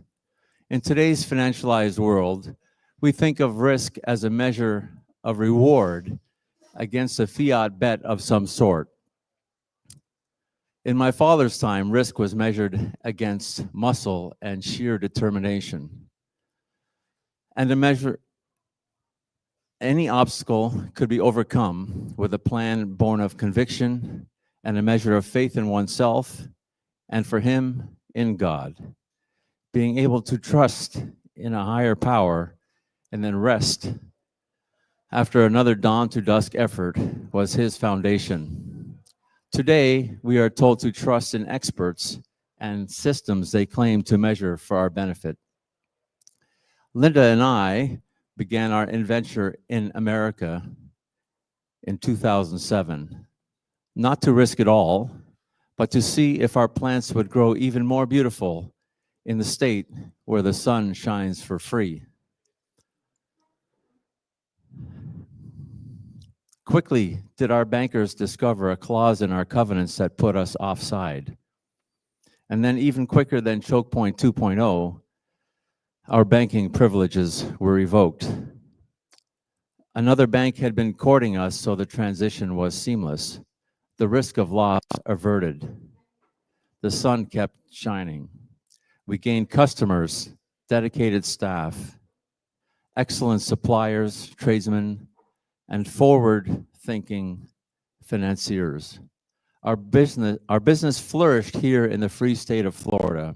Indeed, we have grown 20x. No risk, no reward. Terror, the third ingredient. When your worst fears are realized, or is it when you cannot even imagine the situation where you find yourself? For myself, a farmer, despite surviving bouts of fire, pestilence, and plant disease, I was not ready for COVID.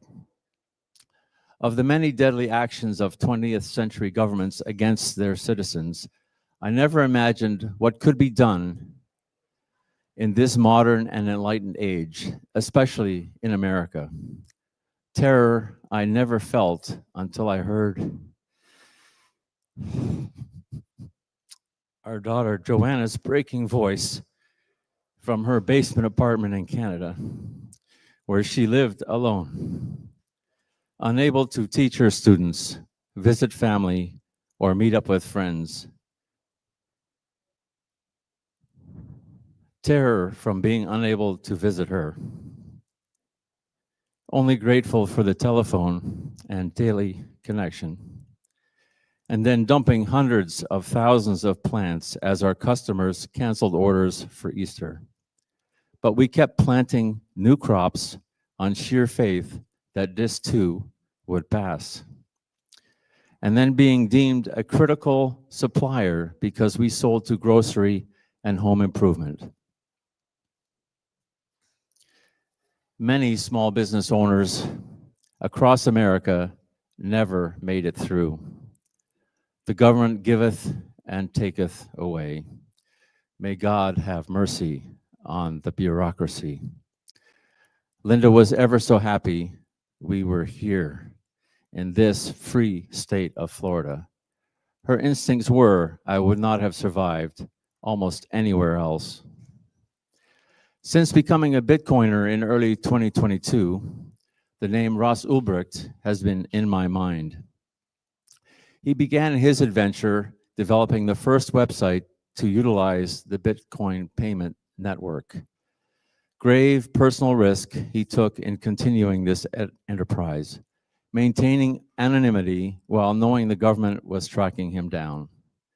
We were in Las Vegas and heard him speak of his experience about receiving the incredulous and harsh sentence of 2 life terms plus 40 years, knowing then that you will never be free and will die behind bars. The sound of the cell door banging shut, the moments when you awake and realize where you are, these for me would be sheer terror. And yet Ross persevered, living each moment as a small victory against a system that once you are within its walls, you cease to exist. The smallest bit of dignity, of respect, of value at the whim of the warden and guards. But for the efforts of his wife Caroline and Lynn, his mom, and legions of Bitcoiners and free citizens, he received a full and unconditional pardon from President Trump on January 21. The next day, he was a free man, a new beginning, a new life, walking out of prison with a few belongings and a pepper plant of all things.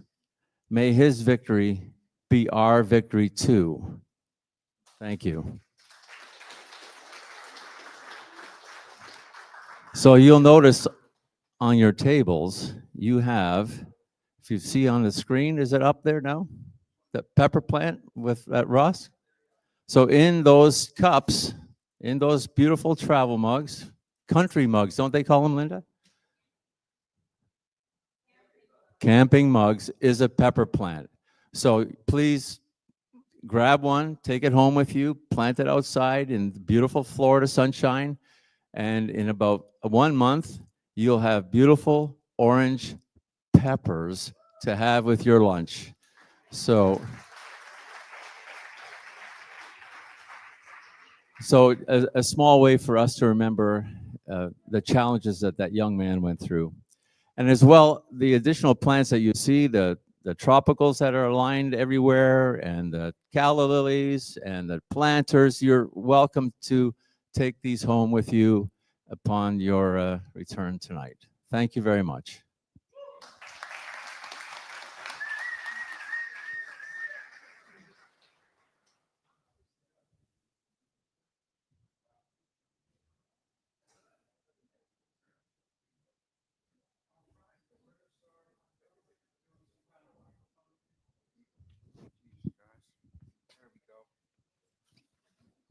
Hey, John.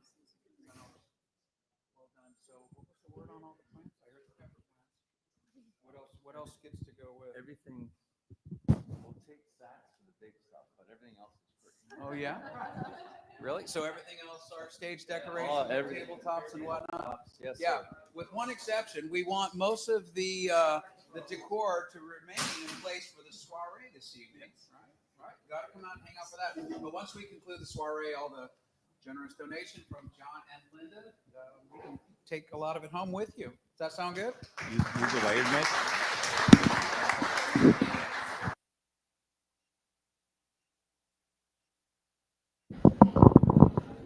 Thought it was supposed to be lubed, not ribbed.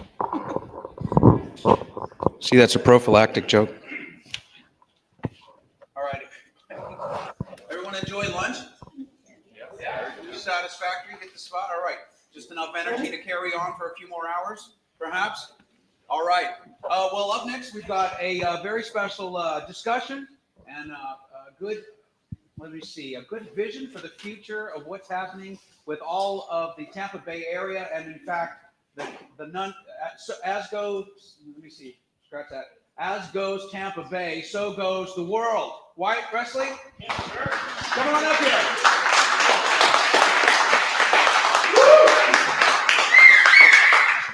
So Wesley Schlemmer, Benny Scott, and Fabio Ediger, come on up, the three of them. They are the founders, the creators, the inventors of the one and only Bitcoin Bay Foundation.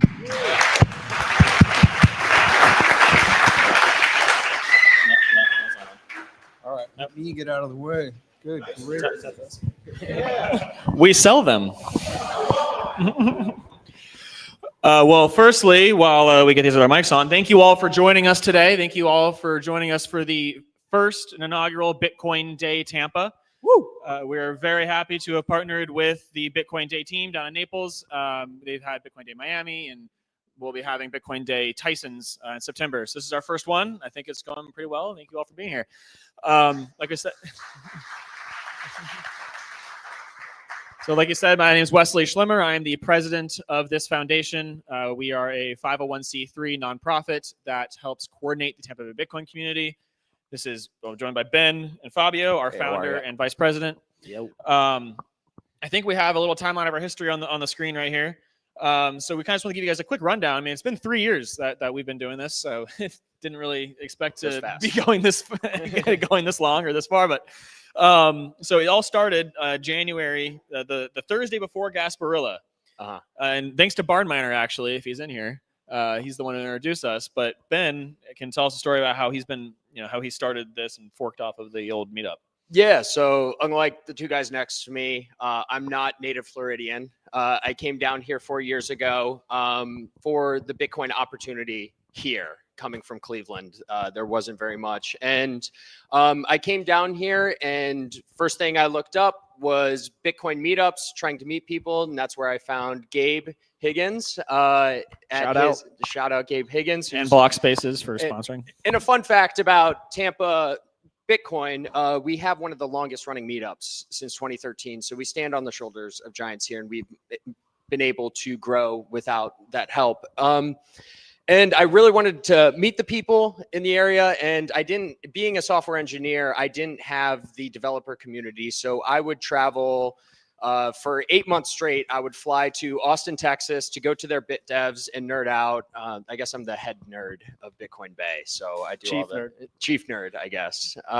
So that was a community. I was getting into Bitcoin, and I wanted to bring that back here. It wasn't sustaining going to Austin every month. So I wanted to start it here. So I put it up on meetup.com, a bit devs. This was at a time Bitcoin was hitting all-time highs of 60K, which we're afraid of now, I guess, which is fantastic. And so 60 people show up.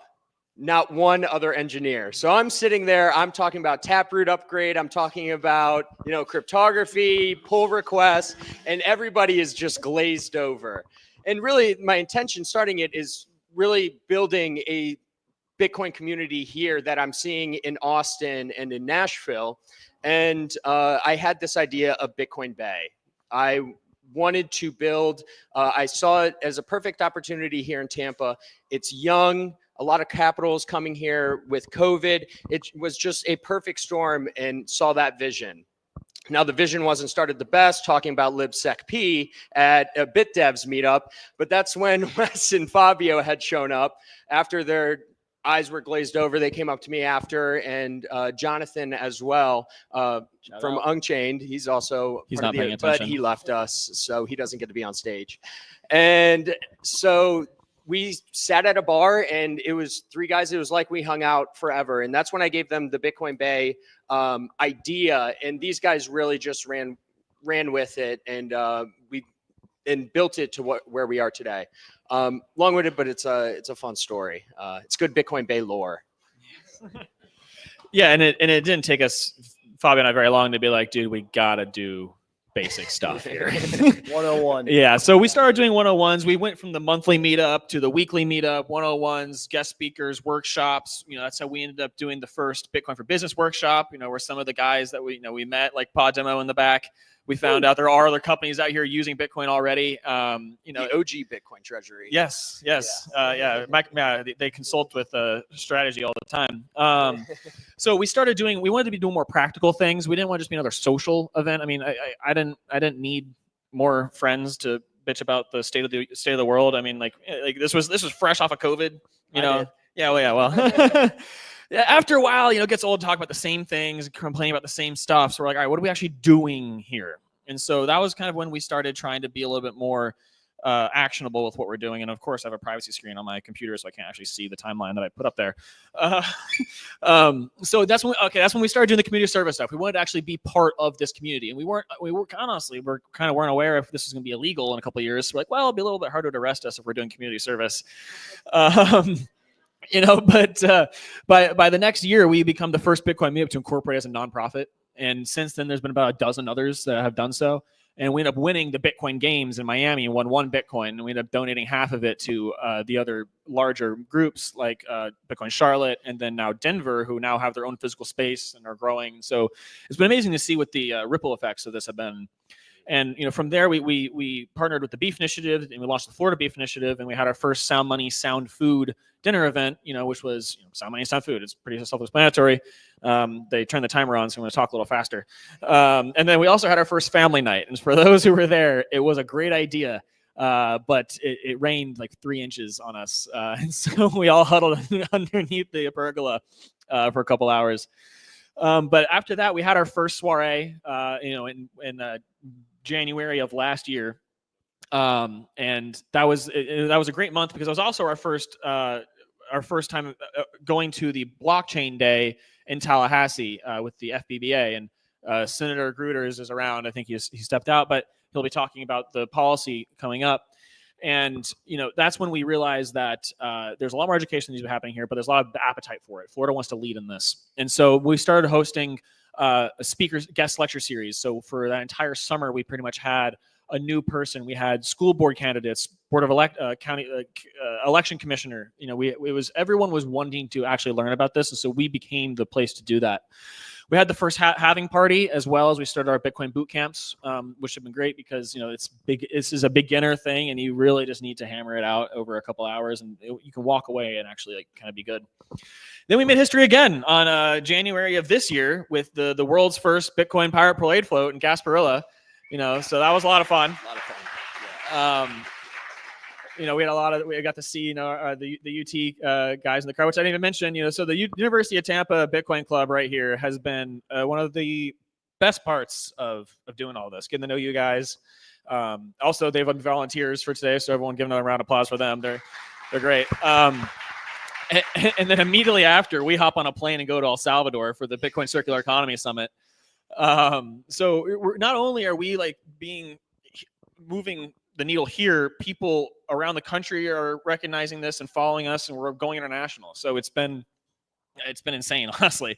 And then to speak on that, that our time in El Salvador, it was the Circular Economy Summit. So they had groups similar to us from all over the world. It was Thailand, Brazil, Puerto Rico, Cuba. You name it. Yeah, Costa Rica. There were groups all over the world that were, trying to follow, not necessarily follow our lead, but looking up to us in the sense that we're trying to build a community here, right?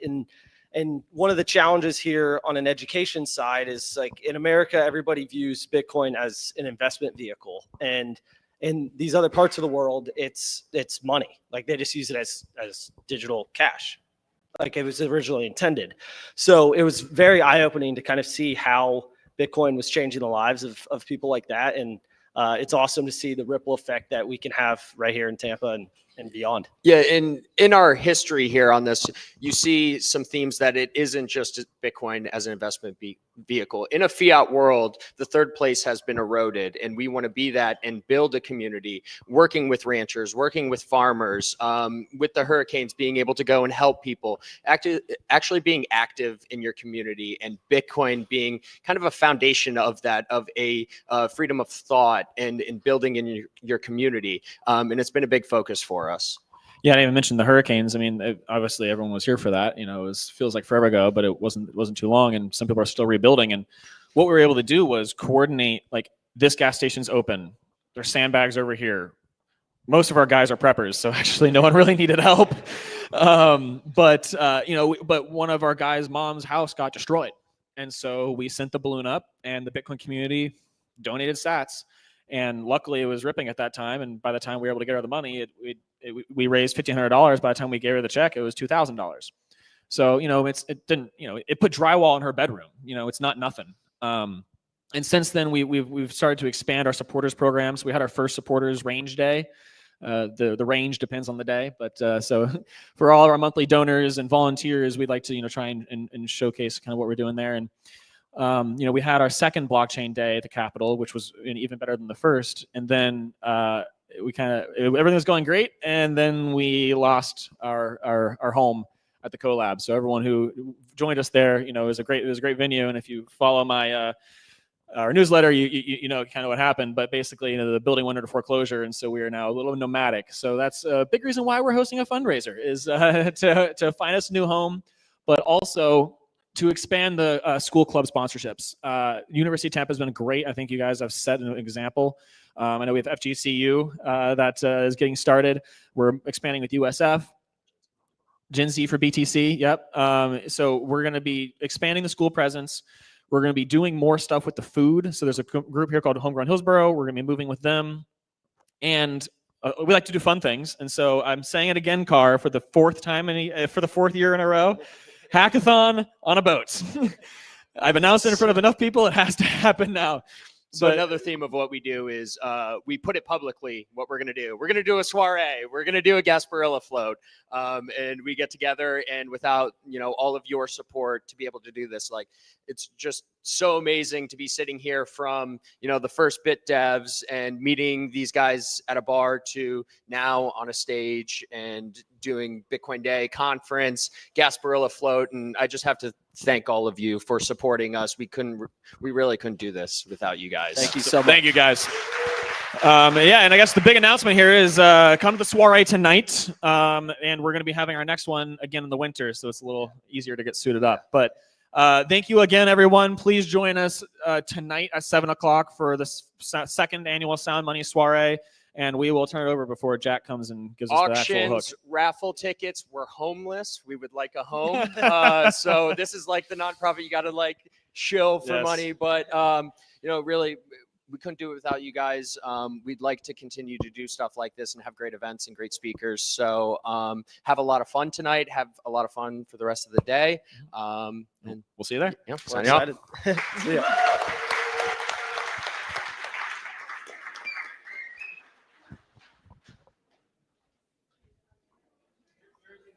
Go. Wow. Nice. Jerseys will be coming back on sale in the next couple of weeks, so keep an eye out for those. I've never really heard the story in one.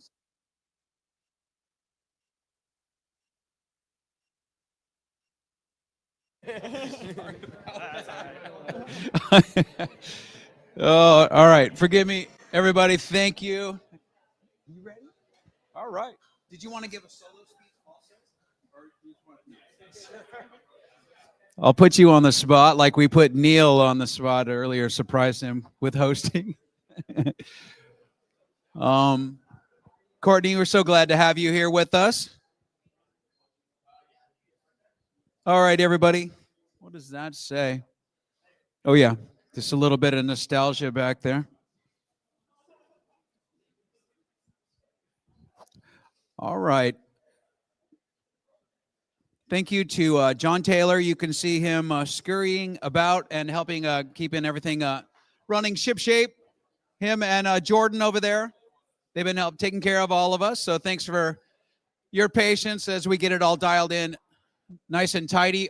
Our next big panel is, of course, a fascinating topic, which is quite possible these days. You may be asking yourself, but how can I really untether myself from the fallacies of fiat and live on Bitcoin? John Drew is the one that posed that to me originally back in my story about when he said, I'm in Bitcoin. And the BTC baby, that's what all unfolded from there. Okay, and enough about me. So really, we have a fantastic panel up next, and we're going to bring up Nick Karpousis. He's our moderator here of the day.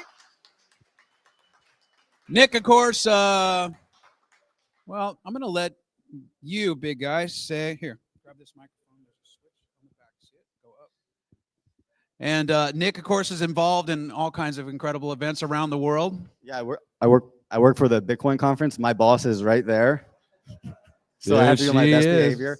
No, but we did the conference in Vegas. If anyone was there, we have one coming up in Hong Kong in August, and then another one in Abu Dhabi. They're really dope. You guys should definitely make it out there, and make my boss happy. Yes. So what do you like, get her coffee, or do you do all the heavy all the lifting, above. all the stuff, huh? Well, you guys put on a fine production. Did some people make it to Las Vegas in the room? Yep. If you weren't there, you were square, right? All right. Yes, Well, sir. well done on all that. I heard it was fantastic. Okay. Without further ado, please welcome up to our stage. We've got the one and only Courtney Warner here, her debut on our Bitcoin Day stage. You grab a microphone. And rare passengers in the house. Everybody. Wow. So great to finally meet you. And of course, Joey, please get on up here. Joey Langenbrunner. And quite the electric crowd. Nick, I'm going to let you take it away and Awesome. roll with it. Thanks, everybody. Awesome. How's everyone doing today? Awesome. So we're going to be talking about living on Bitcoin, and I'm meeting them for the first time also. So, but they all live on Bitcoin in their own way. So I'm going to let you guys introduce yourselves, and then we'll just kind of get a chat going. Hello, everybody. My name is Courtney Warner, aka Courtney Schrum. I'm Charlie Schrum's wife. It's an honor to be here. I've been to many, many conferences, but this is the first time I've been on my fireside chat panel. So please be nice to me.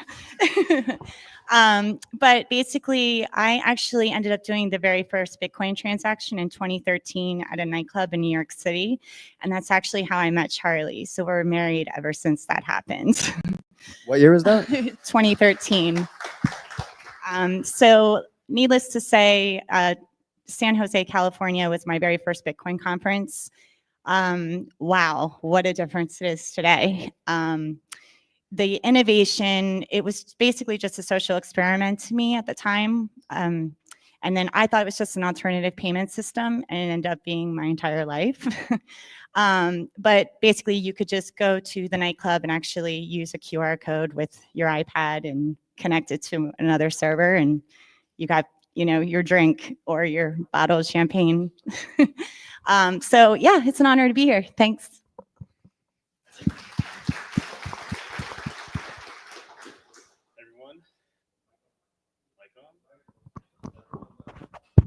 There we go. Hey everyone, I'm Rare. I'm verified now thanks to Ben. Where's Bitcoin Ben? Anyways, so I'm a transplant to Florida. I actually started one of the first remote animation studios in animation history back in 2008, before remote work became a thing. And was also one of the first animation studios in history to adopt the Bitcoin standard back in 2020.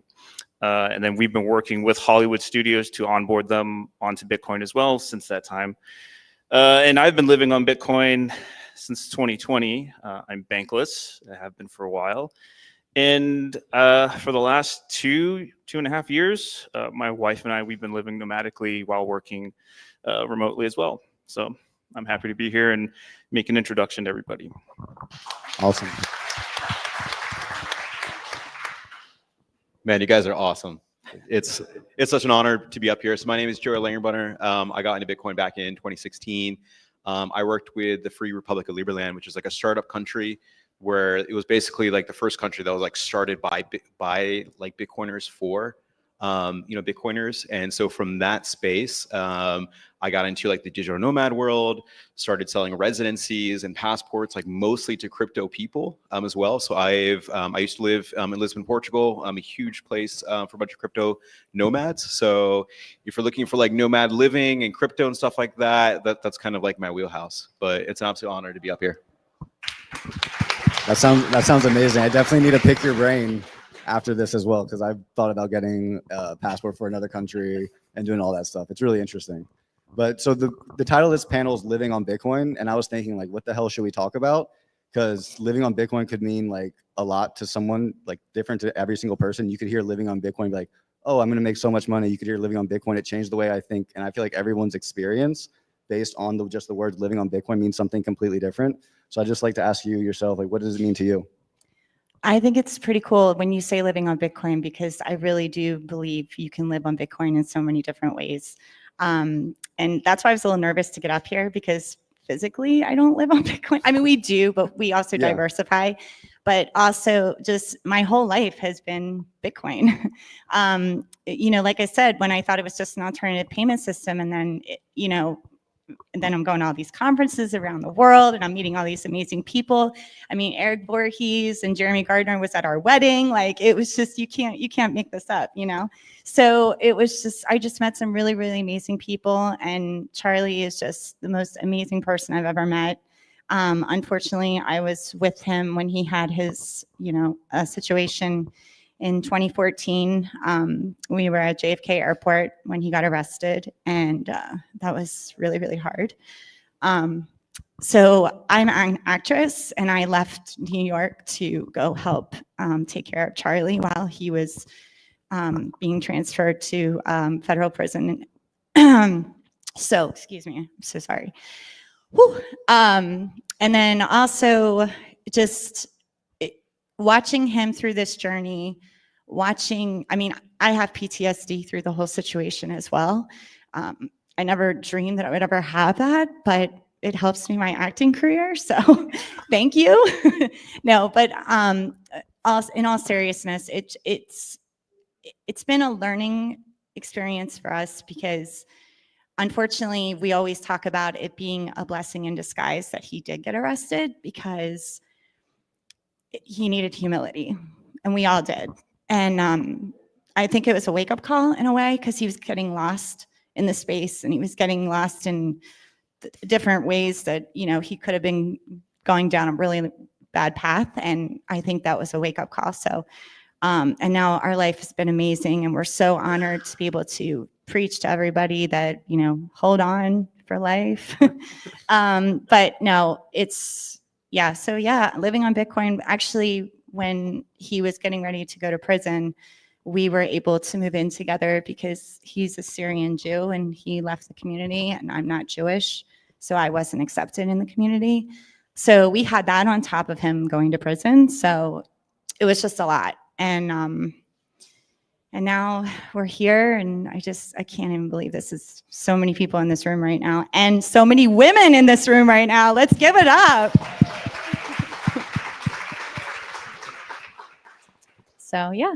Thank you so much for sharing like some of your story. Like, she's like, her and her husband are literally like OGs in this space. They've been in here since 2012, 2013. They are etched in Bitcoin history, like in that time.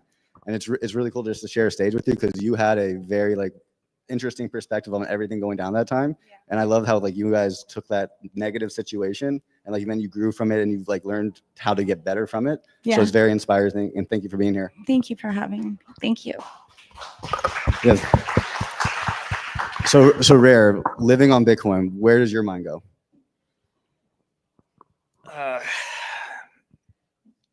Sovereignty. Sovereignty? Sovereignty. I didn't really understand what that word meant until like you are, like Charlie and Ross, you come head to head with the state with power that's just like right in front of you. You don't know what you can do about it. It's whether it's flying a flag or it comes from an economic branch, right on Wall Street. Being able to look adversity and then you can stand your ground and be like, nope, I'm here. Come take it. Fuck you. Sorry, 100%. guys. Children's show. He cussed first. So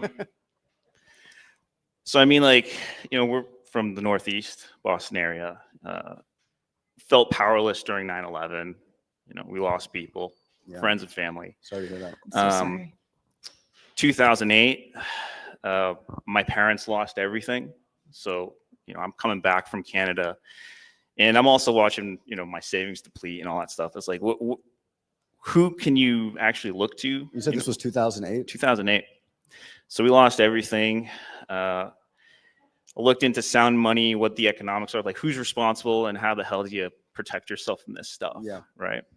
I was a gold bug. As Saifuddin would say, he's a recovering gold bug addict. So when we started seeing like political unrest during the 2020 campaign season, like I was looking for a way to protect my business, because I work in Hollywood, and if you're so much as 2 millimeter to the right of Bernie Sanders, you're watching your bank account get shut down.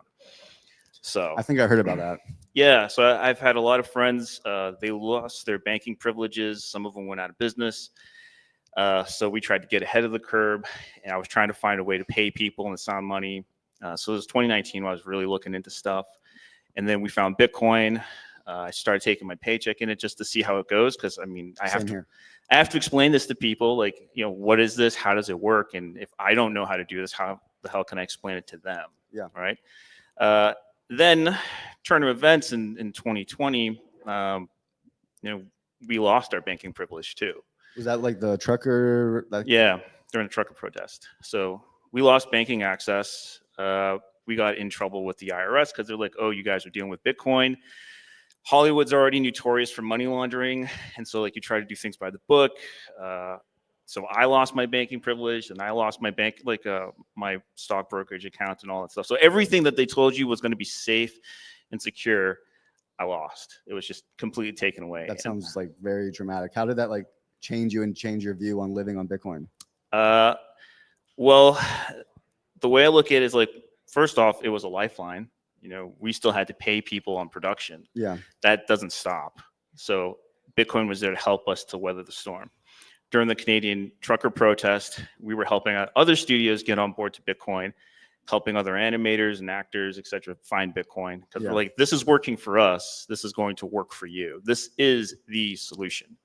And then afterwards, I mean, I went through about 2 years of legal battles with the IRS and, the state. And it's just like they threatened me with like 10 to 20 years, $250,000 to $500,000 in fines, and just money. Like, I mean, you're really just up against the wall. They're attacking you. Like they're targeting you. So it's like, I have to, like, number one, I got to take care of a family.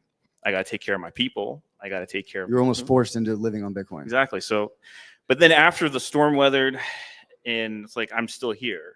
Yep. Right. Bitcoin was the only thing that saved my ass. Hell yeah. Sorry again, just, that's amazing. But I mean, like it showed me that it's a very empowering tool. It helps people actually become sovereign individuals. And a lot of it is like being able to position yourself where you're not weak anymore. You can stand up. It almost gives you like a different mindset looking forward, just because like you have something of hope that you have, that you know in the future is going to be there. There's going to be this, like, and to live on something of like that scarce and secure and all these like technical things about Bitcoin that I currently like, and that's like the part I don't understand about Bitcoin too much, but it's like, it's so cool to like live on that standard, knowing that like, this is set in stone. The next Bitcoin is locked into future, and we get to know like what we're holding is very scarce. And I think we all have like cool experiences living on Bitcoin. So thank you for sharing that, Rare. And then, so you're Mr. Passport Hopper? Is that what is? I mean, like, that's a good one, for branding. I might have to keep that in mind. So what is it like that you do, and then also living on Bitcoin for you? Yeah, so for me, it's really interesting hearing like your two stories, because like you guys were kind of put into a situation very early on that you guys were forced to be in that situation. And what like I like to educate people is before you get into that situation, make sure you are prepared. So in case you have a situation like this, you are prepared. And so like I basically really got into Bitcoin kind of like 2015. I first got like I was a Ron Paul fan. I worked with like the Libertarian Party. I worked on Gary Johnson's campaign. I actually didn't even vote for him because sorry, because I kind of like lost faith in the system we have here. Just like seeing all these things that are happening to like the Bitcoin community, people who are involved with freedom. And so for me, seeing that, and then of course all these wars going on, and like who's funding these wars? How do you stop this? And all this international stuff. For me, I started to look for freedom outside of the U.S. So, but that's how it got me involved with like the Liberland Project back in 2017, which if you guys don't know, essentially we found unclaimed land between Serbia and Croatia in Europe, and we stuck a flag and we're saying, hey, this is a new country, and we're going to go around and visit like these other countries and say, hey, we're a new country, and we're like basically founded by like Bitcoiners, funded for Bitcoiners, because like we lost hope in our country.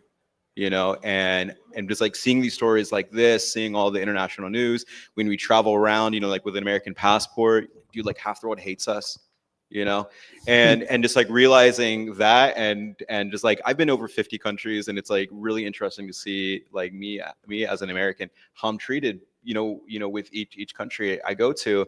And so when we're talking about like living off of Bitcoin, of course, like I'm dealing with international clients, and if I'm dealing with like bank transfers from like different countries, or I have customers that are like maybe like even like in Russia, and like with all the sanctions and stuff like that, like how do I help them get outside of their country? Or even like Ukrainians, like it doesn't matter, like they're in a hard situation, they need to get out, and I need to help them. And sometimes the only option is to deal with this. So what it means, to be on Bitcoin, or like to live on Bitcoin, it's like it's international for me, and it's a choice, and it's great to have a choice. Hell yeah. That was one thing. Thanks for sharing that. The panel before, they were saying like living on Bitcoin and all that. It's very interesting, because I forgot where I was going with that, but that's fine. But I had a cool thought, but that happens time to time. But so like, how is living on Bitcoin, like what was the biggest challenge like for you guys? Like if you could share, hey, this is whether it's the volatility, because I know that's a big reason why some people like don't get in Bitcoin, or whatever it may be. Like what are some of like your common experiences, and how would you like view that? Well, I would have to say it's the first time I've ever been kicked out of a bank. That was really detrimental. How did that happen? We were using Achieva, and they just, I guess, learned that we were Bitcoiners, and I guess they knew who Charlie was or something, and then word got out, and then it's like, you're no longer welcome here. No, but it's crazy, because before, like I said, before he went in, our friend is in crypto and real estate. So we actually got our apartment with crypto. So technically I am living on Bitcoin. In Bitcoin. In Bitcoin, yeah. So yeah, and like I love that there's just like a lot of organizations out there that you can literally donate to any choice of charity that you want with Bitcoin, with Bitcoin, to the charity of your choice. BitGive, I don't know if you guys are familiar with that foundation. Really great people. Again, I met them in 2013, so that's how long they've been around. So they're doing something right. So yeah, I don't know. Any other questions? Yeah, just so what is like for you like the biggest challenge, like dealing like your day-to-day living on Bitcoin? Like what are some of the hurdles you have to like face, and just share your story more? In the early days, it was pretty rough. Like where are you going to spend it, right? You have to figure out, okay, if you even want to spend it. Yeah, well, I mean, at that point, I hadn't really caught on to the idea of this thing's going to go to 1 million, 10 million. I was just dabbling into the whole Halfinian part of it all. Gotcha. But I'm trying to convince a studio of 70 people. I'm trying to convince board members. I'm trying to convince executive producers. I'm trying to convince all these people to take Bitcoin. and just get laughed out of the room, or people just shut you out. So I'd say like the first maybe 2.5, 3 years was a very isolating experience. And so I think like we all can relate to yeah, that. It's like, who can I talk to? yeah. So I mean, like, I've survived off of Bit Refill and the Bitcoin company, and then finding Travala and all these other services to go through it. I would barter with people and like beg and plead. So it's like, hey, could you buy my groceries and I'll give you Bitcoin? And be like, the hell is this shit, And I'd be like, I'll pay you double, I'll pay you triple, And then I really started to understand free market dynamics and how this stuff actually works. Not what we are told about what free market is, but it's like, no, what is subjective value? What is the mean? Like, how much Bitcoin am I willing to part for, a bottle of water? I call it the Bitcoiner's dilemma. Like, I Yeah. drive a 2014 Kia Optima, and I'm like, this is a Bitcoiner's dilemma. Do I sell Bitcoin or just keep driving the same car I've been driving for 11 years? It's Yeah. like, I don't know. Like, to me, it's like, I'm not selling my sats for that. Yeah, I mean, at this point in time, like, I don't mind spending Bitcoin still. Yeah. We still spend it, not as much as we used to anymore, because it seems I don't want institutions to have it. And as much as I love the state of Florida, I don't want it to have Bitcoin either. I'd rather that more individuals have Bitcoin. Well, they can't. I mean, at the end of the day, they can't own more than the individuals because all the supplies like already kind of like been issued. And a lot of these people are long-term holders, so they can only get like in the future like 9% the rest of the time. Yeah, but even on that, I'd say it's like this: if your enemy or your opponent, has a loaded gun and bullets, and all you have are bullets and no gun, or you don't have any, it's like it's not a fair fight.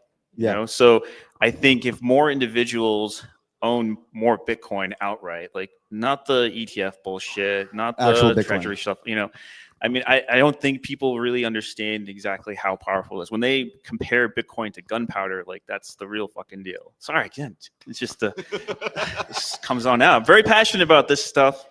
I think most people in this room have that in common, or else they wouldn't be here. But I mean, like, it is a very powerful thing. I mean, essentially, you have plutonium grade weapons in your phone. It's in your pocket. You can go around. I mean, once you really start to understand how powerful of a medium it is, it's like, yeah, I'm going to spend my sats, but where am I going to spend it? Who am I going to spend it with, and on what for? Right. So now it's not a matter of just like, well, I want to keep my thing because I don't want to spend the sats. It's like, no, if I'm going to spend my sats, it's going to be because like I'm getting a great experience out of this. The person I'm giving to is, I like them. I like what they do. And then even from a sovereignty point, it's the way I look at it, because we've been nomadic for the last 2, years going. And look, if you want my tax dollars, if you want my vote, fucking earn it. 100%. Sorry, again, that's no more apologizing for saying fucking. We're done it's apologizing. That's just the way it is. It's just, you want my attention, you want my business, you want my money, earn it.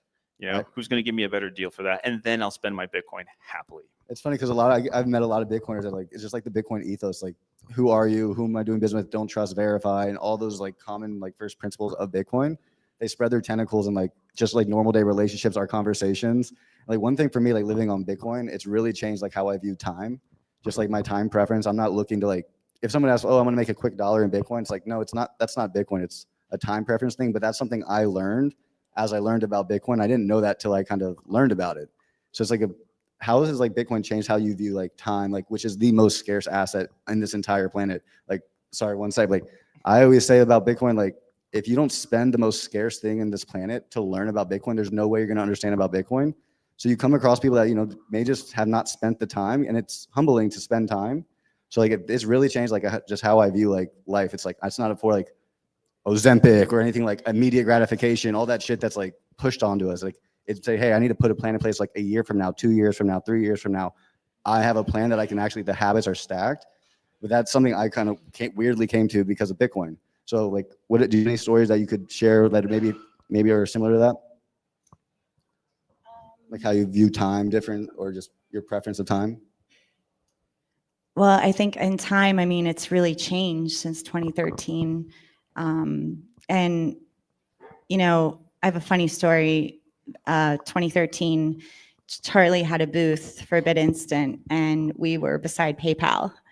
And PayPal laughed them out of the room in 2013. And look who pays or takes Bitcoin now.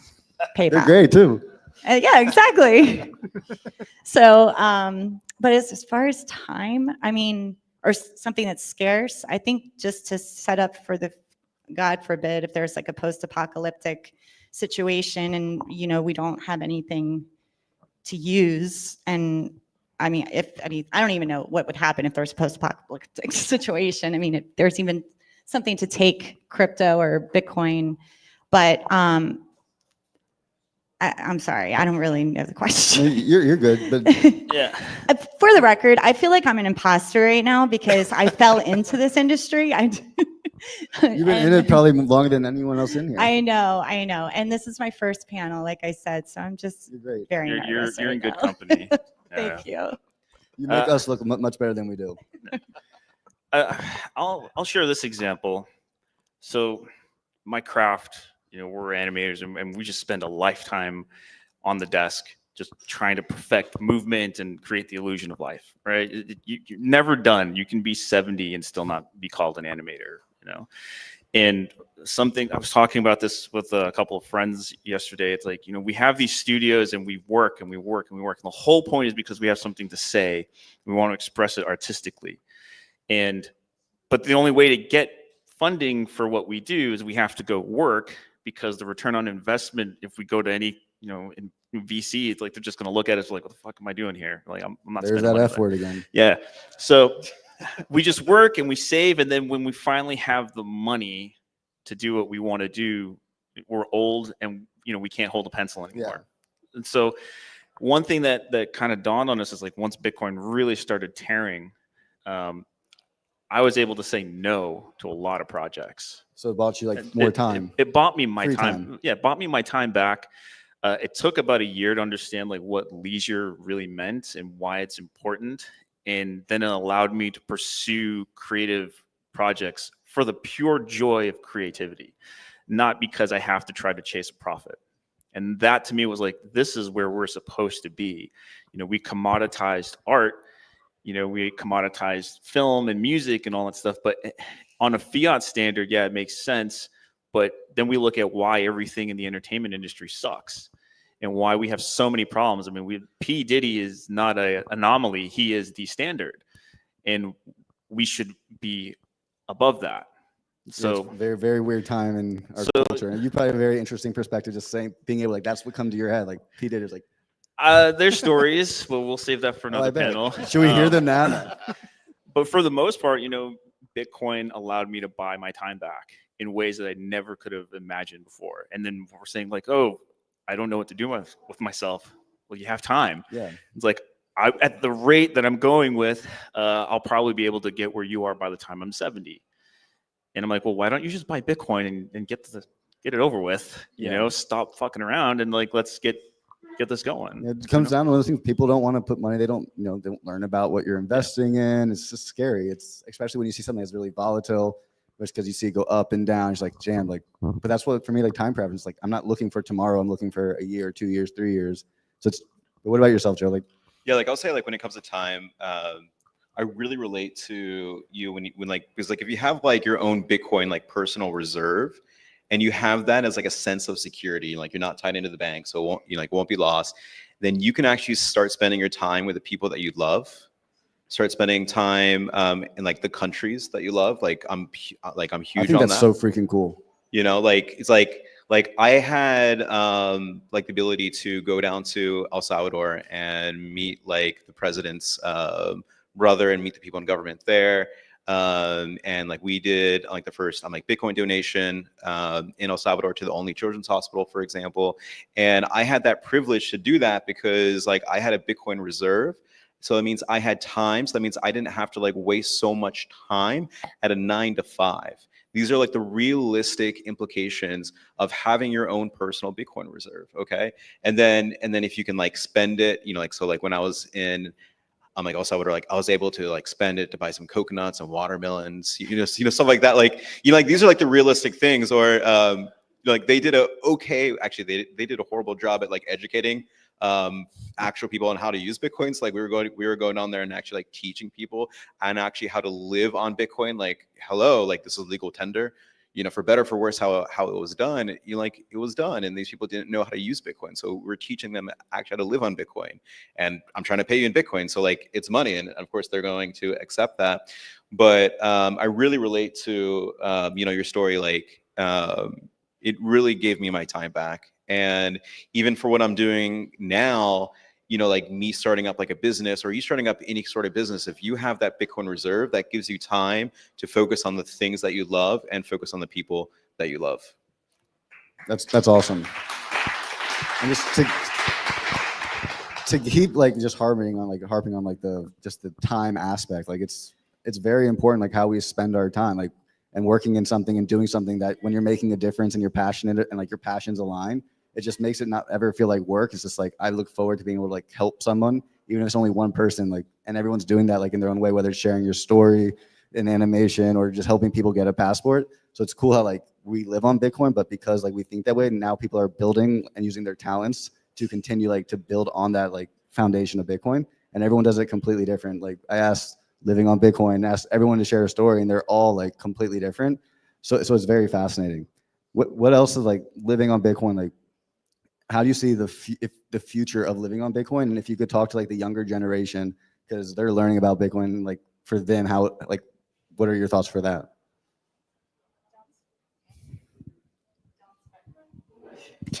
Don't speculate with your rent. No, honestly, what do I tell the younger version? I think you should all be able to have control of your own money. I think when you're getting paid by a company, I think you definitely should have the right to use that money right away, and as opposed to banks that use your money with their, interests before you Are you a actually fan of get your money. 401ks then? No comment. Same. But yeah, I would definitely say Bitcoin is the future. Obviously, the rooms keep getting bigger and bigger every year. I heard Vegas was insane, and I'm so sad that Charlie and I didn't get to make it. But we'll definitely be at the next one. And yeah, so just hold on for life, because we're going to need it, because I think we're going to be diversifying through gold, fiat, but I think fiat's going away. And I think digital currency is definitely the future, and that's what they're going to be using eventually. So if not more than we are now. I agree with that. For the young, it depends on the age. I know, but I guess for the young people in this room, if you're not all in on Bitcoin at this point, and you're already dabbling, it's the obvious answer. It's the obvious solution. So what are you waiting for? If you still have questions, then I'll say what my dad told me. He's like, no what ifs. You do it, you know it. And so if you are in Bitcoin and you're just buying and buying and you never actually use it, you don't put it in self-custody, you don't try to understand what the asset is, I think they should just do it and then know it. And then there's no what ifs. The more they use the network, the more they know it, and then naturally continue to learn more. I'll say it's pretty easy.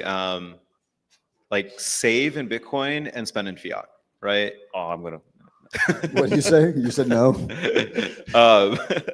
No. So basically, when you get your paycheck, take a certain portion. So here, let me tell you what I did. When I quit the corporate world, I liquidated my whole 401k and I put it into Bitcoin. Boom, done. I also sold my home and put that all into Bitcoin. Done. And I've been kind of nomadic since, and just traveling all over the place. I'm just like you. And so when you do these things, not only do you feel more sense of control, but you feel that more sovereignty. So earn your fiat, put a certain portion of that or a sizable portion, and just throw it into Bitcoin. If you want to dabble into alts or Ethereum, I recommend not, but this is not financial advice. But this is a Bitcoin event, so I'll say it. Yeah, you're allowed to go to the casino, but in the casino you might lose. So that's how I view alts. You can do, if that's what your prerogative, teach their own. I had to say something. Yeah. Because people are going to think about it, especially the younger crowd, they'll want to dabble on other chains and Solana. I did it first. I was a shit coiner. like I feel that was my. We're all guilty. Yeah, it's like we're all guilty. I got into Bitcoin, wanted to make money into other things, and then as Bitcoin went up, probably we all like a similar kind of story. I started wanting to learn a little bit more about what the hell I actually own, and then as you learn about what you own, like why the hell would I own something that's not as good as this? Like, but you can go gamble if you want. It's teach their own. There's a lesson to learn. Yeah, 100%. I'm glad I went through a that. lesson to learn. Yeah, and they'll learn it quick. Yeah, it's just Have you learned, Joey? I have learned. Yeah. I also want to say, I think it's really important. I don't know if you guys know the athletes. They have people now teaching the younger version or the young kids how to invest their money in crypto and Bitcoin, just to manage their money a little bit better. And I think that's really, really great that they're doing that. So I just want to get that message out there if you guys didn't know. That's amazing. That's amazing. Kids learning about it at such a young age and then thinking about our future. Like they're the ones that are going to be building stuff and they're seeing it from like a kid's perspective that like, remember being like teenagers, like they're the future of Bitcoin. Like they're going to continue to build on Bitcoin. And it's really like just wild to think about what they're going to build because we don't even know yet. So that it's really cool. The reason why this is important to me, my two sisters are right there. Hi. So I do have to give them a little Nice to shout meet out. you. They are twins. They just graduated high school in May. So I just wanted to say congratulations. Congrats. But time, like I always talk about time because it's like very important. Like they're 18 now. I remember when they were born, and in 18 years, like another generation is going to come, and like it's just wild to think about. But like holding something and living on a standard where hey, like this is set in stone. This is like it just gives you that peace and hope.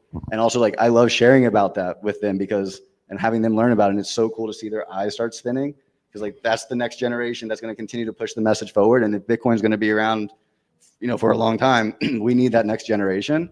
So it's really cool, like just to see like the future people living on Bitcoin. Awesome. But John, how much time do we have? Okay, we do want to do like maybe a couple Q&As if anybody has a question. Does anybody want?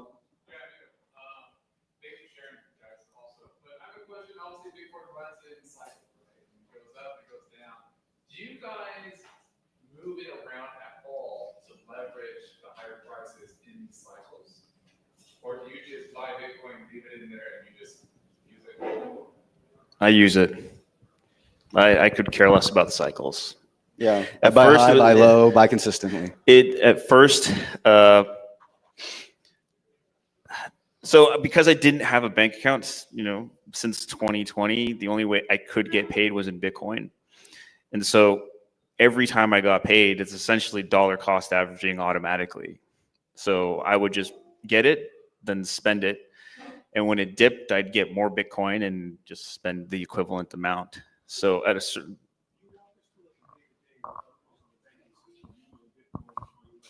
Here.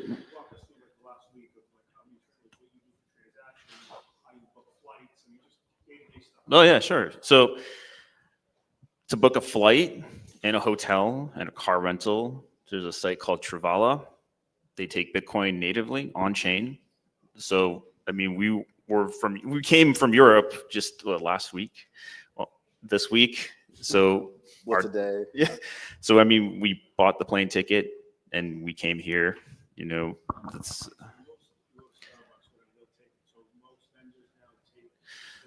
There's a roundabout way for a lot of those things. So I'll give you just like 3 really straightforward solutions to that because a lot of places outside of Steak and Shake don't. You can buy a gift card from BitRefill or the Bitcoin company. You buy the gift card, you go and you scan the QR code. Done. Another way is the crypto debit cards. You can sign up with I don't know whoever is out there, but we have Gemini, whatever. Load your card up, go and spend from the card, easy peasy. That's pretty much it. And then BitPay too, yeah. Then the third way, you can buy prepaid Visa cards from BitRefill or the Bitcoin company. Put in the amount you want, load the card to your phone's wallet, and then tap to pay. And then that's really it. That's just 3 really simple solutions. I can give you maybe another 7. There's plenty out there. Just what were you gonna say? Yeah, no, here's one that I use a lot. I use a service called like Spritz, and it's essentially a software or yeah, so it's basically a Bill service. pay, yeah. Yeah. So like, I just use my credit card, and then I can use Spritz to like basically liquidate my Bitcoin and then pay off my credit card or pay off other bills I have, or like utility bills. And so because like sometimes like getting like a crypto on like debit card or getting like gift cards sometimes is like a little bit challenging. So if you just have like your normal card, or you have your normal like bills you pay, and then you use that service to basically pay off. So like that's another way. But obviously, if you can pay directly with Bitcoin, that's preferred. But this is just kind of like an easy step you can do, because it doesn't change like your day-to-day action too much, but you're still spending your Bitcoin. Yeah, they shut down the prepaid card, but you can still use the bill pay service. I think there's like another one that's out there. It works in Florida really nicely, but yeah. Charlie, do you know any? Oh, Strike. Okay. Yeah, Strike definitely has bill pay. Yeah, so there's way There's a more lot of- services now than there was in 2020. And they're only going to they're going to continue to build these because they're going to want our business, and more companies are going to continue, and competition is going to breed better companies. And there's going to be some that fail, some that make it, and the ones that make it, like, they're going to be great for our industry. But don't trust verify. Like, don't just, you know, be very careful what exchanges you use. Obviously, you hear about like the phishing links and email, the links that you click on. Just be very careful, because you don't want to lose your Bitcoin. And I've learned from experience. I'm sure some other people have as well. But it's, you know, just take care of your Bitcoin. Like Trump said, like, have fun playing with your Bitcoins. And we all do that differently. Any other one more question, guys? I got one. What's your favorite purchase you ever made with Bitcoin? Go ahead. The apartment that Charlie and I got to move into before he got arrested. I don't know if it's just one purchase, but the last 2 years, just traveling with my wife, and I mean, I would trade that for the world. That was Bitcoin worth spent. I piggyback on that.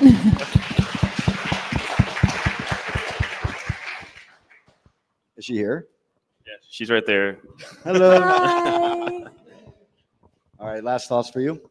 Yeah, I'll say for me, and you like those pretty good. Sorry, I know. Someone has to. Coming after that, I'll say probably probably the coolest purchases I did was when I was down in El Salvador for the first time, and actually like using it and teaching them how to use it, and using like wallets and stuff like that. So like buying coconuts or watermelon or coffee, especially. I love coffee.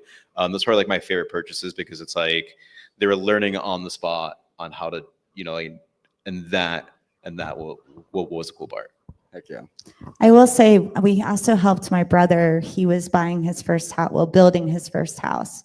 And Charlie and I were able to help him make his dream come true. So that was really, really special to us that we were able to help him do that. That's amazing. Well, thank you guys for your time. Thank you, guys. Thank you. You all right? Yeah. You're great.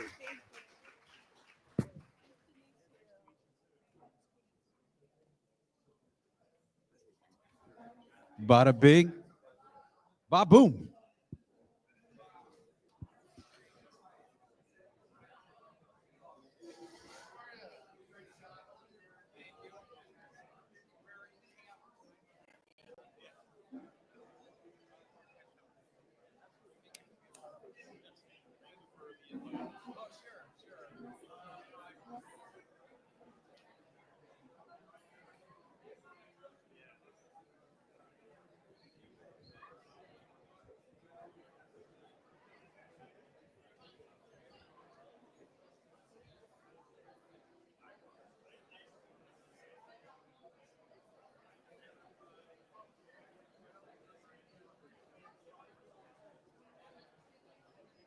All right.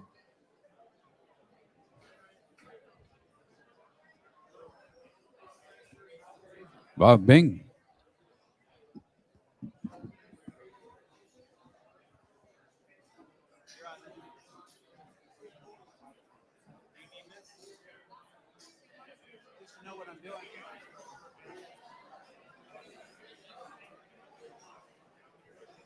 All right. We're getting our story straight. It's only 2 o'clock, everybody. Thanks for hanging out with us. It's been a lovely day thus far. We got a lot of action yet to go. Oh, and we're doing some fine tuning. John Taylor, video wizard. He was a pinball wizard coming up. Now he's sort of a Bitcoin video wizard. That does not look familiar. Anyway, all right. Oh, there we go. Thanks, everybody. Thanks, John. All right, kids, we're going to, those of you that are got a little bit of focus left in you, we've got a couple of sessions to go. Very exciting content and great information to share right now about the state of affairs in the great state of Florida. And with that, we're going to have our moderator and our good friend, of course, from Blocks. Oh, my gosh. Block Spaces, it's plural. Everybody, Rosa Shores.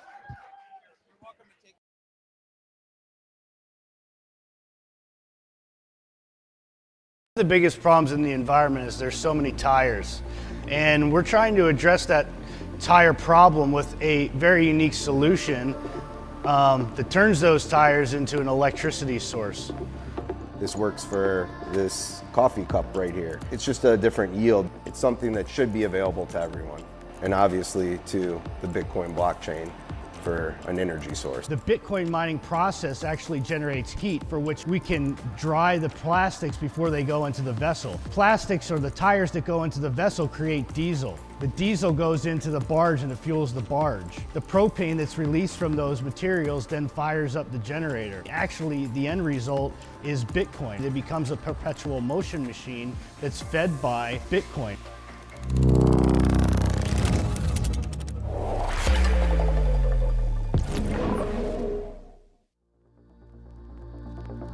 We have these resources we've already stripped the precious world of and have done a terrible job in making something that is sustainable and closed loop to make sense. You know, when you see pollution and you see different things going on, it's quite disturbing to see, you know, how many microplastics exist in these fish and everything else. We can use what already exists as opposed to taking something new or taking something away from someone else.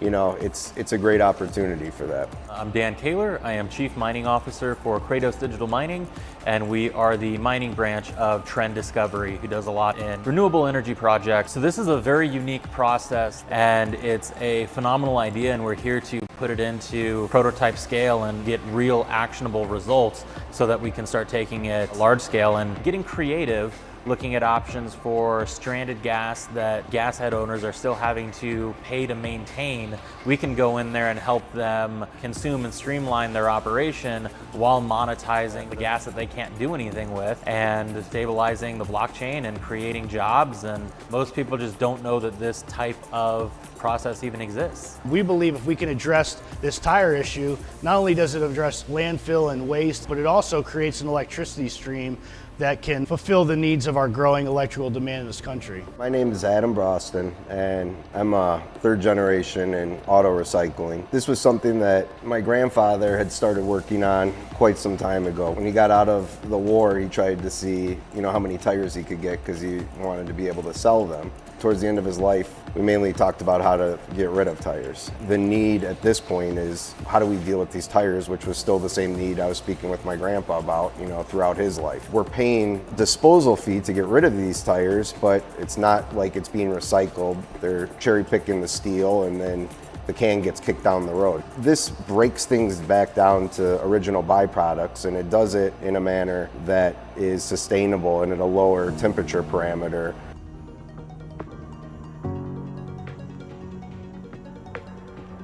The process here is pretty simple. We take our feedstock, and whether that's produced yourself or brought in, it's just tire shreds. Stainless steel taken out. You take your tire shreds, and we come in and we load up this hopper here. When the machine is running, it's going to be operating this conveyor to bring it up to the top of the canister and drop it in sequence as programmed and as the machine is requiring the new inputs. Once it drops into the canister, it's going to start the process of separating all the base materials into the offputs and essentially run through a series of these valves and tubes and separate your different materials. So your industrial rubber product is going to be coming down out of that bottom spigot and run through the pumps and get offput into barrels or a tank to be taken away with a truck. Some of your other materials like the vaporous gases are going to be coming out up here. Some of your diesel fuel is going to be coming out and run through the pumps, the compressors, the cooling units to become a usable byproduct. As we come over here, we can show you what some of this clean industrial rubber offtake looks like. That is just pure reusable rubber product out of the tires. The gases that come out in the aerosolized state, they'll run through the condenser, they'll cool off, and then come down into the liquid separator where you will have your diesel mixture and your gas mixture run through a series of pipes, and then we come outside of the building here. So through these pipes here, you get your gas flow. The aerosolized gas is going to come through the compressor unit that then can go into the propane tank. And from that propane tank, it's going to connect to one of the generators in the back and start generating power. This entire facility will be able to run on the aerosolized gas output, as well as running our small little test Bitcoin mine here.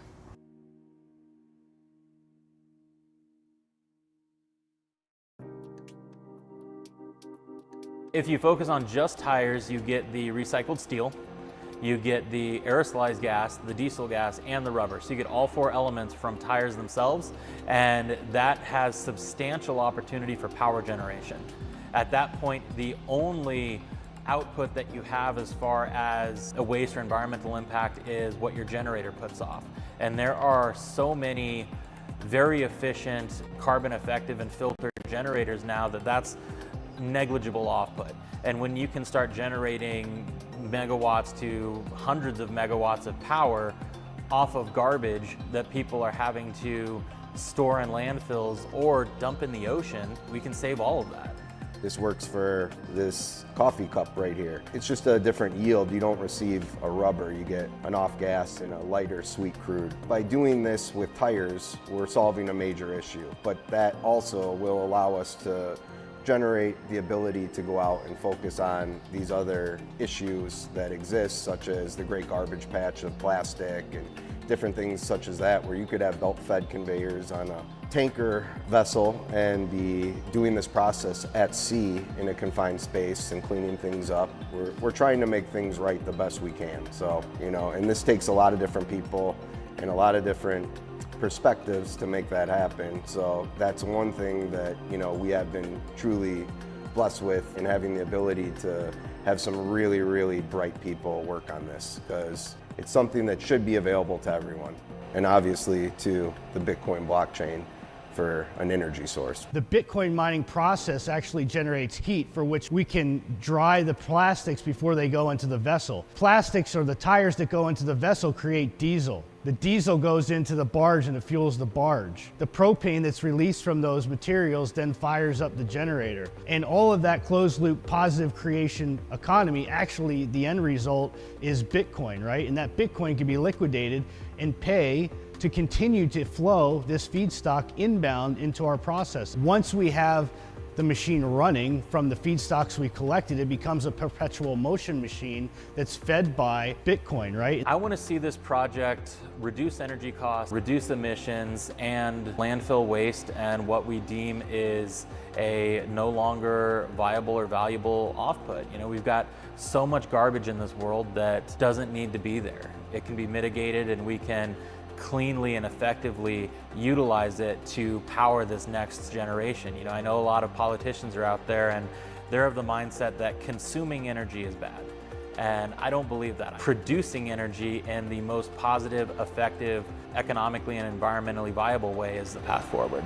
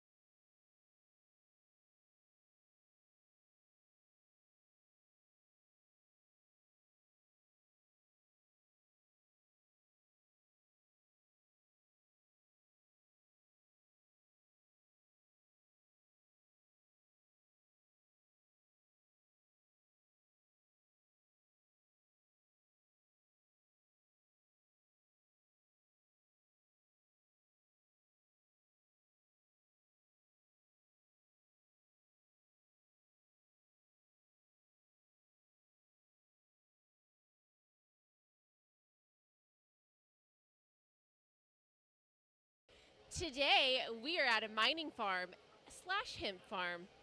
The heat from all the Bitcoin miners actually heats up this building that helps grow hemp. What a beautiful view. It's gorgeous. Look at all these plants.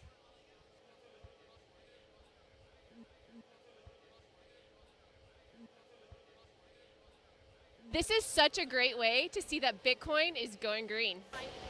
Yes, you're at a hemp mining farm. So there's under 0.3% THC in this. This is a hemp plant. It's just a different seed. Yep. So it smells the same, it looks the same, it does the same, it just won't get you high. So, but yeah, this year, all the taller stuff will harvest out in about 2 weeks, and then everything over here will harvest out in 2 months. Again, like when I talk about being green, like it's not just being green as like environmentally, but like I call it like being green between all my businesses. So like you can see all these metal carts, all the racks, we made all that at the shop. So like each business supports each other kind of like, you know, we have I think I told a couple of you guys, we do hats, t-shirts, graphics, any kind of signage. Like I have a business that does that. So again, everyone feeds onto the next one.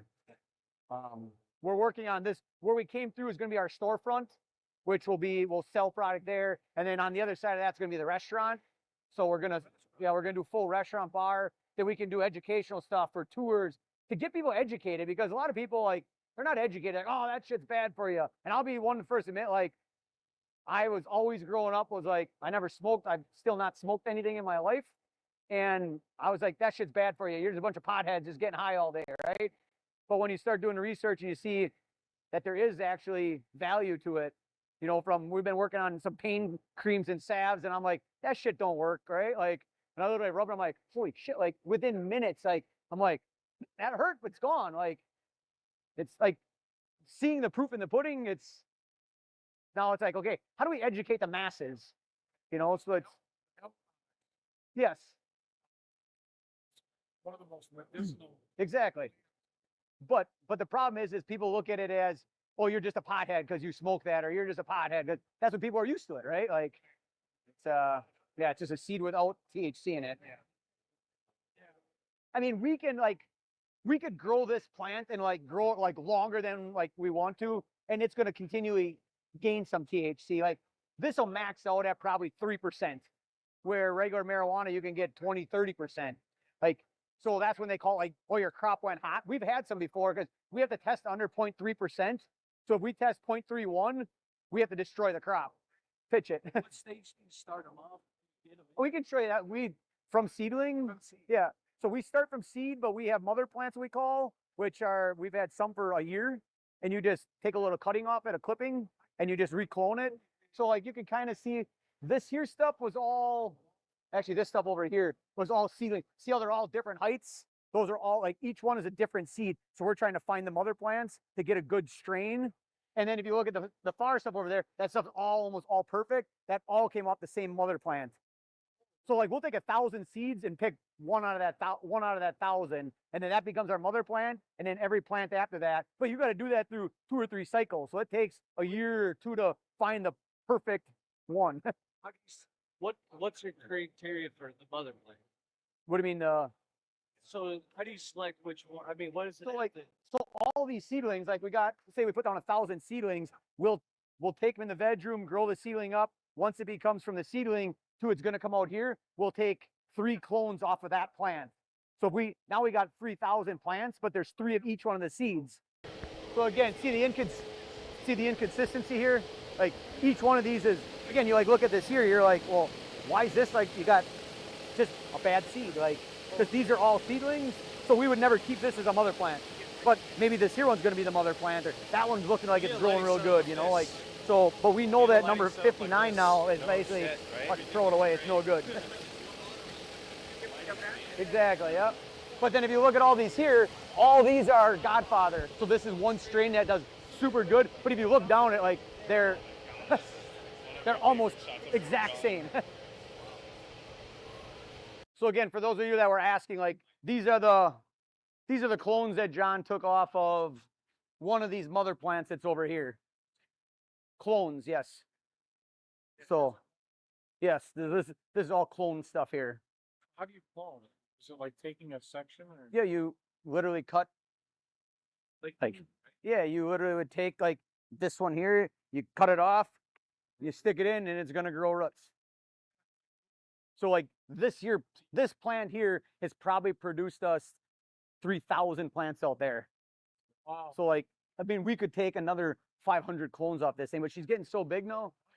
Yeah, because now you're not buying a new seed. This was one seed, yes. This was one seed, and we just got 5,000 plants off this one seed. Industry. There's Yeah. a rooting process or? Well, it's a couple different. We've been trying some different ones. Like, so there's one rooting process. I don't know where he's got. We've tried the water where you actually they're right over here where you got the misting up or that more hydroponics. So we've been kind of experimenting with both. We're actually working on some hydroponic systems out on the main floor so we can get away from all the soil because we have one guy basically 7 days a week that just waters.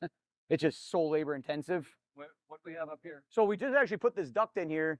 So like I said, the entire building is heated from the miners. So that is the heat coming straight up the miners with sucking outside air. So that's taking the outside air, sucking it in, going through the miners, heating it and dumping it into here. So currently we used to dump it all into that main room and then it would get sucked through the wall here, come into this room, get sucked out over there, blows through the next room and just basically makes a big circle. But we were struggling to keep this room at 80 degrees because there was no heat getting dumped into here. So that's why we ended up tapping off of the main ductwork, bringing more heat into this room directly. So we went from like 74 consistently in here, now we're 80 by just, again, rerouting the air. So again, it's the experiment, right? Like, again, we're not taking a furnace where it's on and off. Those miners run 24 hours a day, 7 days a week. So you always have the heat, but when you don't need it, what do you do with it, right? You can't shut it off. So you have to figure out how to reroute it, but not reroute it, but reroute it when you need to reroute it. So again, it's the game. It's the juggling act. All right, to the miner land. But yeah, this is veg room or baby room here. So different concept, and they're in here for 2 months, and then they go into flowering for 2 months.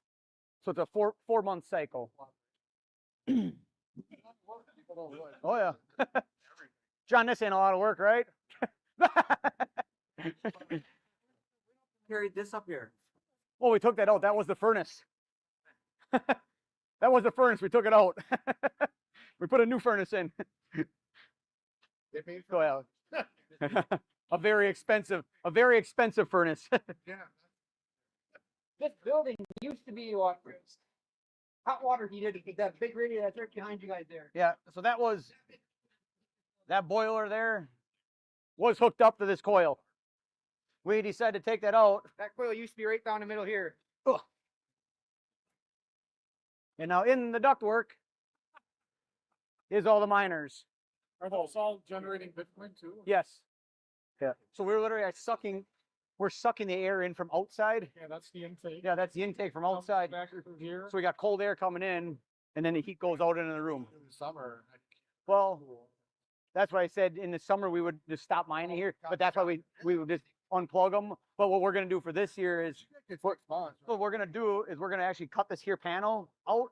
This here panel would come out, and then this here it'll exhaust out. So we'll always be taking air out of the building and just throwing it outside. So then we're right there. Yeah. So we're in the Bitcoin mining furnace here up in Fond du Lac, and it's a balmy, I don't know, 50 degrees in here. And so this entire operation here, we got a bunch of WhatsMiner M31S Plus, and it's heating a hemp grow operation. They say that their power bill here is around $50,000 a month, but now instead of just spending money to heat the building to care for the hemp plants, they're actually making money as they grow these plants.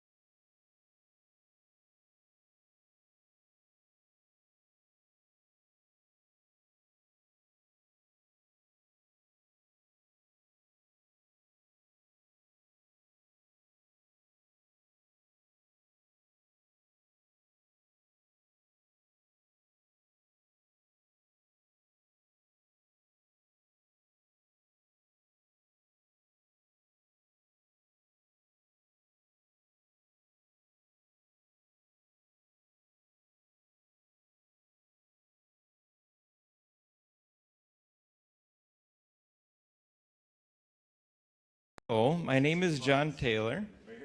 There it is. Look at that. There you go. I'm going to just make a little timer, put a bunch of stuff on the floor. I had to make myself some notes.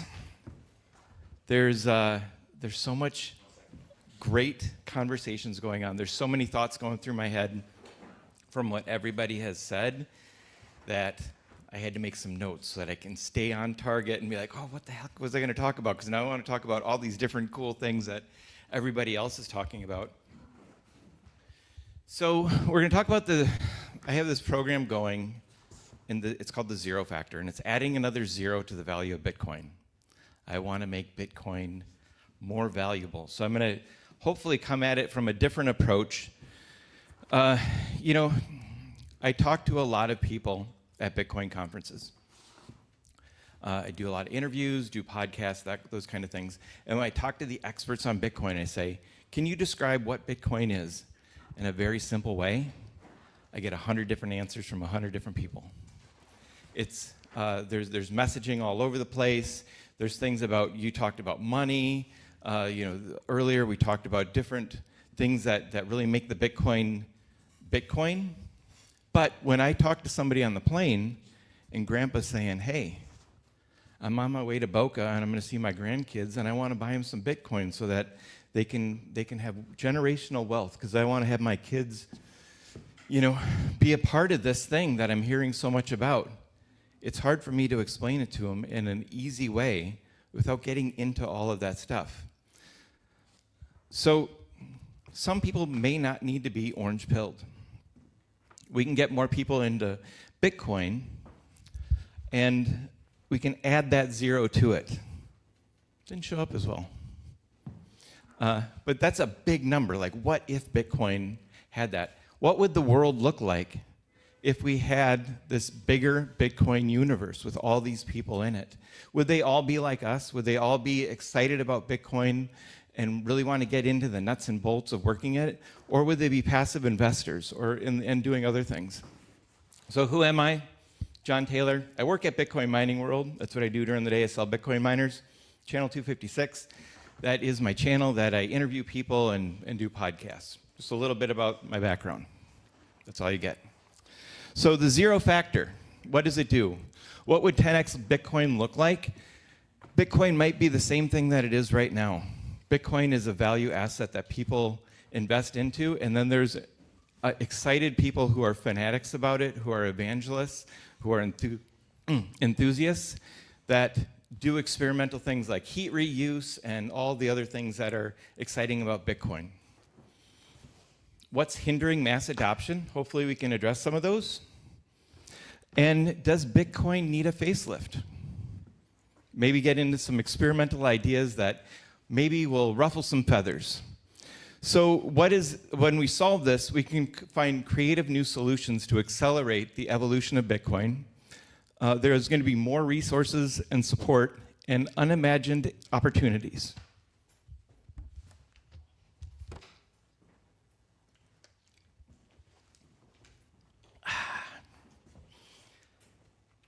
Okay.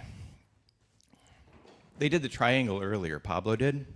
I thought that was a really cool way of describing the people that are in Bitcoin. I did a circle. It was actually pillars, but then there was 6 things, and it got to be this big, huge, building. So I'm going to try to describe the pillars as the foundation of Bitcoin. Active investors, they're the traders. They're buying and selling Bitcoin. They're keeping Bitcoin's value up by constantly buying and selling it.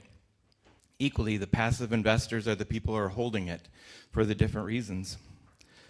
There's adjacent technologies, things that we don't like to talk about. Other crypto, AI, HPC, all those dirty words. We'll get into those later. Hopefully I'll piss you off.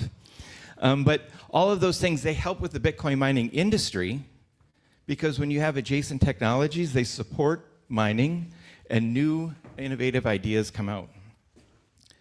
The educators, a foundational pillar that's holding up Bitcoin.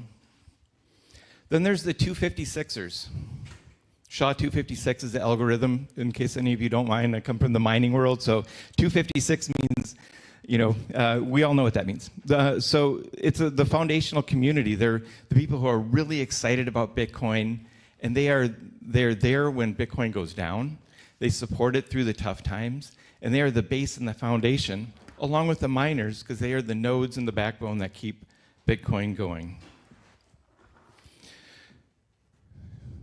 All of these things, we all know what's going to happen when we get mass adoption. We're going to have more participation, innovation multipliers. When you put two people together, you don't get 2, you get 10, because their great idea and your great idea become this thing that we don't know, an unimaginable result, right? And it becomes a true asset class, and we kind of break down those barriers. So I'm going to get into the creative mindset. Here's where we're going to jump off Bitcoin a little bit. Get into some interesting ideas, hopefully. Oops.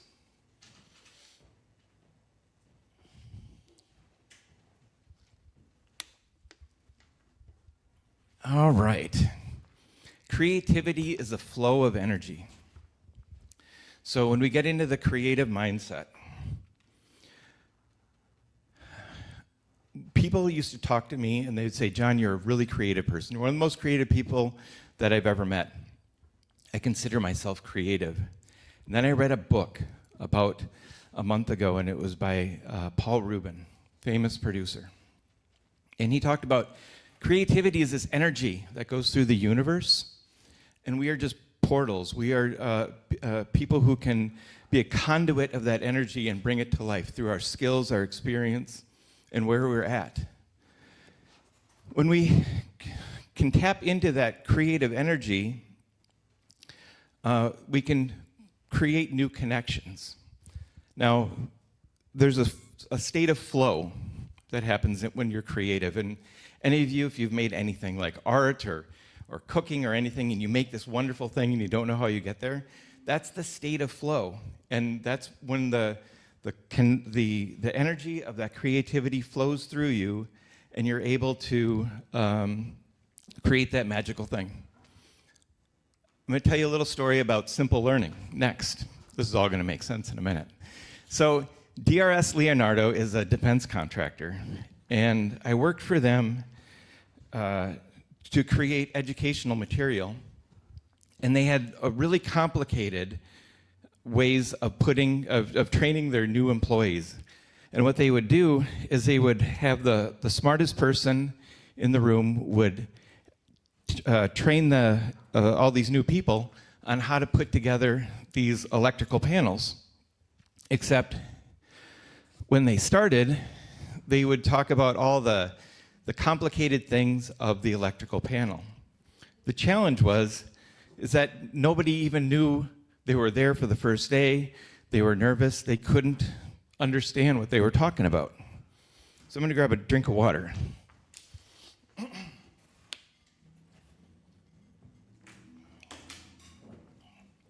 So in Bitcoin,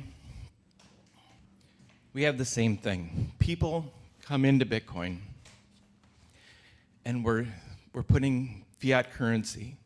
We're putting all these complicated things, and they may not want to know all that. They may just want to invest in Bitcoin. And when there's 10 times more people involved in Bitcoin, they're not all going to be like us. They're going to be people who just want to buy Bitcoin for their grandkids. They want to invest in it. Maybe they want to mine. Maybe they want to do the heat reuse. They want to be involved in it, but there's different levels. And it's not saying that anyone here should stop doing what they're doing. We should absolutely do what we're doing and do more of it, but this is a new branch, like a new evangelist arm that reaches out and speaks to people differently.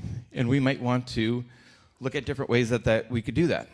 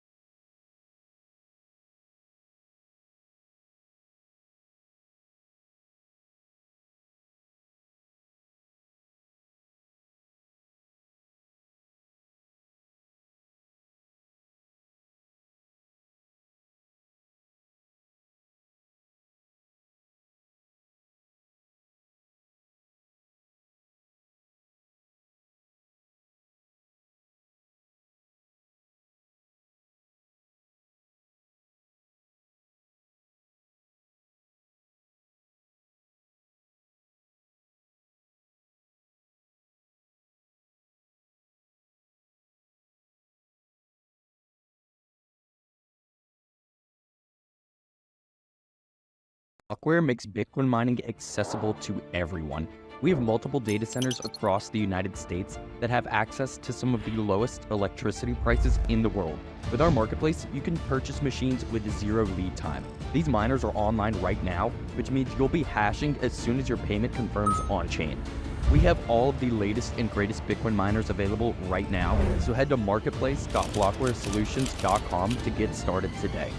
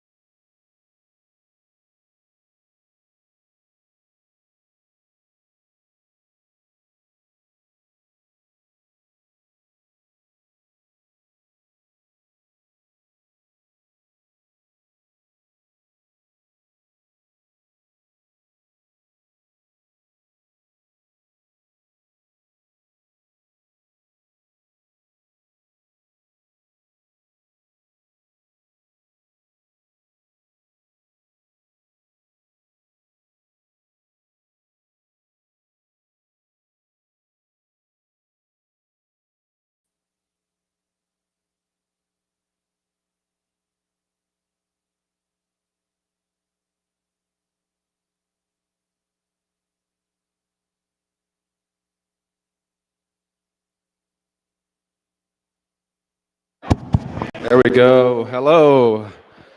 Wow, what a great panel. And you know, we had to switch off the live stream for that panel because some of those folks are not actually supposed to be speaking in public. So they made a special exception to come and be with us today and tell us what they told us in person. So the BitAxe giveaway, I have a winner. I have a winner for the BitAxe giveaway, and it's Beth Lamb. Beth Lamb. Beth, you're kidding. Wow, that's so great. All right.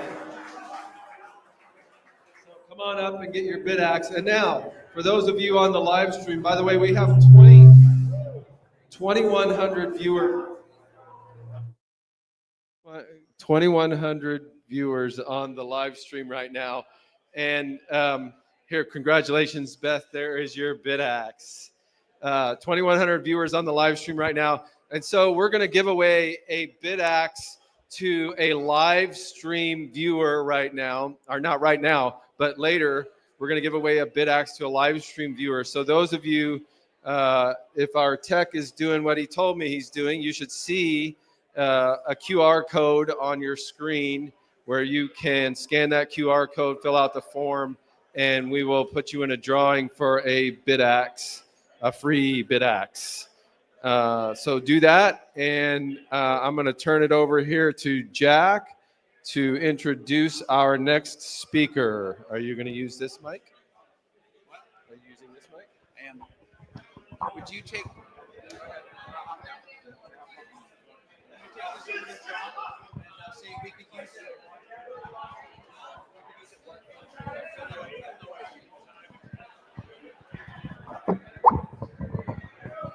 All right. Oh my gosh, that's hot.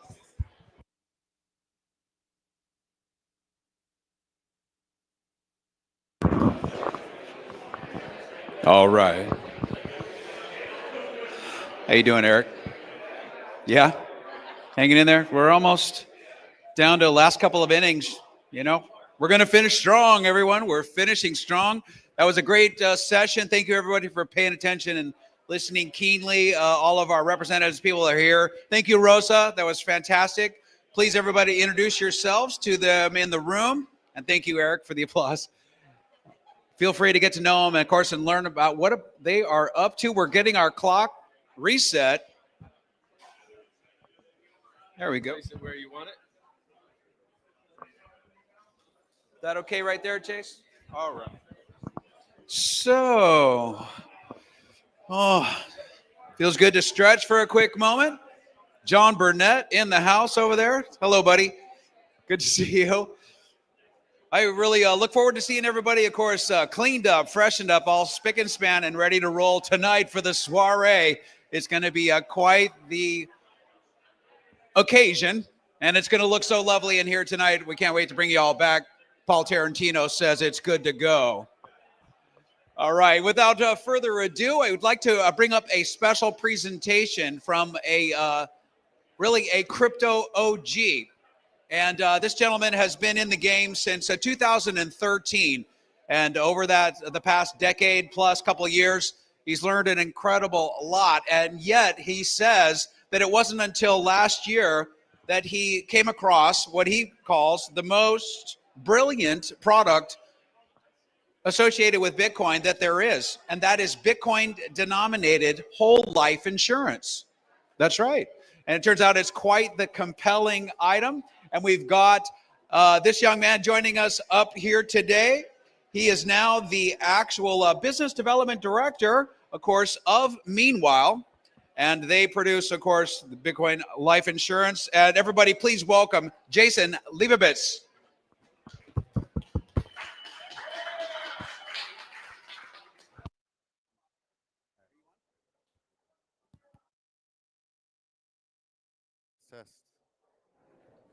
Can you have him turn it on? It better be on. Okay, so and then you Test. All right, there we go.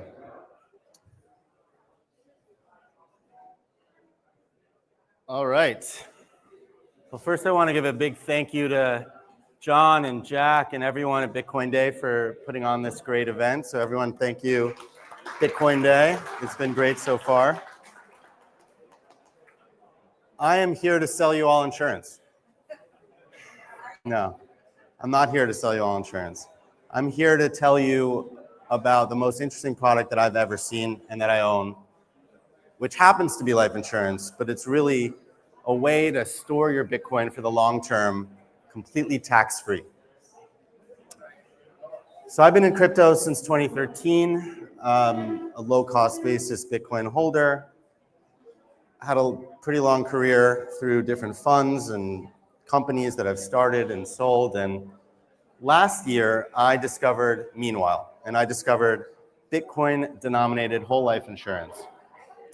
And when I first heard about it, I didn't understand what it was. And when it was finally explained to me, the light bulb went off, and I realized, oh my God, this is the most brilliant marriage between life insurance and Bitcoin, two long-term financial assets and vehicles, and they fit together like peanut butter and jelly. So I quickly got my own policy. I was at a fund called Hashnote at the time. Hashnote was sold to Circle in January. I reached out to the Meanwhile team and I said, guys, this is one of the most amazing things I've ever seen. How do you not have 50,000, 100,000 clients already? And they said, I don't know, come join the team, help us get the word out there. We'll make up a title, we'll call it Head of Business Development. You run partnerships and strategy and distribution and sales and help us grow. So I joined the team in February and I've been very passionate and excited about it ever since. So we've got to take a little step back, and for those that don't understand what whole life is, we'll start somewhere, we'll call it term life. And I'm sure most of you understand term life is essentially if you die, a life insurance company is going to pay your loved ones, your beneficiaries, an amount of money because you're generally having this product term life during your peak earning years. And if, God forbid, you were to die tomorrow, you're at least going to protect your family. You pay money, it lasts for a term, a period of time. At the end of the term, it's over. That's all there is to it. But you add an investment account into the mix, and what you get is whole life insurance, which is for your whole life. It's permanent, it's not a term. But what's amazing about whole life insurance, and that very few people grasp, is that it's completely tax-free. Everything in whole life grows tax-free. You can get policy loans that are tax-free. So for example, you go to a life insurance company like a Mass Mutual, and you'll say, I want coverage. I want a whole life policy. I want $1 million in coverage. And they'll say, great. They're going to crunch some numbers based on your age and health and sex and smoking status and tell you how much premium that you have to pay either each month or each year. And in that premium is baked in fees and expenses, and the premium goes into a mutual fund or an index fund that has a guaranteed growth rate of 4%. It's in the markets. You have an investment account. It's in the markets. It's growing at 4% a year. And over time, your portfolio might be up 30% after 2 decades, let's say. And what's great about whole life is that while it is expensive, the premiums are expensive, especially relative to term life, you have this investment account that you can borrow against, that you can get loans from tax-free. So if this account is up 30% after 20 years, and you need some cash to buy a down payment on a house, you can borrow money out of your policy, not have to pay the capital gains appreciation on that 30%. Get cash, use it as a down payment for a house, and you never have to repay that loan. It just gets netted out of your death benefit. So if your death benefit was $1 million and you borrowed $100K out of your policy, your new death benefit's $900,000. You never have to repay the loan. Pretty great. You still have life insurance. It's a little bit less of a death benefit than it was, and you got this tax-free loan, which is pretty cool. So Meanwhile has taken that approach and realized, well, I don't want a mutual fund because I could beat 4%. Though the tax-free nature is really great, so how do we get the tax-free nature and beat 4%? Well, we love Bitcoin, so Bitcoin will beat 4% a year. What if we put Bitcoin in a life insurance policy and got all the tax advantages of Bitcoin, of life insurance, and applied it to Bitcoin? And that's exactly what Meanwhile did. We were founded in 2022. We're Bermuda-based. We are completely on the Bitcoin standard, and we have investors from our original seed round that are Northwestern Mutual, Sam Altman from OpenAI, Google. We just raised a Series A a few months ago from Folger Ventures, Framework Ventures, Wences Cesares from Zappo Bank. So we've raised a little over $60 million to date as the world's first Bitcoin-denominated life insurance carrier. So for it to work, though, Northwestern couldn't make their own Bitcoin-denominated Mass Mutual, any of them. They can't do it because they are on the fiat standard. They are a dollar-based or a fiat-based company. And in order to get all the tax advantages that you want for your Bitcoin, you have to be completely Bitcoin only. And that's what we are. Our audited financials, which we released last week, are literally a table of numbers with B's in front of each number, not dollar signs. We think in Bitcoin, we operate in Bitcoin, we are on the Bitcoin standard. So what we do is we blend Bitcoin with whole life insurance to get all of these tax advantages. And what you get essentially is tax-free growth of your Bitcoin, tax-free yield on your Bitcoin in Bitcoin terms. Remember, we're not dollar-based yield, but Bitcoin-based yield. And tax-free policy loans. So just like you could have borrowed against your 30% appreciated mutual fund life insurance policy, well, if Bitcoin's up 1,000%, you get to borrow and not pay the cap gains on that 1,000% too. That's how life insurance works. So how does this all work? Well, you pay your premiums in Bitcoin. And the way we've structured it is what's called a non-MEC or non-modified endowment contract, 10-pay or limited pay whole life policy. What that means is you pay your premiums over 10 years in Bitcoin, not dollars. Well, how do you determine your premiums? With the life insurance, the traditional life insurance example I gave before, you ask for $1 million in coverage, they'll crunch numbers and tell you how much premium you have to pay. We can't do that in Bitcoin. We can't tell you you have to pay 5 Bitcoin in premium or 10 Bitcoin in premium, because you might say, I don't have that much. I have 2 Bitcoin, or I have 8 Bitcoin. So how do we determine? We flip the whole script upside down. And instead of you coming asking for coverage, you say to Meanwhile, I want an account. I have this amount of Bitcoin. So let's say I have 10 Bitcoin, and I'd like to put that towards premium. What do I get? Well, we'll then crunch numbers based on your age and health and sex and smoking status and give you a death benefit ratio relative to the amount of premium that you're paying in. For an example, a 35-year-old healthy non-smoking male, 10 Bitcoin in premium, which will pay 1 Bitcoin a year for 10 years, pays about 17.9 Bitcoin in death benefit. So it's a 79% return in Bitcoin terms over the course of his life. 79% yield, an extra 7.9 Bitcoin that you get over the course of your life through a life insurance policy, because we're growing the balance sheet. We have to. We're not a custodian that we're just going to hold your Bitcoin, your 10 Bitcoin, and give you back 10 Bitcoin to your loved ones when you die. That's custody, and there's a lot of taxes involved. Life insurance, per our regulator in Bermuda, for all of our licenses, you have to grow the balance sheet. So we're giving you yield. So the premiums are paid in Bitcoin. The death benefits paid out in Bitcoin. The minimum policy size is 1 Bitcoin over 10 years, so 0.1 Bitcoin in premium per year. If you only have 1 Bitcoin, you could still be a policyholder. The maximum size that we're willing to underwrite is a 50 Bitcoin death benefit or face amount. The premiums depend on your age and health and sex and smoking status. An 18-year-old, for example, healthy female non-smoker, 10 Bitcoin in premium pays about 25 Bitcoin in death benefit. So that's 2.5x. So for that person, I think 20 Bitcoin would be the premium that would give 50 Bitcoin in death benefit. So we'll insure anyone between 18 and 65 years old. If you're older than 65 or if you're approaching that threshold, we're not going to underwrite you. We're taking a risk as a life insurance company on the insured's life. We have to see your health records. You don't have to go to a doctor's office to get a life insurance policy with Meanwhile. Everything's online, everything's automated. You will release your health records via HIPAA attestation online to our internal insurance underwriting team, where we will review your health, make sure you're healthy, make sure you don't have a terminal illness, because we're taking a risk on each person's life. Now, if you're 65 or if you're someone who has had health complications and is fearful that they might not be insurable, or if you're older, there are 3 parties to every insurance contract. There's the owner who pays the premiums. There's the insured life, who's the person whose life we're underwriting, who when they pass triggers the death benefit getting paid out to the last party being the beneficiaries.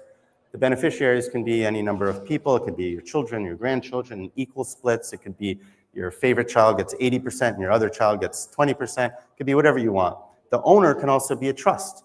We work with irrevocable trusts, irrevocable life insurance trusts. We work with spousal lifetime trusts, SLATs, revocable trusts that own these policies. Every family is different and has different structures and estate plans that work for them. And so you could be 80 years old, have some Bitcoin that you bought years ago because your child or grandchild or you saw an ad told you to, and it's worth a lot of money.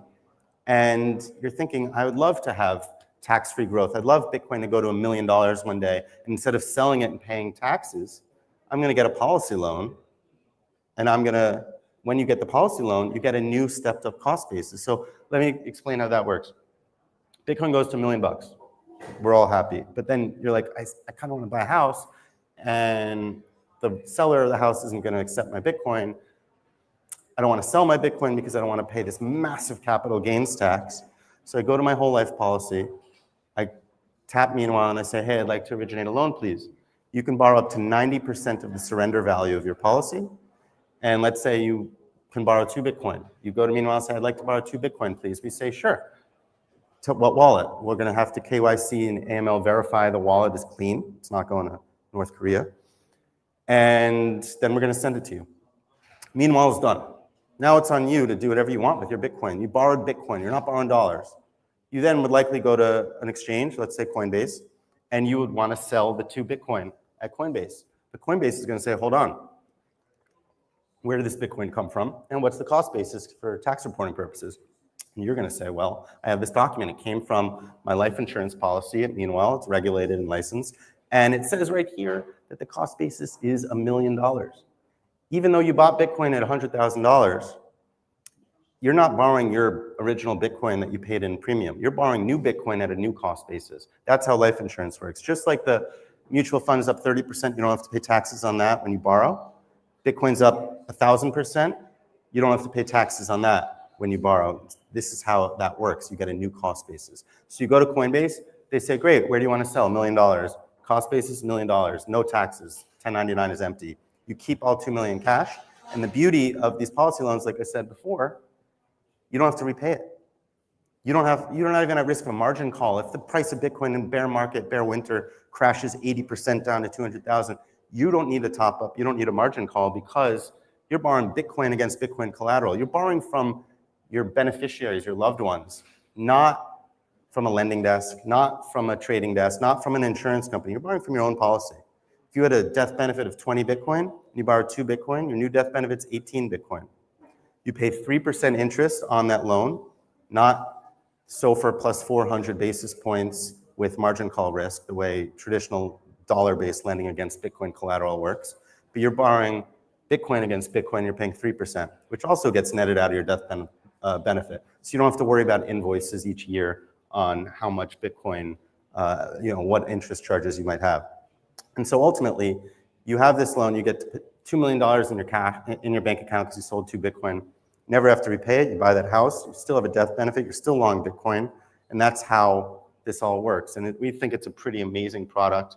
And ultimately, I'll leave you guys with the final thoughts, which are, don't think of this as life insurance. You might already have life insurance, say, I don't need more life insurance. Think of this more as a tax-efficient way to hodl your Bitcoin for the long term. Because you can hold it and sell it in the future and pay taxes, or you can have it in life insurance, be custody with Anchorage, one of the best custodians in the world. And when it goes up, you can get policy loans and sell that tax-free in the future. Still be long Bitcoin, and when you die, your Bitcoin goes to your loved ones. You don't have to leave a treasure map of private keys and safes and safety deposit boxes and passwords and all that stuff that's involved and complicated in crypto. So that's Meanwhile in a nutshell, and I'm out of time, but we can do Q&A outside because I know we have to keep the agenda going. So thank you guys for having me. And this is my contact info in case you want to get in touch or send me an email. You can scan that QR code. Hold on, don't run off.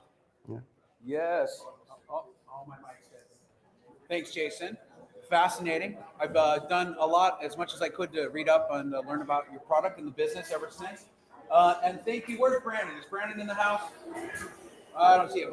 Jason was recently on Brandon Key's Green Candle podcast out there on YouTube. I highly recommend you look up the channel and watch it. Turn on. They're turned off, which happens. You're on. I'll tell you what, any quick questions? Any questions for Jason? Of course, I would like everybody to feel free to come and introduce yourself. Buzz. Can you repay the 10 years in advance up front? You can, but we're going to escrow it at Anchorage and pay in 1/10 a year for 10 years for you. Otherwise, you get hit with a big tax bill. So it does have to be paid over 10 years. If you want to prepay it all up front, you can do so. And we'll escrow it at Anchorage and put it in for you one a year, 1/10 a year for 10 years. What's the back of the envelope math to calculate a surrender rate? Outside. We'll go have a smoke and settle that one out. Boy, this mic is hot. All right. Did you have a question?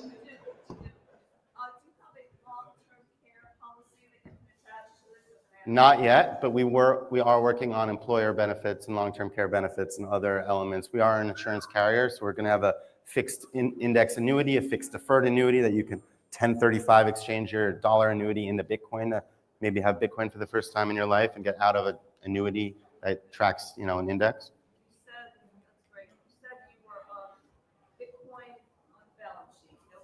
Correct. Is that fair market value reported, or how do you reporting it? One Bitcoin equals one Bitcoin. Right, but how do you show that on? It's on our It's on our website. We have our transparent audited financials on our website. You're just showing how many Bitcoin. We're going to show you how many Bitcoin we have at a certain date and time, which happens to be December 31st, 2024. And every quarter, we're going to have a new audit with a new balance sheet update of how many Bitcoin we have in premium and other assets that we're not public traded, no, we're a private VC-backed company. All right. Thank you. Well, thank you, Jason. Please feel free to introduce yourself and let the questions roll. Jason, Leibowitz, everyone. Meanwhile. Okay, we ready for something new? Something flashy? Oh, I don't even know. Can I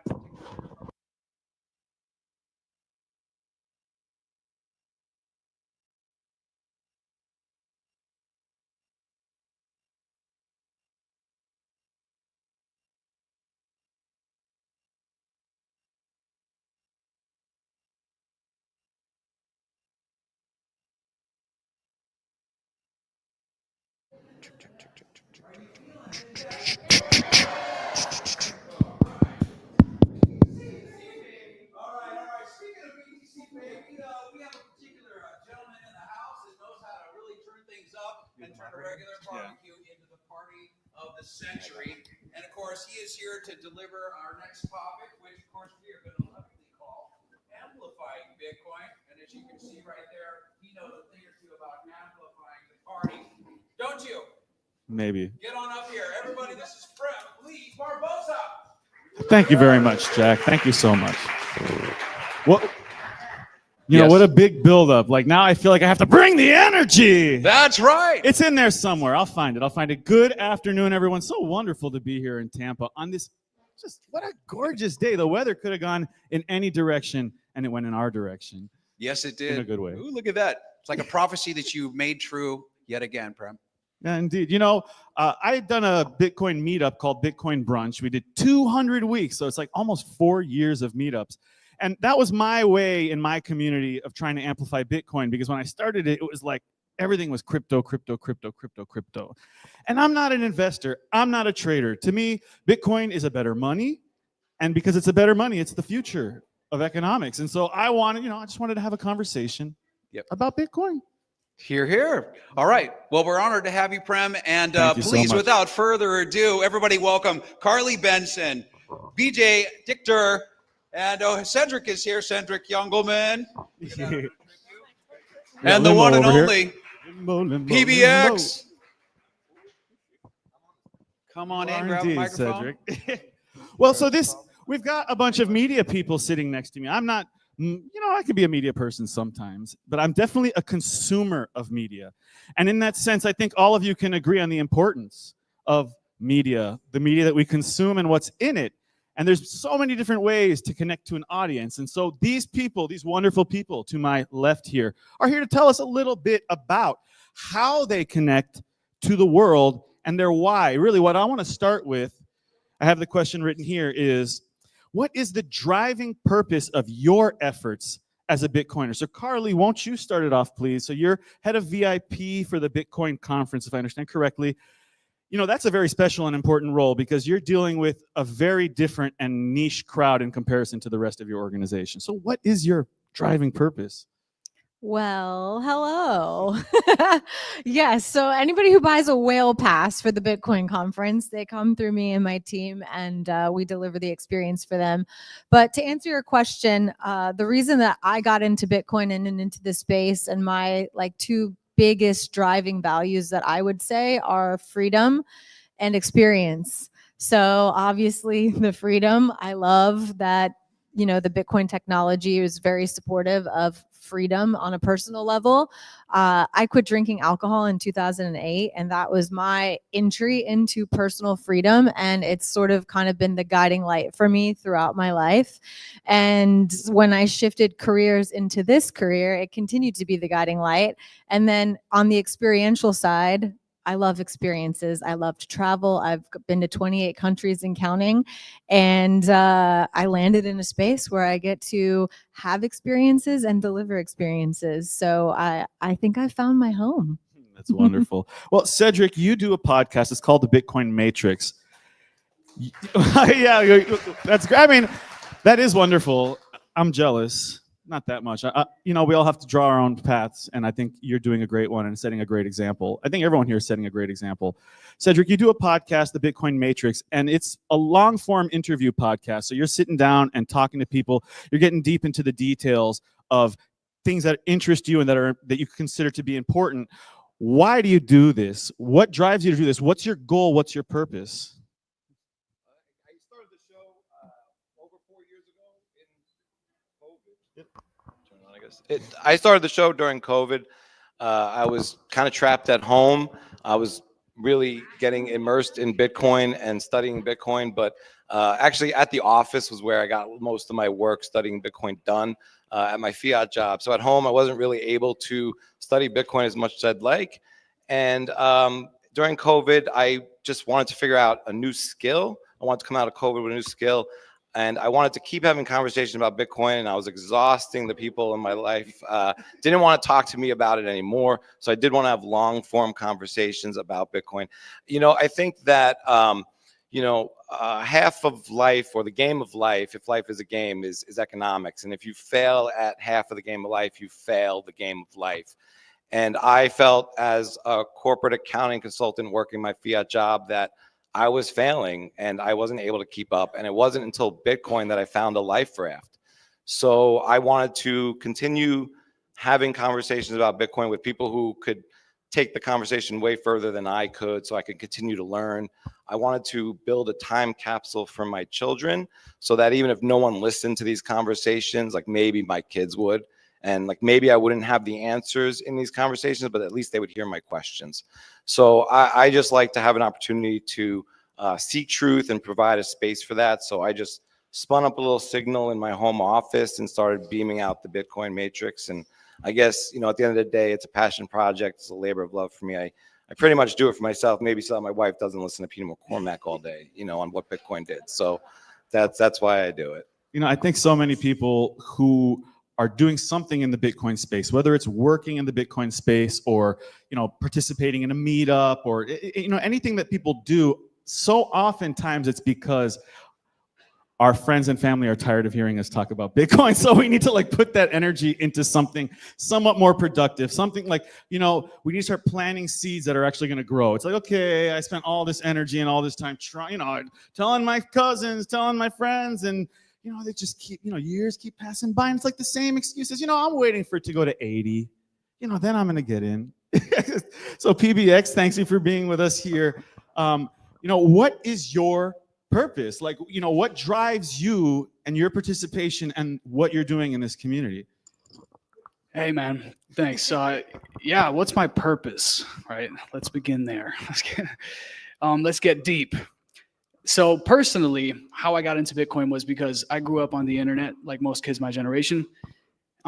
We were deep down the conspiracy rabbit hole, right? Growing up with YouTube, essentially. And we were living in this world where we saw our parents getting, you know, diabetes, heart disease, all kinds of illnesses, where I thought to myself, you know, I don't know if their sources are sound, right? I don't know if we should continue on this path. So I started doing my own research, essentially, at a young age, right? Bucking the trend in high school, debating people, questioning my professors, questioning my teachers, and just trying to seek some sort of a rational explanation as to why we are the biggest empire in all of human history, and also deploy the most capital into health and wellness, you know, into our healthcare system than any other country, but we have the sickest population. So personally, I'm very motivated in just the quality of life, and that's what got me started into this Bitcoin journey, because I was seeking for something that was verifiably true. And with conspiracies on the internet, right, you can get lost. There's opportunists in that market as well who will, you know, have a nugget of truth and then lead you into a very dark alley, right? So it's important to have verifiable truth, and that's something that for the first time when I came across Bitcoin with that open source blockchain, I felt like I found my home, and you know that's what I wanted to build on. And so that's what got me into this space. But since then, I've joined a mining company. This is my buddy's company, actually. Very blessed to work in the space full time. And we experienced censorship, right? Under the Biden administration, choke point 2.0, we got to experience what it looks like to be on the other side of what is politically correct, right? And lost our bank accounts, right? Essentially had all of our channels demonetized and all this nonsense, right? So I got fed up with the mainstream media telling the population who we are and what we do, right? I was like, we need to be forward facing. We need to get out there and be loud and let these people know that we are everyday Americans. We're everyday people worldwide, all joined together for a cause that is actually net positive, that is actually representing what America and our founding values do represent.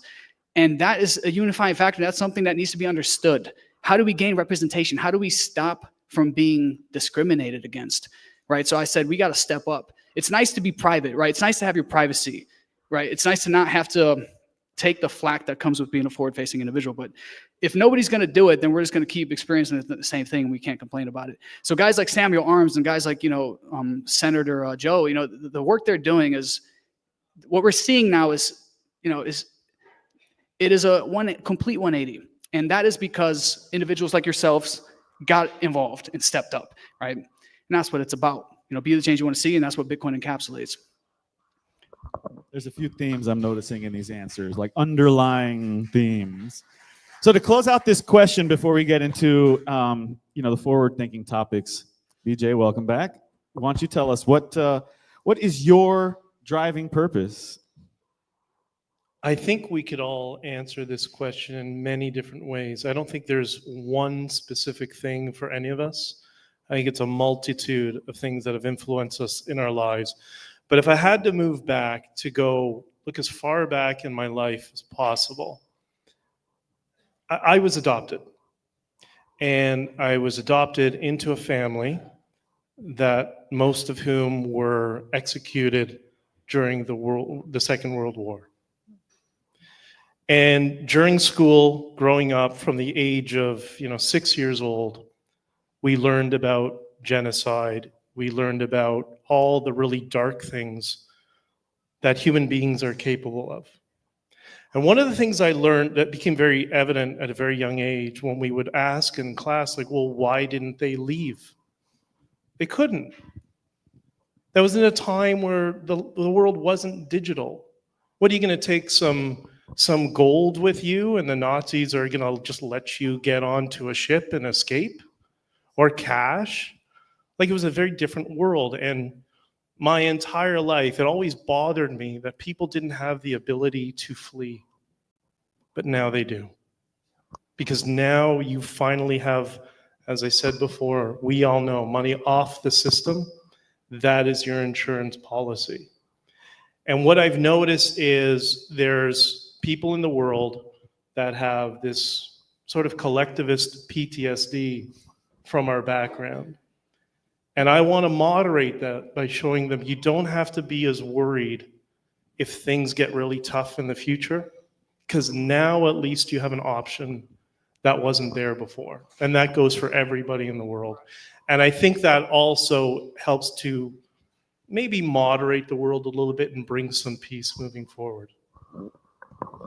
I think, so one of those themes that I was picking up on from your answers is like this form of expressing our own freedom, right? To us, Bitcoin is so important, and that's one of the reasons why we want to share it with people. But when maybe our friends and family aren't receptive to it, it's still very important. We know it's important for the world because it can make the world better. If Bitcoin is better money, and money is so important for the world economy, then a better money will therefore make the world economy better. How are you guys now? Let's go into, okay, what are you doing? What are the ways that we get Bitcoin into the minds of people? How are we setting narratives about how people are talking about Bitcoin? Because obviously there's many different competing narratives. Some of them have been talked about and alluded to here today.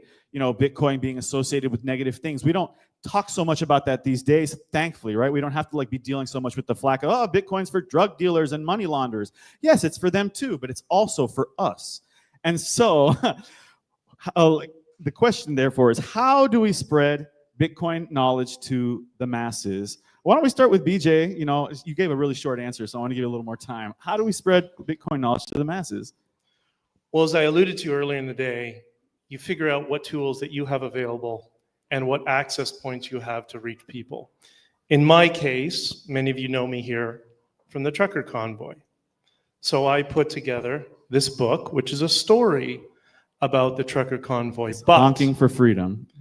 Honkingforfreedom.com, available at local retailers. But this is all the positive stories. I didn't focus on all the negative stuff. I just focused on us coming together. And it's written for people who did not support us. And in this are 2 chapters on Bitcoin and Bitcoin's role and how it gave us our lifeline during that protest. So I think we sometimes get so passionate about Bitcoin that we want to really ram it down people's throat. This is what Bitcoin is, now go buy it. But it is a process. It's a completely different framing to view the world.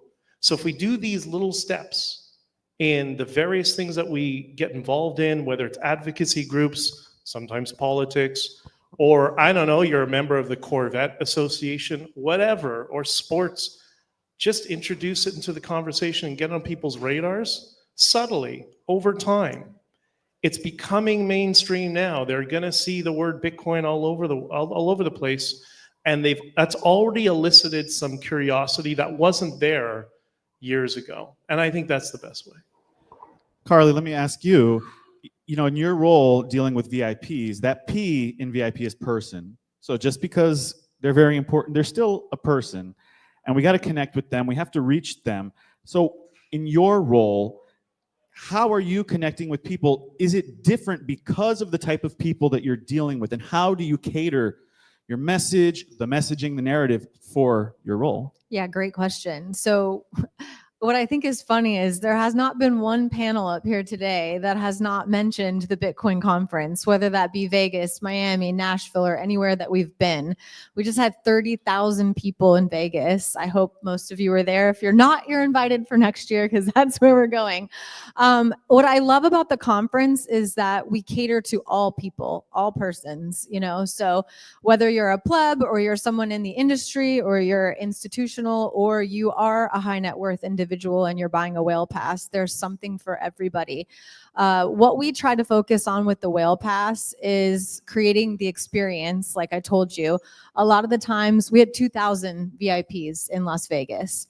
Most of those people did not leave the VIP lounge. So they don't necessarily go to the main stage. They don't go to listen to all the talks. They come because of the networking. They come and they pay for the proximity. They're willing to pay a lot of money to get in the room with the people who are the movers and shakers of the space. So what we try to do is facilitate those conversations, those networking opportunities, whether it's a party or, just putting them all in a room together. And then we also do content sessions. So we're trying to be on the cutting edge of what they're most interested in hearing about. So whether you like it or not, all the politicians were there. Last year we had Trump at the conference. This year we had JD Vance, we had Eric Trump, we had Byron Donalds. So they're interested in hearing about how smart money is thinking about Bitcoin and where they're putting their money and what projects they're getting involved in. And I think what's most exciting to me, at least, about what we do at the conference is the network effects. Companies are born. People are investing into the space. A lot of these companies that you see here that are sponsoring either met at the conference or started their business at the conference. So that's really what we try to cater to is, these are the people that have money. They're investing into the space. They're starting projects. They're building companies. We're getting narratives on the news. So that's what we really try to cater to when we're thinking about the VIP experience for that typical type of person. So you're dealing with, a very niche. So now let me move over to you, PBX, because I think what you guys are doing is much more general. And so can you address, how are you trying to reach the masses? I mean, you're over there doing interviews, you're doing media. So, what is your perspective on that? Who are you trying to reach and how are you trying to reach them? Yeah, good question. So mainly we're focused on the XRP community. That's our target audience. Killing me. Just kidding. We are purist, but we want to reach a broader audience, right? So we want to bring the Bitcoin ethos to the mainstream. And how are we going to do that? It's essentially by having long form conversations, adding production value, right? If we showed them, the viewer, that, hey, we value this interview, right? We're going to go above and beyond to polish this thing up, to make it high value entertainment, then the average viewer will appreciate that, right? At least they'll hang around for the intro, right? 30 seconds. But you plant a little seed, right? So our goal initially was, how do we win the culture, right? Because we don't want to have to leave America to live in some citadel. We'd prefer to be able to stay in Florida, right? And have our Bitcoin too. And that's the way you can have your cake and eat it too, right? So you got to fight the fight, and you got to be forward facing. And it all started with Maddie and I launching and then JMD came on board, launching a Bitcoin meetup in Naples. And that quickly blossomed into having 100 people at a time. And this was, the first peak bull season, right? And so here we are in a room of adorable senior citizens in Naples, Florida, right? All learning about Bitcoin. And hey, you're an outlier, brother. This senior citizen will do more. He'll run faster, outbike me, outswim me. He's representing Naples well. Good to see you, man. But he was one of the early comers, one of the regulars, right? And this is what we love to see. We wanted to build community wherever we were at, right? We said we want to start a circular economy. We want people to know, because unfortunately in this space there's a lot of bullshit. Sorry, excuse my language, but there's a lot of innovation theaters, a lot of scams, and I had been burnt quite a few times, and I wanted people to realize that you're not in this alone, right? There's people you can meet. Before you send your Bitcoin off anywhere, you should have a network of individuals that you cross-reference with, right? Like have somebody you can at least ask before you make that decision. And so we wanted to stop these people from getting a bad first impression, right, in their experience within their time in the space. And so we started giving away ledgers, doing meetups, and it was fun. But like you said, we quickly found ourselves, just in a room of 50 to 100 sweet people, but we were saying the same thing over and over again, and so at some point we realized we should probably film this and broadcast it to a bigger audience, right? We want to reach as many people as possible. And although, we're going to continue doing the communal work, there's so many more people that need to hear this message in a way that's digestible, relatable, right? And a lot of times, in the Bitcoin community, you see these very advanced people, the Bob Burnetts of the world. They're so intelligent, computer, science backgrounds, right? Most of the things they say just go over my head, right? So I'm just trying to keep up. But that's a very valuable part of the industry, right? Those are the kinds of people we point the Michael Saylors to talk to, right? They're the ones who are going to orange pill the higher, more, traditional finance individuals. So we wanted to bridge that gap between culture and our community. And so we're doing that with a unconventional approach where we're gonna break stuff, we're gonna build stuff, we're gonna have fun, right? We're gonna give away some solo Satoshi miners, some bit axes, right? And just try to orange pill people every day, get involved in the college campuses, and show up to places like this where we get to actually meet y'all and get to interact. Like Carly said at the conference, most of these VIPs are sequestered in their lounge. Here you get to shake hands and actually really get to know somebody. So there's something to be said about stepping in, and that's what it's about. So that's the journey we're on, and we're going to continue. All right, so I'm going to be transitioning to my final question, but to stay on that second question, which is about how we're spreading the knowledge. Cedric, how long have you been doing your podcast? Almost 5 years. So tell me then, what have you learned in those 5 years, and what are you doing anything different now than when you started? Yeah, are you doing have you learned anything? Is anything different? The way that maybe the audience has received it, or the feedback you've gotten over those 5 years, has it changed anything? Have you grown as a media producer? I'm going to say yes to all of that. A lot has, I guess, changed. The world has kind of changed around me. I've grown a lot as a person, I think, over the last 5 years. I think of Bitcoin as maybe boosters on my rocket. I don't think it really changes me at the core, but it enables certain core aspects or core competencies to rise to the surface that didn't on a fiat standard. So I'm definitely, Bitcoin definitely has changed me, but not maybe at an intrinsic level. It's just maybe enabled me, empowered me. I maybe am less nervous in interviews now. I've done more of them. I have more patience for them. I'm less worried about the outcomes, I guess. So I think that's made me a better interviewer maybe over time. My mom used to call me and want to charge me money every time I interrupted a guest. That was very early on. So, I learned, that was kind of the point of the show, is I wanted a show where guests could kind of speak and not be interrupted. So I have to learn, try not to talk and get really good at just being patient and letting it. Also, I think the longer the show goes, the more I'm willing to learn in the show and have answers that actually surprise me.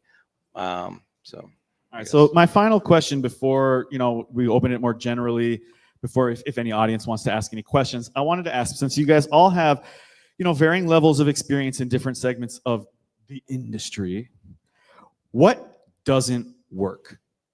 Which strategies, which things do you see public figures in the space doing drives you up the wall. They keep doing it. And you're like, I wish they wouldn't do that. I wish they wouldn't do this. Why are they doing that?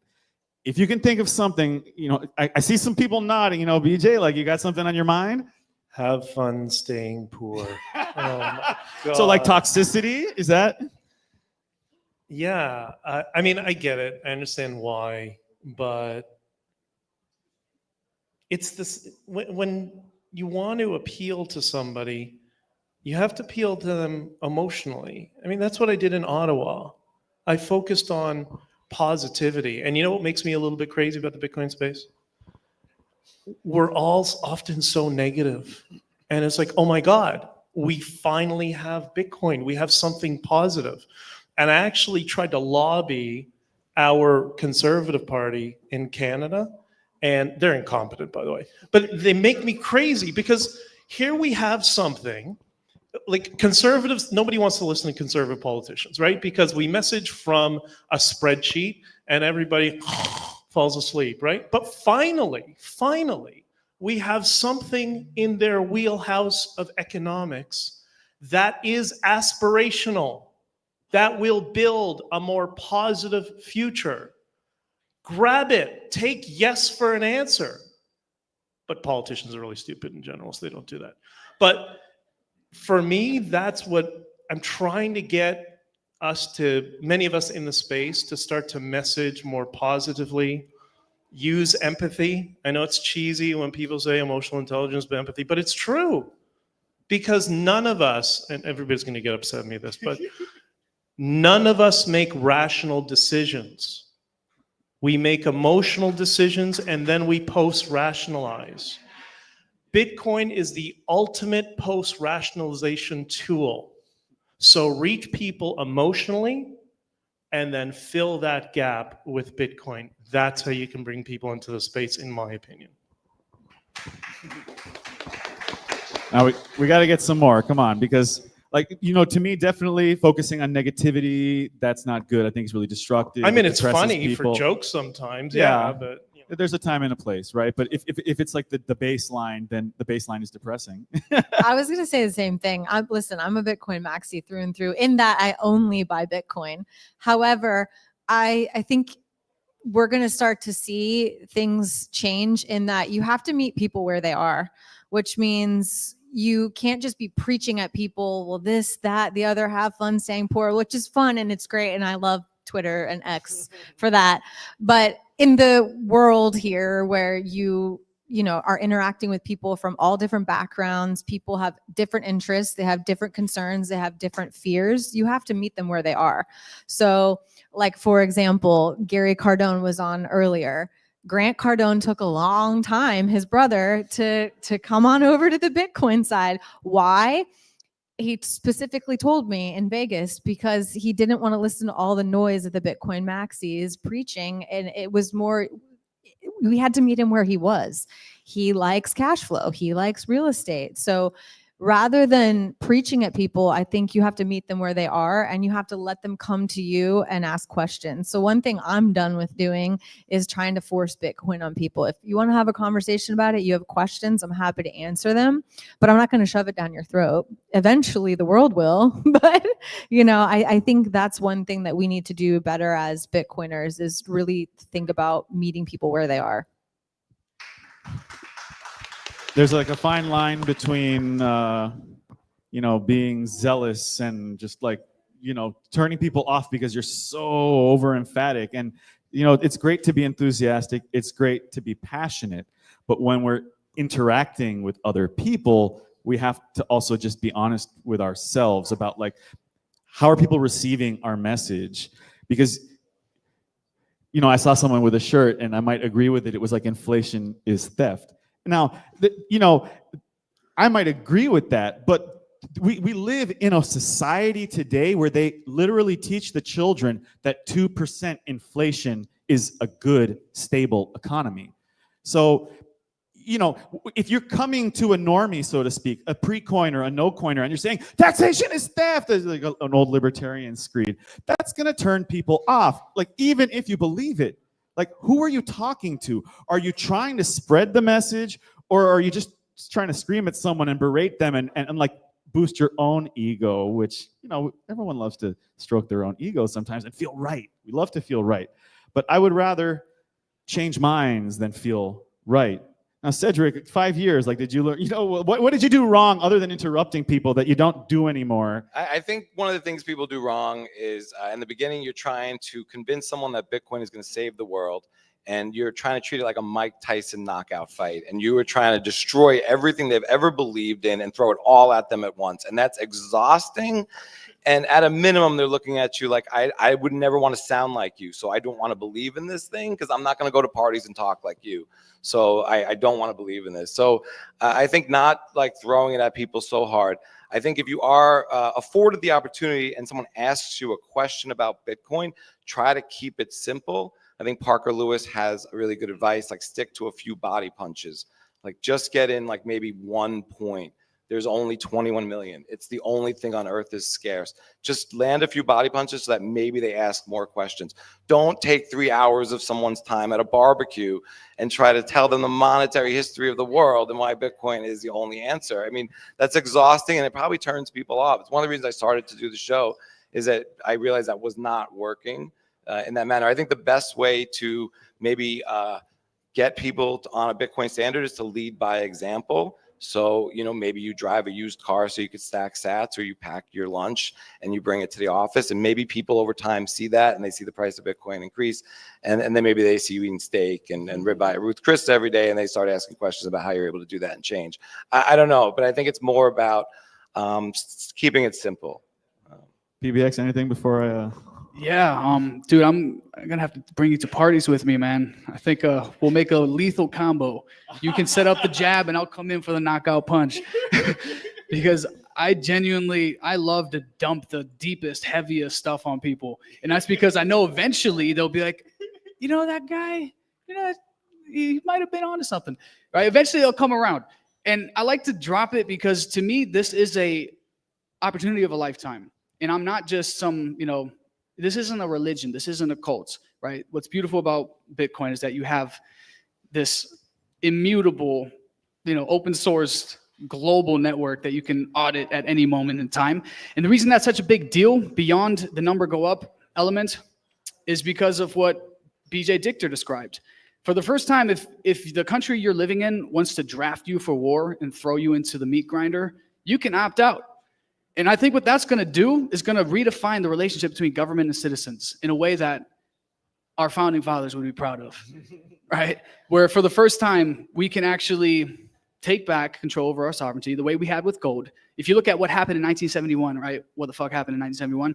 That's when we departed from the gold standard. And since then, we've lost 98% of purchasing power, right? So the dollar has lost 98% of purchasing power since 71. That's absolutely insane. When you look at that graph, that should black pill somebody, right? But then you want to orange pill them with hope, right? And I think the Bitcoin community goes beyond money. And this is what Chris Sullivan always talks about. It's don't measure the worth of your Bitcoin in dollars, right? Because you're holding on to the only scarce commodity in existence. There's no other thing that is truly finite beyond Bitcoin. And it's digital, sure, right? But we live in a digital age.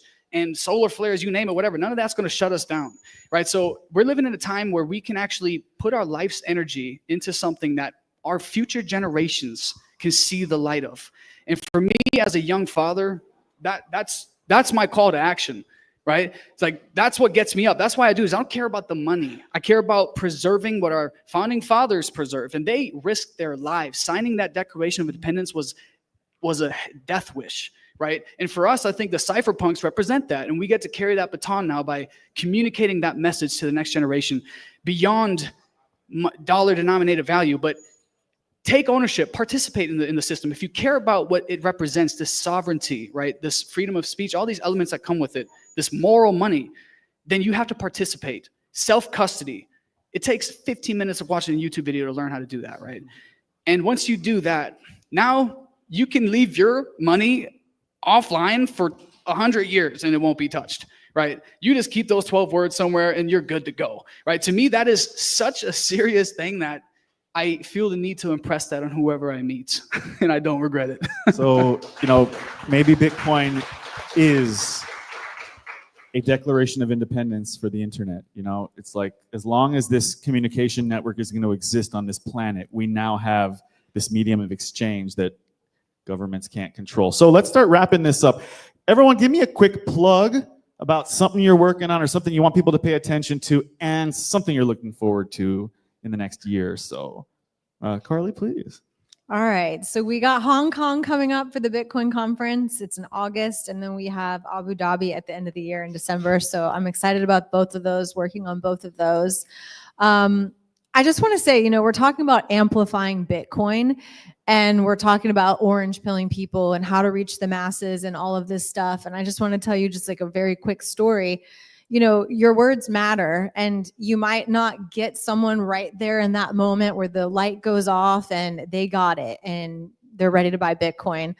But you keep mentioning it. You keep planting the seed. For example, my dad, I talked to him for a year and a half probably about Bitcoin, and I was doing all the preaching and all this stuff. I come home and I'm visiting for the holidays, and he had some health stuff going on, and he texts me and he's like, "You need to call me, please." And I'm like, oh gosh, he's going to tell me something bad. He went to the doctor. I call him up and he's like, "Carly, I need you to buy me some Bitcoin." I'm like, yes. He had finally watched somebody else say all the things I already said, and however they said it landed. So the seeds that you plant, you are amplifying Bitcoin. Water so, them, right? you know, Keep keep watering them. watering it and have patience, because one day someone will call you and say, how do I do that? How do I buy Bitcoin again? And at that point, sorry, and at that point you got to sell. I'm just kidding. I'm joking. Never. Cedric, a plug, and what should we look forward to? What are you looking forward to? Sure. I host the Bitcoin Matrix podcast. We look at Bitcoin through a philosophical lens, kind of examining the societal, cultural, and economic impacts of Bitcoin and the future of money on society. I'm also starting a new show with Paul Tarantino, presented by Byte Federal. It's called Bitcoin Center. It's live on Tuesday nights at 8 p.m. We're doing it out of a studio I'm building for the Bitcoin Matrix. So there's a lot of new, exciting content to come. And I've had conversations already with a lot of people in the room, and I hope to meet more and have some more conversations with you guys. So look forward to it. I'm looking forward to seeing this new setup. You know, I'm looking for the new background, right? Yeah. PBX. So we are currently wrapping up a series we did with Lawrence Lepard, the Big Prince, right?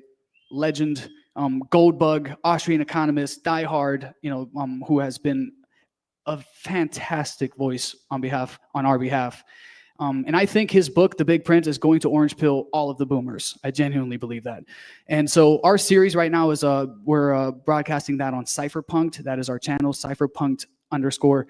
And our next few guests are absolutely insane, right? So we're already in good company with Larry Lepard and having done Dominic Frisbee and stuff. So there's so much awesome content to get into.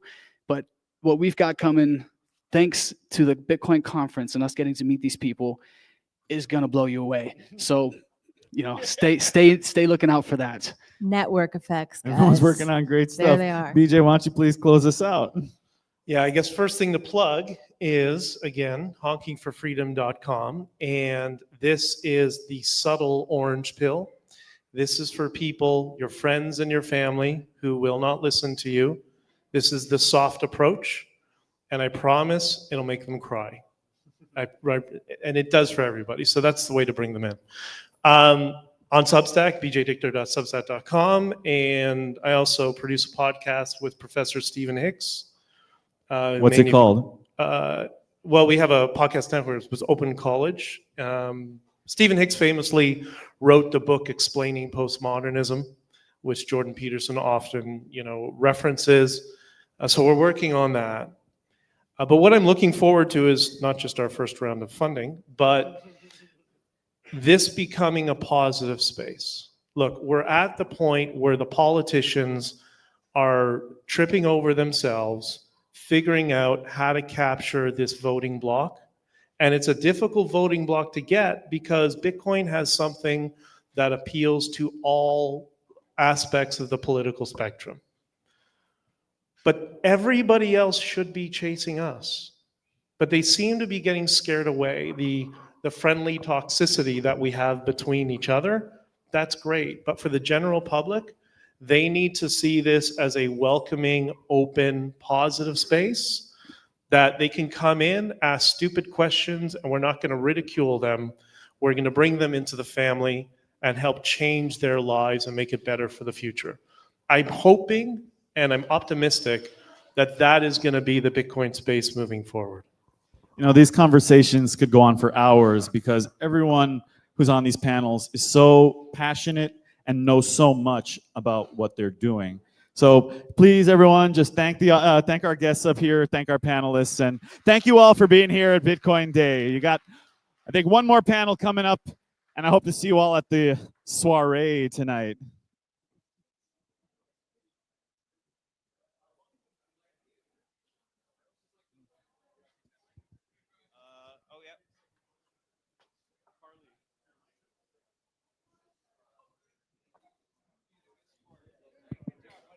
That was cool.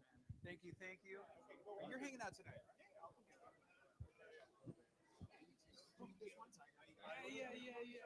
Hello. Well, whoa, here we go. It's me again, and we're about to enter into our final panel of the day and get ready to transition over to the Sound Money Soiree tonight. So we'll be back here tonight, and this room will look completely different than it does right now. So hopefully a lot of you will be coming back with your party gear on, your Florida formal wear, looking fancy and fun. So live streamers, we now have 2,500 people viewing us on live stream. And yeah, 2,500 people on live stream. Thank you for being there. I want to remind you that you too can win a BitAxe. We're giving out a special BitAxe miner for our live stream audience. So there should be a QR code on the screen now or soon that you can scan and enter information into it. And we will do a drawing at the end of the next panel, and then we'll mail a BitAxe to the winner. Okay. I think that is all I have to say, and so I'm going to turn it back over to Jack. What do I got to say? Oh, I do want to say all the moderators up here, you know, the moderators, we choose them because they are pros and they know the subject matter that they're moderating as well as the experts who are on the panels. So Prem was just mentioning how great his panelists are, but Prem is also a very knowledgeable person, and all of our moderators, we really appreciate them. Yes, yes, we do, and proud we are of all of them. Thank you, John. All right, what's up next? All right, we're in the home stretch, everybody. We've just rounded third base. Tom Longo is in the house. Our final session of the day, we're going to finish strong. Can you handle that? Are you ready for it, the final session, or what? All right, all right, all right. That's how we're going to do it. Wesley, get on up here, everybody. We're talking about the fourth turning. There we go. That's right, our economic outlook for the future. We're going to reset that in a minute. And without further ado, Wesley's going to be leading cleanup bat right there. Tom Longo's in the house. Chris Sullivan and Paul Tarantino, come on down. Hey, buddy. Good to see you. I know, I got to look pretty. All right. All right. We're going to finish strong, everybody. It's going to be a great conversation, and we're going to slide right on into a lovely evening together. Tom, I'm glad you made it. Check. Thank you. Thank you, John. We're live. All right. Well, thank you everybody for sticking through to the end. There's a reason why we saved, and what my opinion is the best panel for last, is keep y'all from leaving early. So this is gonna be a fun one. So you guys are gonna. The last time we did this was in Naples earlier this year, and it was the most favorited and the most disliked. So we're it's quite a polarizing group we got up here. But you know that means you're saying something that actually strikes people. So up here we have Chris Sullivan, who is the 2-time best performing hedge fund, according to Barclays, for the past 2 years. Paul Tarantino, CEO of Byte Federal, one of the largest Bitcoin ATM companies in the world. And then one of the most correct men this side of the Mississippi, Mr. Tom Luongo, patriarch of the Gold, Goats, and Guns hive mind. And we are here to talk about the fourth turning and the economic outlook for the next decade. So obviously there's been a lot going on. Tom, I think you did a great job maybe a couple weeks ago setting what was, what you guys called the financial chessboard. Of course, that was a couple weeks ago, and quite a bit's happened since then. So maybe if you could try and give us who's at the poker table right now. Oh, Jesus! It's actually better to ask the question: who has what cards at the poker table? Clearly it's, and this is going to be one of those things where if you haven't heard me rant about this stuff, it may sound Greek to you, but we have a globalist cabal that is centered not in China but in Europe. That is the real problem. We like to call them Davos, where I come from. They get together every year in Davos, Switzerland, and the Bilderberg Group, and all that rotten nonsense. And you can pick your conspiracy theory of choice to fit the model. But they are the old colonial powers of Europe. They have vast sums of money in banks you've never heard of, and they control our governments. They control the governments of Europe. They control the government of the United States. They control the government of Israel. They control the government of Iran. They tried to control the government of Russia, China, and everybody else. So anybody who tries to get out from underneath them gets the hammer. They always get the horns. And much of our history of the world and our own history here in the US, and even our monetary history, as we've discussed today, relative to Bitcoin, the Fed, and everything else, isn't really what you might think it actually is. Because we have their control system is our dollar out there in the world. The offshore dollar system, as Chris will point out, is 20 times the domestic dollar market. Because of that, we've never really been free here in America of our old colonial masters that we supposedly fought a war of independence from in 1776 to 81. They've controlled our markets through trade imbalances, and eventually through giving us their central bank model. We were the Iran, for lack of a better term, in 1913. If you've heard the idea that the only reason we're going after Iran is because they don't have a central bank that the quote unquote Rothschilds control. This is the landscape. So who's at the table right now? It is Trump and the sovereigntists in America, some of whom are our greatest enemies here in this room. That would be some of the major banks, the DOD, even parts of the intelligence departments, and even parts of the Fed? No, and especially the Federal Reserve, because they're the ones who actually have the power to fight the people that we're actually trying to win our independence from. If you accept that premise, and that's a big premise to accept, and it was a big premise for me to accept in 2021 when I started to make this idea click in my head, because I was like everybody, like almost every Bitcoiner you ever met. The hell with the Fed. They're evil. But what if they're the victim and not the villain? What if also, once we understand that they've been the victim, they're also the mechanism by which to become the hero? Hero, victim, villain is the essential triad of all narrative. And only viewing players at the table through one of those lenses leaves you with an incomplete picture. So from everybody's perspective, they are always the hero of their own story. And ultimately, they can be the villain on the other side, and they can always be the victim of somebody else. So what if the Fed has been a captured pawn since after World War II and the rise of the euro dollar market, setting the cost of capital for the United States? And what if what Trump is actually doing with tariffs and this and everything he's trying to do and bringing Bitcoin on board and the stable coins and everything else? What if all of that is to reverse the flow of capital as opposed to having the money go out and us pay interest on debt, have it all come back and stay here? And what if I told you that he would not have been able to even attempt to do any of this if Jerome Powell hadn't switched the world from a LIBOR-based standard to a SOFR-based standard? Which is the LIBOR and SOFR They are the debt. One of what used to be the debt indexing rate of the dollar for the entire world. Every debt contract in the world up until 2022 was written against LIBOR. To Tom's point, think of how hilarious it is. Do we know what LIBOR stands for? London Interbank Overnight Rate. Wait, what? Offered rate. Sorry. Wait, we're basing U.S. mortgages, corporate bonds, high yield bonds, muni bonds on a rate in London? Like, think of how ridiculous that concept is. But that's what it was.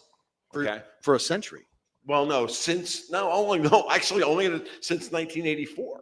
But then the Plaza Accord in 1985, where we rigged all the currency markets, and then the crash in high level, gentlemen, high level, and the SNL crisis, and it's all part of that same process. The Bank of England setting the cost of money has been since In effect, 1814. In effect, I mean, but with LIBOR, and I'll pass it over to Paul in just a second. But when we moved off of LIBOR, which was an agreed upon rate by 18 City of London banks, not the American economy, and we switched over to a SOFR standard in 2022, where SOFR is the indexing rate, and that's a market rate based on what happens in our repo markets and our money markets. What you do every day, the demand for money within our economy is what sets the rate. The Fed actually now has to, in effect, has almost ceded monetary policy to you. Define SOFR real quick. So SOFR is the secured overnight financing rate.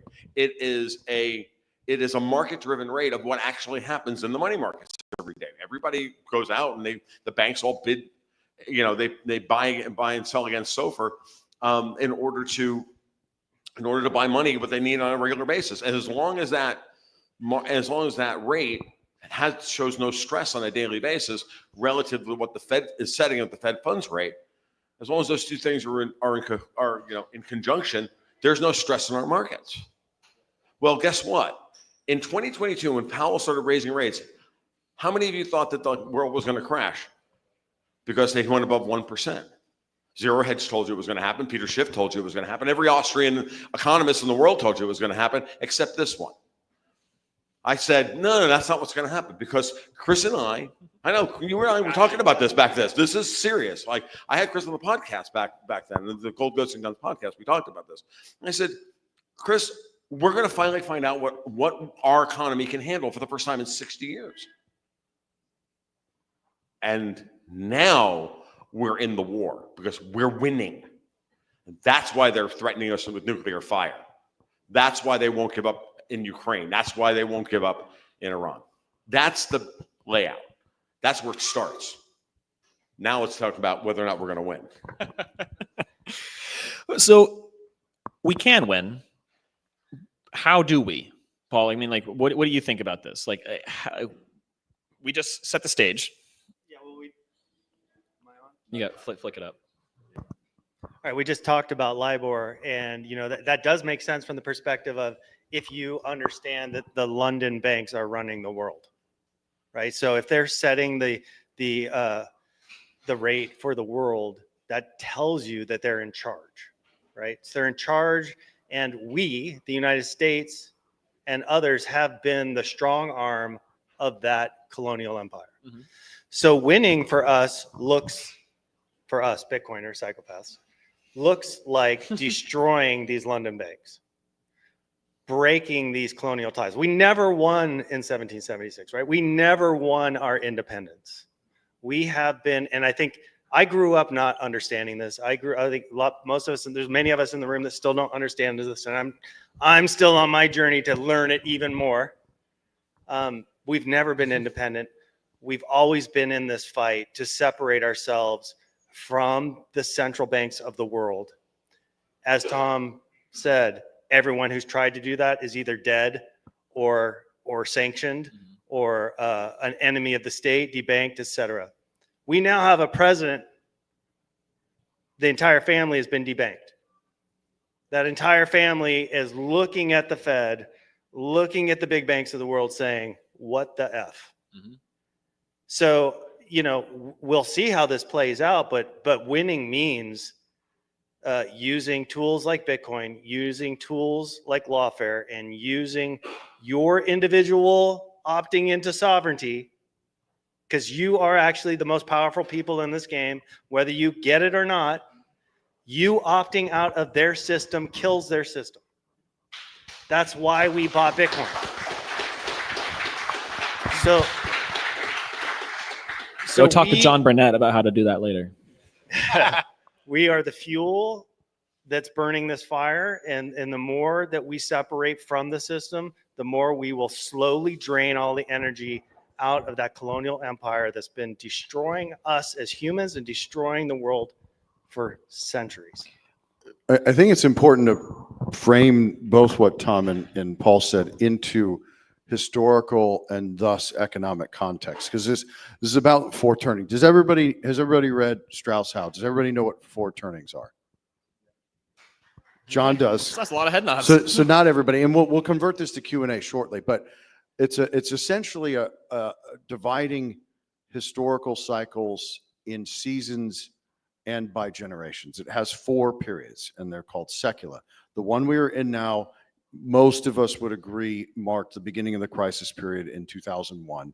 And you begin at a high and you end at a crisis, and in between there's an awakening and transition, and upheaval, etc. So noting where we are historically, you can help prepare yourself mentally, physically, and financially to anticipate, based on previous crisis periods of other four turnings, on how to handle everything. And as Paul mentioned and articulated beautifully, Bitcoin is like the tip of the sword for both the consciousness and the conscientiousness, right? Tom described the conscientiousness of who the players are.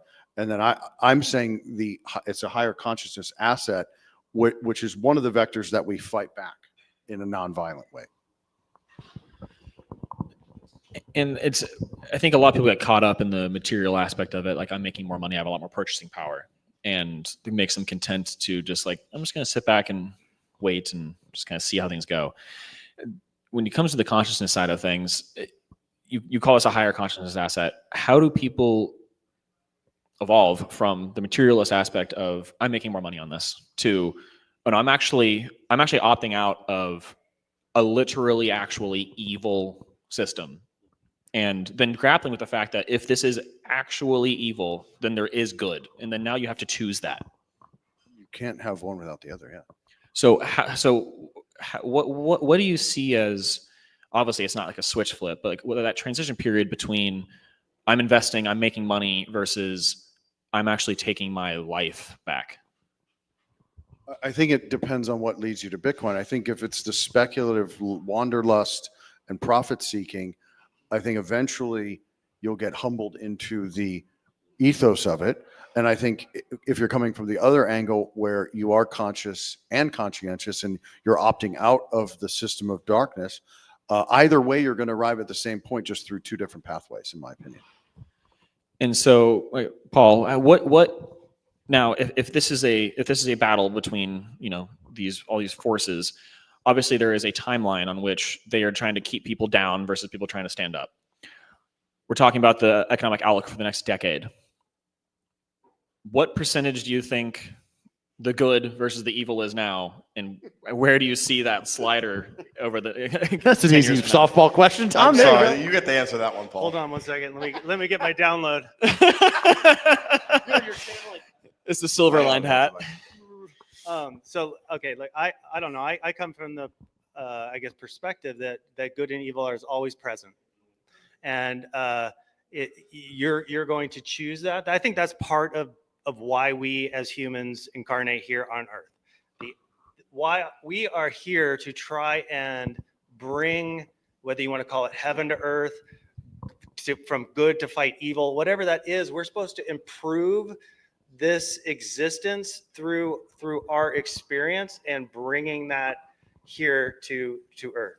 So through that process, so Bitcoin for me, right, started just like everybody else with this, like, oh, I'm going to get rich. That'll help me.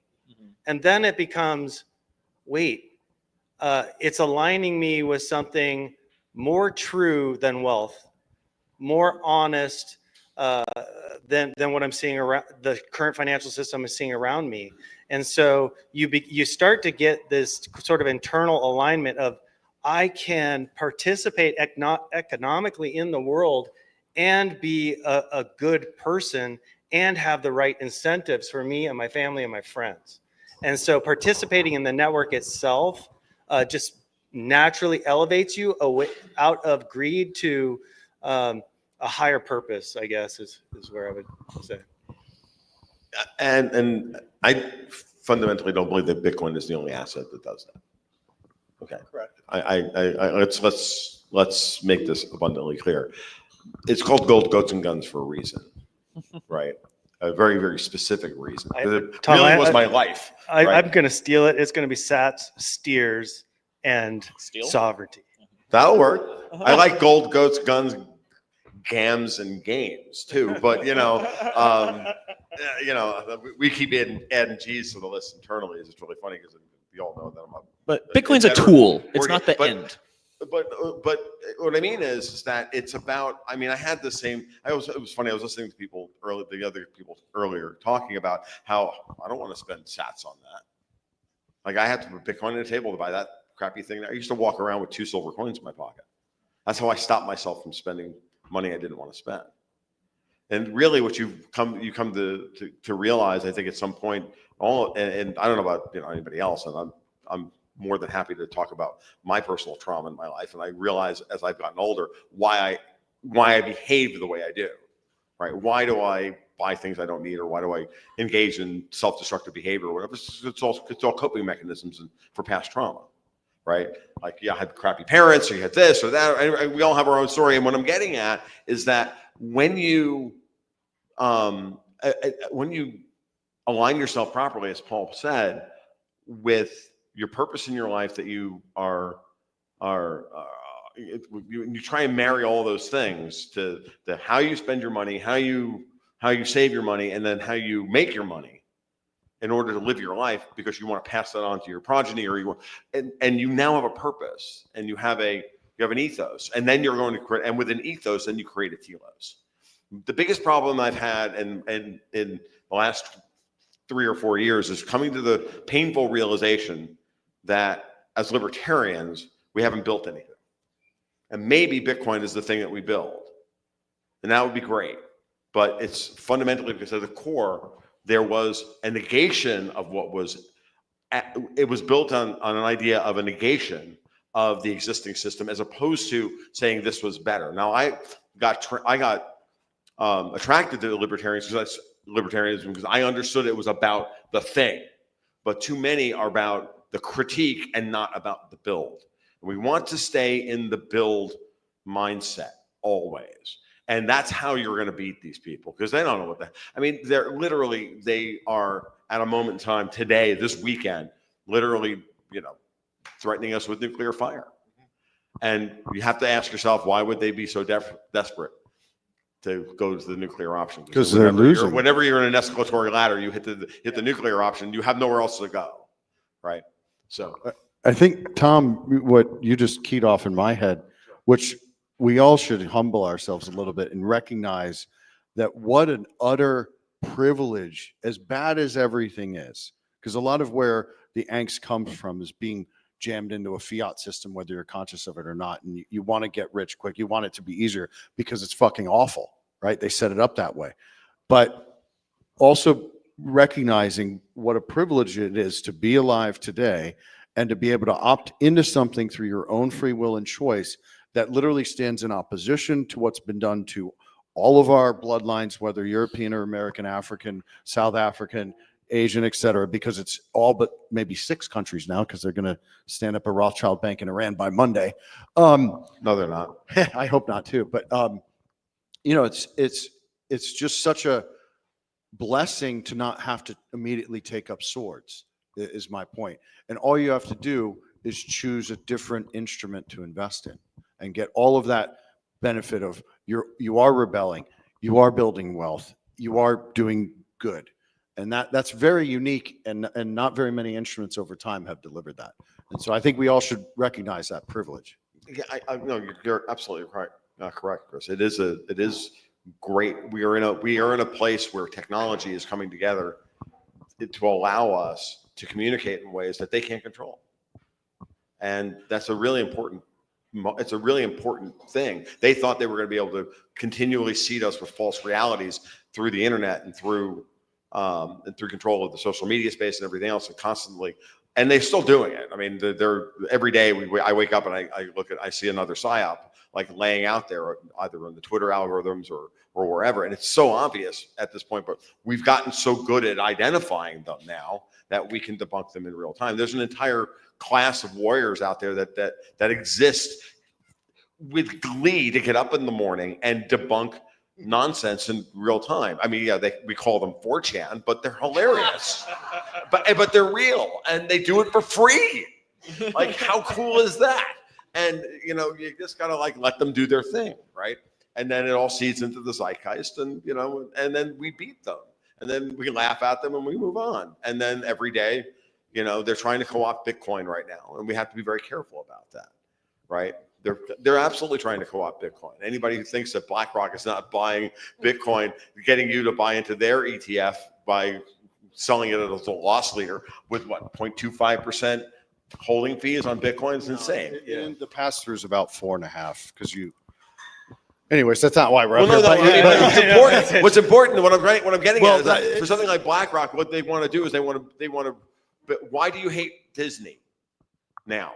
Because one, you were told to hate Disney because Disney was subverted from within by BlackRock controlling the board and then destroying all of your cultural touchstones. Because these people are commies and they're vampires and they're evil. Yep. And they want to destroy everything that makes your life good and decent. Yeah, I think it's also important to if we all. So don't make Bitcoin. My point is, don't let BlackRock turn Bitcoin into and Disney. Anybody who buys. So we have Black Goat Bambi. Let me, Paul, real quick. I've read all the prospectuses because I'm a psycho nerd. This is the main reason, albeit fee is maybe one vector. You need to go to page, it's like 73 or 63, because literally a subsidiary of DTC was created to own the custodied Bitcoin at Coinbase. You already don't own any of your stocks, bonds, and checking accounts. See 1964 dematerialization of securities. But the most important reason to avoid BlackRock, in addition to knowing they're the dark lords of evil, is that you don't own the Bitcoin. It's infinitely worse than owning it at a qualified custodian. Right. All I was going to say with BlackRock, Wall Street finding Bitcoin. They're on the same path. They're only looking at Bitcoin from the perspective of how do we get rich? How do we create more fiat with Bitcoin? They're cycle one, right? You all are cycle 1, 2, 3, 4, 5, wherever you're at. Cycle one is all about getting rich. What we have to realize is that these, I'll be nice, folks, are going to be the hardest to orange pill. For real. It's going to be the hardest group. They're going to actually be, and this is where I think it fits into the fourth turning discussion. They're going to be the hardest to convert to real Bitcoiners. And that fight, now that the Trojan horse is behind the wall, that's when that Trojan horse opens up and Wall Street starts to bifurcate on real Bitcoin and we're going to get rich with Bitcoin, you're going to see a real cycle. And this is where I think that a lot of us in this room have gone and maybe thought we won. And I don't want to be a doomer because, believe me, I can go there. But I think we all have to just be aware of the fight, witness the fight, be willing to call them out on it, and stand our ground and hold on to our real coins. This is the way we'll win. We'll be the only ones standing with real Bitcoin when this is over. Well, and what's the other? I mean, you're absolutely correct, Paul. But understand something. I just want to make a finer point on things. Wall Street is being forced to adopt Bitcoin. It's in the process right now. the financial system doesn't have enough collateral. Doesn't have enough pristine collateral. There isn't enough gold unless we move gold to prices that that everyone's uncomfortable with. Because the higher the price of gold goes, the more the world looks like, that's dangerous. Okay, that's an uncertainty moment. What they're trying to do now, they have to do this. They have to allow the price of pristine collateral, gold, Bitcoin, to rise in a way that is not disruptive and effectively go through another big round of inflation. That's what we're dealing with right now. I came to the conclusion that the Fed has stopped fighting the rising gold price about 5 years ago. Who's fighting a rising gold price is London. The LBMA, the LMA, they're fighting it. We're actually literally draining the LBMA right now through Scott Bessent, the Treasury Department. He's literally draining the LBMA. It's beautiful to watch. The gold coming here from London and the Bank of International Settlements is proof of what Tom's saying. Yeah, and it's even worse than that. I was talking to Martin Armstrong about this when we were up in Calgary together, and Marty said, "Yeah, I know Bessent. And when he worked for Soros, I traded against him in the '90s, and he's very good. And he's better than the traders in London that are currently there. So he has something at his disposal that a lot of people none of us have. He has the U.S. Treasury Department. He can use that he can literally use their general account every day, and the Fed's SOMA account every day. These are tools and weapons that we have, and they're currently, in my read of the game board, in the hands of people who care about who don't want to see commercial banking go away. The point of the problem we're dealing with these evil freaking people over in Europe is they want a central bank digital currency that destroys the relationship between you and your bank, so that you have only a relationship with the central bank, who has a programmable currency that they can say, "You're fat, you don't get to eat pizza. Wouldn't that be good? You are a bad person. You said evil things about Ursula von der Satan on Twitter. You don't get a car loan. Oh, I'm sorry. You don't even get a bank account anymore." That's the world that they want. Now, in that world, do we need commercial banks? No. So why would JP Morgan go along with this? Why would Bank of America go along with this? Why would Goldman go along with it? They're not the central bank. They're the holder. They are the shareholders in the Fed. The Fed actually works for them. They're the shareholders of the New York Fed. The Fed's job is to protect our banking system, the commercial banking system. Jerome Powell was not lying when he said, "I don't want a central bank digital currency." It's like, why would he? He has the most powerful currency in the world. There's not the most powerful money, but he does have the most powerful currency, and that's his primary product. So why would he do anything to try to destroy that? So eventually, Wall Street saw the threat to themselves and implemented and went along with the implementation of SOFR. And now you have to recreate in America the political and investment environment where they don't have to go to Hong Kong or to Singapore or to sub-Saharan Africa to chase yield or play around with our money in CDOs and property markets. And they can go out there and they can go invest in pipelines and tool and die factories and shipbuilding enterprises, which Trump has talked about, and then leave the small stuff, the libraries in Palatka, and all that stuff to the medium banks. That's a great point that Tom is bringing up. And actually, I heard kind of Alex Craner explain this really, really well. Okay, recently. well, And Alex is brilliant. He's brilliant. Where these big, like the big London banks, the colonialism all stemmed from the fact that they needed additional collateral. So they went out to conquer the world so that they had more assets to lend against, right? So, and then we became the army. We became the economic hitman. We became the strong arm of that system. So you've once you see it from that perspective historically, the United States now looks like this giant new colony for our U.S. banks to rebuild on and recollateralize the system on. And I think maybe that's what you're saying. They're trying to engineer. Yeah, well, that's what I am saying, and more importantly, the history we think we know about all of this stuff is wrong. We've been turned into the scapegoat for a system that never died. Now, that scapegoating process is everywhere. And notice who's never, ever, ever blamed for anything.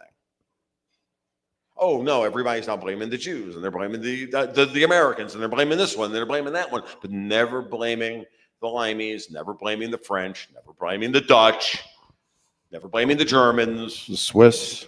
They blame SWIFT, and now and all this is why they're not going to push a central bank on Iran. You want to know why? Because SWIFT is irrelevant now. No, he said Swiss. Oh, the Swiss. Well, Oh, the 'cause Swiss. the head of absolutely. the head of their apparatus is the Bank of International Settlements. Zurich, Yeah. right, and Hong Kong, Singapore, and those are all the new outposts. And Hong Kong and Singapore are the new outposts of what's of what remains of the British Empire. The British Empire never died. I mean, they like to put out propaganda that they're just a bunch of sexually repressed, neurotic people. And don't get me wrong, it's usually funny, but it's not true. Because if you look at what's happened to England, not City of London, it's been destroyed like we have. Their main Tom, streets, explain the difference. Their farms, they have been destroyed. Maybe, does everybody know the City of London is its own city-state? Okay. Just So- like Washington, D.C., just like the Vatican. Right, and there's only 3 of them that may be correlated. And what's important is I was chatting with my friend Ian Burlingame about this. He's like, has anybody gone to the Midlands in England? It's a wasteland. Every time I think about that, all I can think of is that how did Stanley Kubrick make Full Metal Jacket and never leave England to recreate Vietnam? Well, because it hasn't been rebuilt since it was bombed in World War II. Because British communism is a special kind of stupid. So, if I may, you all three have a very vast catalog of podcasts that you've all been on, and everyone should 100% inject Gold, Ghost, and Gun straight into your veins as much as possible. Especially the episodes of Chris. And then Paul, Chris, and John went on a Bitcoin Matrix podcast and had a very long conversation about this as well. But we can listen to those later. I think the value is they're here right now, and so are you. So, who has questions for any of these gentlemen? Right there.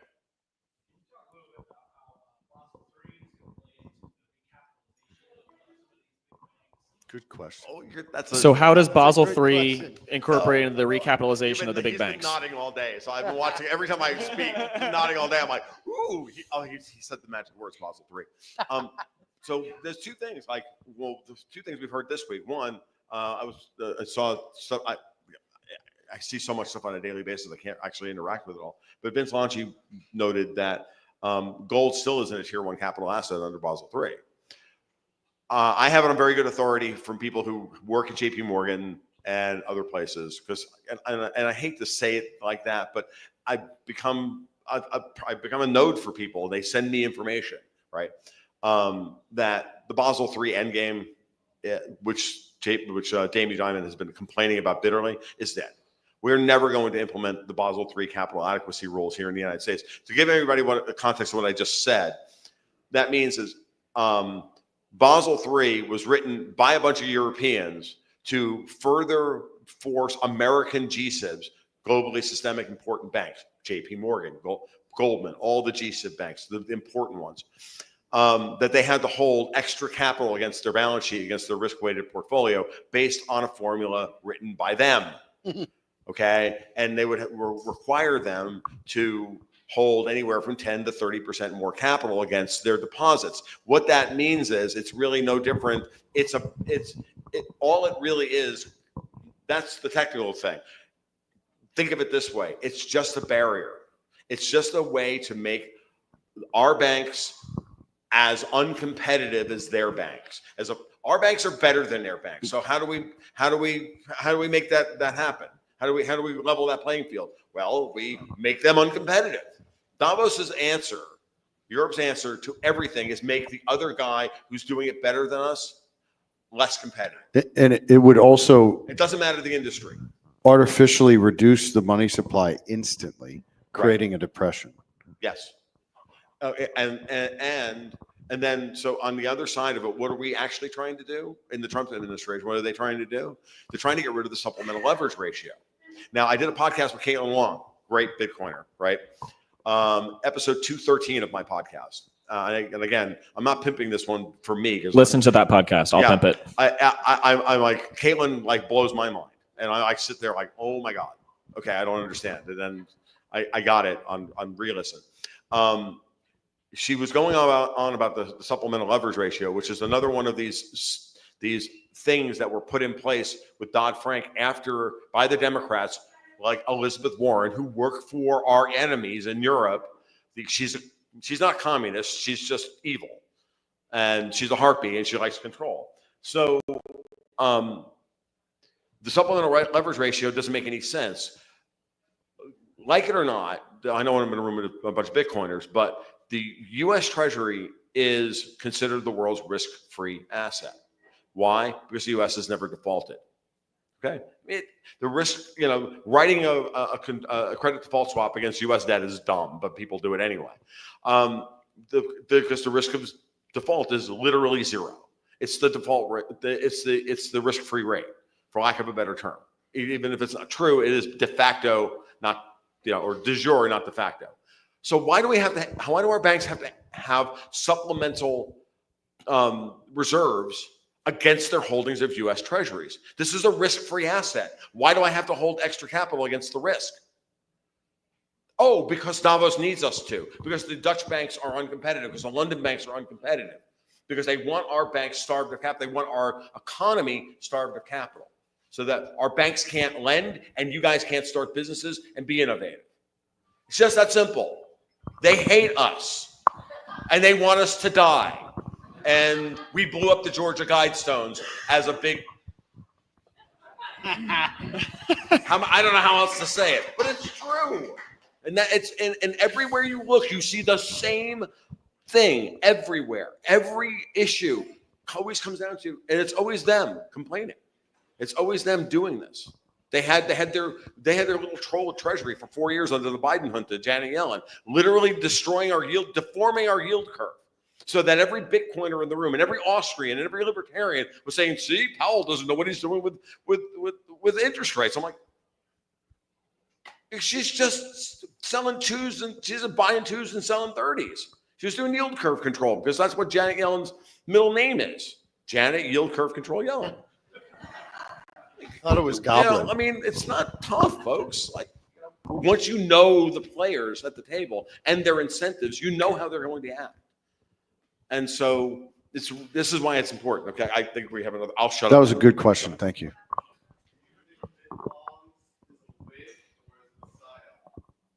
That's for these guys.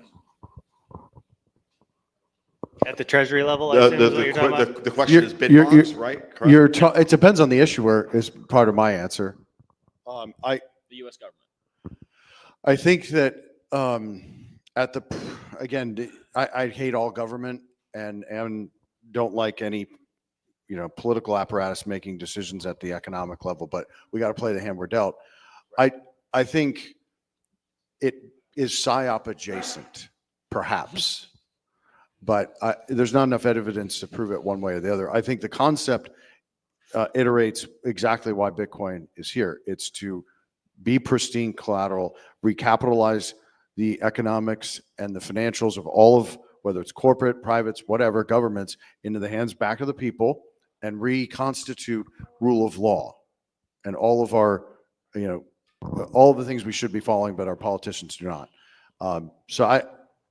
It's maybe not what I would choose, but I can't say it's a PSYOP with full faith. Yeah, whether it's a PSYOP or not, what I think we can do is we can kind of like look down the road what that means, because we see this happening not only in bit bonds, but we see it happening in Bitcoin-backed companies. So all the zombie companies and empty shells of publicly traded companies that are becoming Bitcoin treasury companies now, everyone's using Bitcoin as a life raft to get to some point down the road. So putting a Bitcoin or a percentage of Bitcoin underneath the treasury is like, we're going to keep this, we're going to add some flotation to the treasury to get across this time period. And what that does, and I think this was illustrated by the way Saifedean described Tether having 10% of their backing of Tether being in Bitcoin. Over time, does that become 90% of the backing of Tether? Does over time that 10% Bitcoin become 90% of the backing of the treasury? It will illustrate to Wall Street. It'll illustrate to those people that are in phase one of Bitcoin adoption in finance that the real energy in the room and the real power in the room is Bitcoin. So we might, you can look at it however we want, but them implementing these tools to try and save their butt is just going to wake the rest of the world up. The downside is that they will remove price discovery from the markets themselves and weaponize whatever collateral ratio the knock-ins are. And to Paul's point on the companies, for any of those contrarian bears in this audience, that will represent one of the greatest short trades in our recent history. Fourth turning. Well, gentlemen, we could sit up here for another 2 hours. Is there even such thing as a quick question with these guys? But quick, Fabio.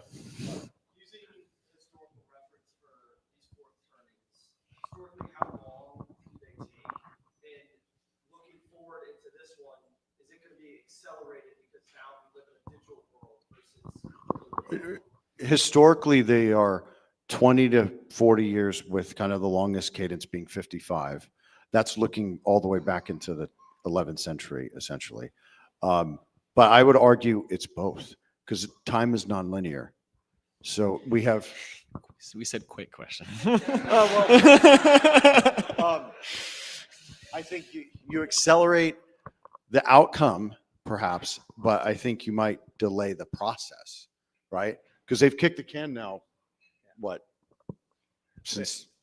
Go ahead. I was just, so when you if you haven't read The Fourth Turning, right, it's a transition. So as we're rolling into probably the darkest point of the Fourth Turning now.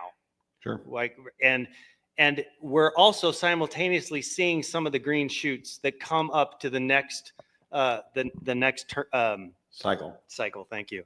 And you know, when you watch that in real time, you just want to start planting your seeds in that new cycle.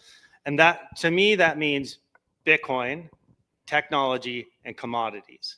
So when you're starting to think of like, how do I get to this next cycle and make sure that I and my family and my friends are safe and secure? That's why I say sats, steers, and sovereignty. It's literally that. It's literally stack Bitcoin, secure your food supply, secure water, secure resources, secure your family. That's what sovereignty is, right? It's becoming a powerful unit that can stand up against wild forces, right? Whether it's the state, whether it's terrorist actors, whether it's some rogue individual that thinks that they've got the right answer for humanity. You have the right answers for yourself. So plant your seeds in that future. Focus on that. This shit is happening whether we want it or not. We're not going to stop it. So, and that's sort of the learning of the Fourth Turning, is that it is inevitable and it is destructive, but it gives us the opportunity to build an amazing future. No, it's it's the Schumpeter's creative destruction writ large. You're correct. I'm not a huge. The older I get, the less I'm enamored of the Strauss and Howe model. It's a nice thing. It's nice. So I'm not a. I do believe in cycles, though, and I do also believe that Martin Armstrong is correct in that we have come to the end of a 6-cycle wave of 51. I just think this Grand is the end super of a cycle. big 300-year cycle. A lot of these are tied to solar cycles. We can get into all that stuff during the soiree. I don't care. I'll be happy to chat about solar physics after this as well. But all of this is in service of, I think Paul's correct that we're hitting the peak of the cycle. I like to look at the Fourth Turning model as a generational thing. I go keep it generation. Generations are roughly 20 to 25 years. So this started with the financial crisis in 2008, not 9/11. The dollar reserve standard ended. No, even Strauss and Howe said it. Like, go to the Fourth Turning website. They're like, Gentlemen. the Fourth Turning started in 2006. Quick question. What's that? Quick. I know, quick. So my point is that if so, then we're halfway through it, as Paul would say. 9/11 was not the turn. The end of the. That was the nominal high of the stock market, or real high of the stock but that's not what this is. Theirs is their model. Using their model, it's definitely 2008. They even said so. Which means that their artist generation starts with the year my daughter was born in 2006. And I can tell you that there's a shift in that in those kids. Those kids are not like the rest of us. And I mean that in a good way, actually. I certainly mean that in a good way. And they're the ones that are looking at what's going on now, and they're going to decide what world we're going to live in for the next 100 years. The game never ends. It's not a board game, folks. It's a cycle. It's a series of cycles. It's what John Osterman said at the end of Watchmen. Nothing ever ends. And the game is going to continue on. So whatever mistakes, we're going to fix a lot of things this time, and we're going to break a lot of things. And Donald Trump is going to fix a lot of things. He's going to make a lot of mistakes. The bringer of chaos. The great champion is a great champion for that reason. So with that said, just understand that there's both opportunity and danger. And the big one is don't get so focused on any one part of the aspect of this cycle. Bitcoin is part of it. There are plenty of opportunities out there in the world beyond what's in this room today. And the longer I'm in this game, having gone all through Austrian economics, all of it, Bitcoin from the beginning, all of it, the more I'm convinced that it's all going to be a part of the system. The new system is going to be a hybrid. It will be. In the time frame that it matters to anybody in this room, which is your investing horizon, which is your children, which is what you're going to pass on to your progeny horizon. Okay? So that would be the way I would say it. Right. Yeah, please round of applause. Thank you, gentlemen. I have good news for everyone. We've canceled the soiree. It's just going to be 2 more hours of talking to them. But thank you all for your attention. Thank you for making it to the end of the first Bitcoin Day Tampa. Thank you to all of our speakers. Thank you to all of our sponsors. Thank you to you all for joining. Thank you to John and Jack and the AV team. Thank you to Liz. Thank God. And so John's going to break us out, but I'm going to let John finish this up.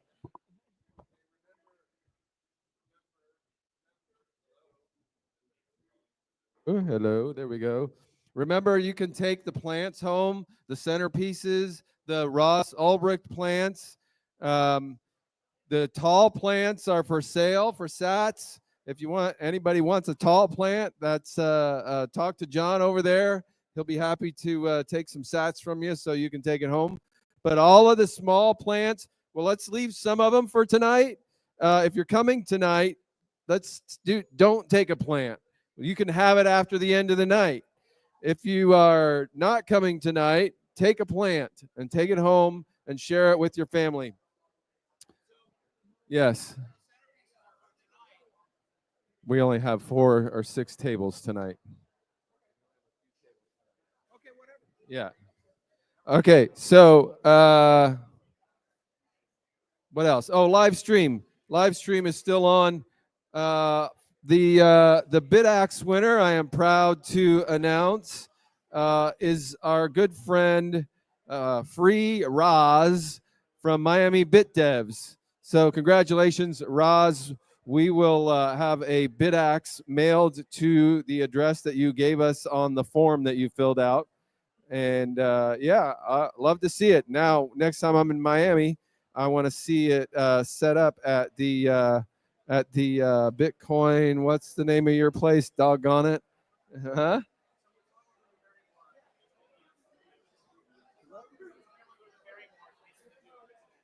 Oh. Okay, yeah. So I was also, wait, somebody help me. Somebody come up here and tell me what the name of Roz's office is in Miami. Where's Prem? Prem, come here. Anybody who needs someplace to go between now and the soiree, we can you can go to the Barrymore Hotel, which is right there. Walk across the bridge and go over to the Barrymore Hotel, and maybe buy a cup of coffee or something in the restaurant so they don't kick you out. But that's a good place to hang out. It's easy to get to. It's walking distance. So if you need a place between now and 7, that's a place to go. Prem, what's the name of the place that you guys have in Miami? Bitcoin Grove. Yes. So Roz won the BitAxe. Did you hear? Roz is watching online and he won the BitAxe. Yeah, so Bitcoin Grove. I want to come to Miami and see the BitAxe running in Bitcoin Grove. Yeah. All right, I'm signing off on the live stream. John Taylor. John Taylor, you may cut the live stream. Thank you all for tuning in. And we will, I don't know, we'll be back with you in September 27th at Tyson's, Virginia at the Strategy headquarters. So look online. I think we posted a link that you can sign up. And if you're in that area, you can join us for Bitcoin Day Tyson's on September 27th. All right. Am I off? Is my live stream off now? Live stream is off. Yeah, please. Okay, everyone that's still in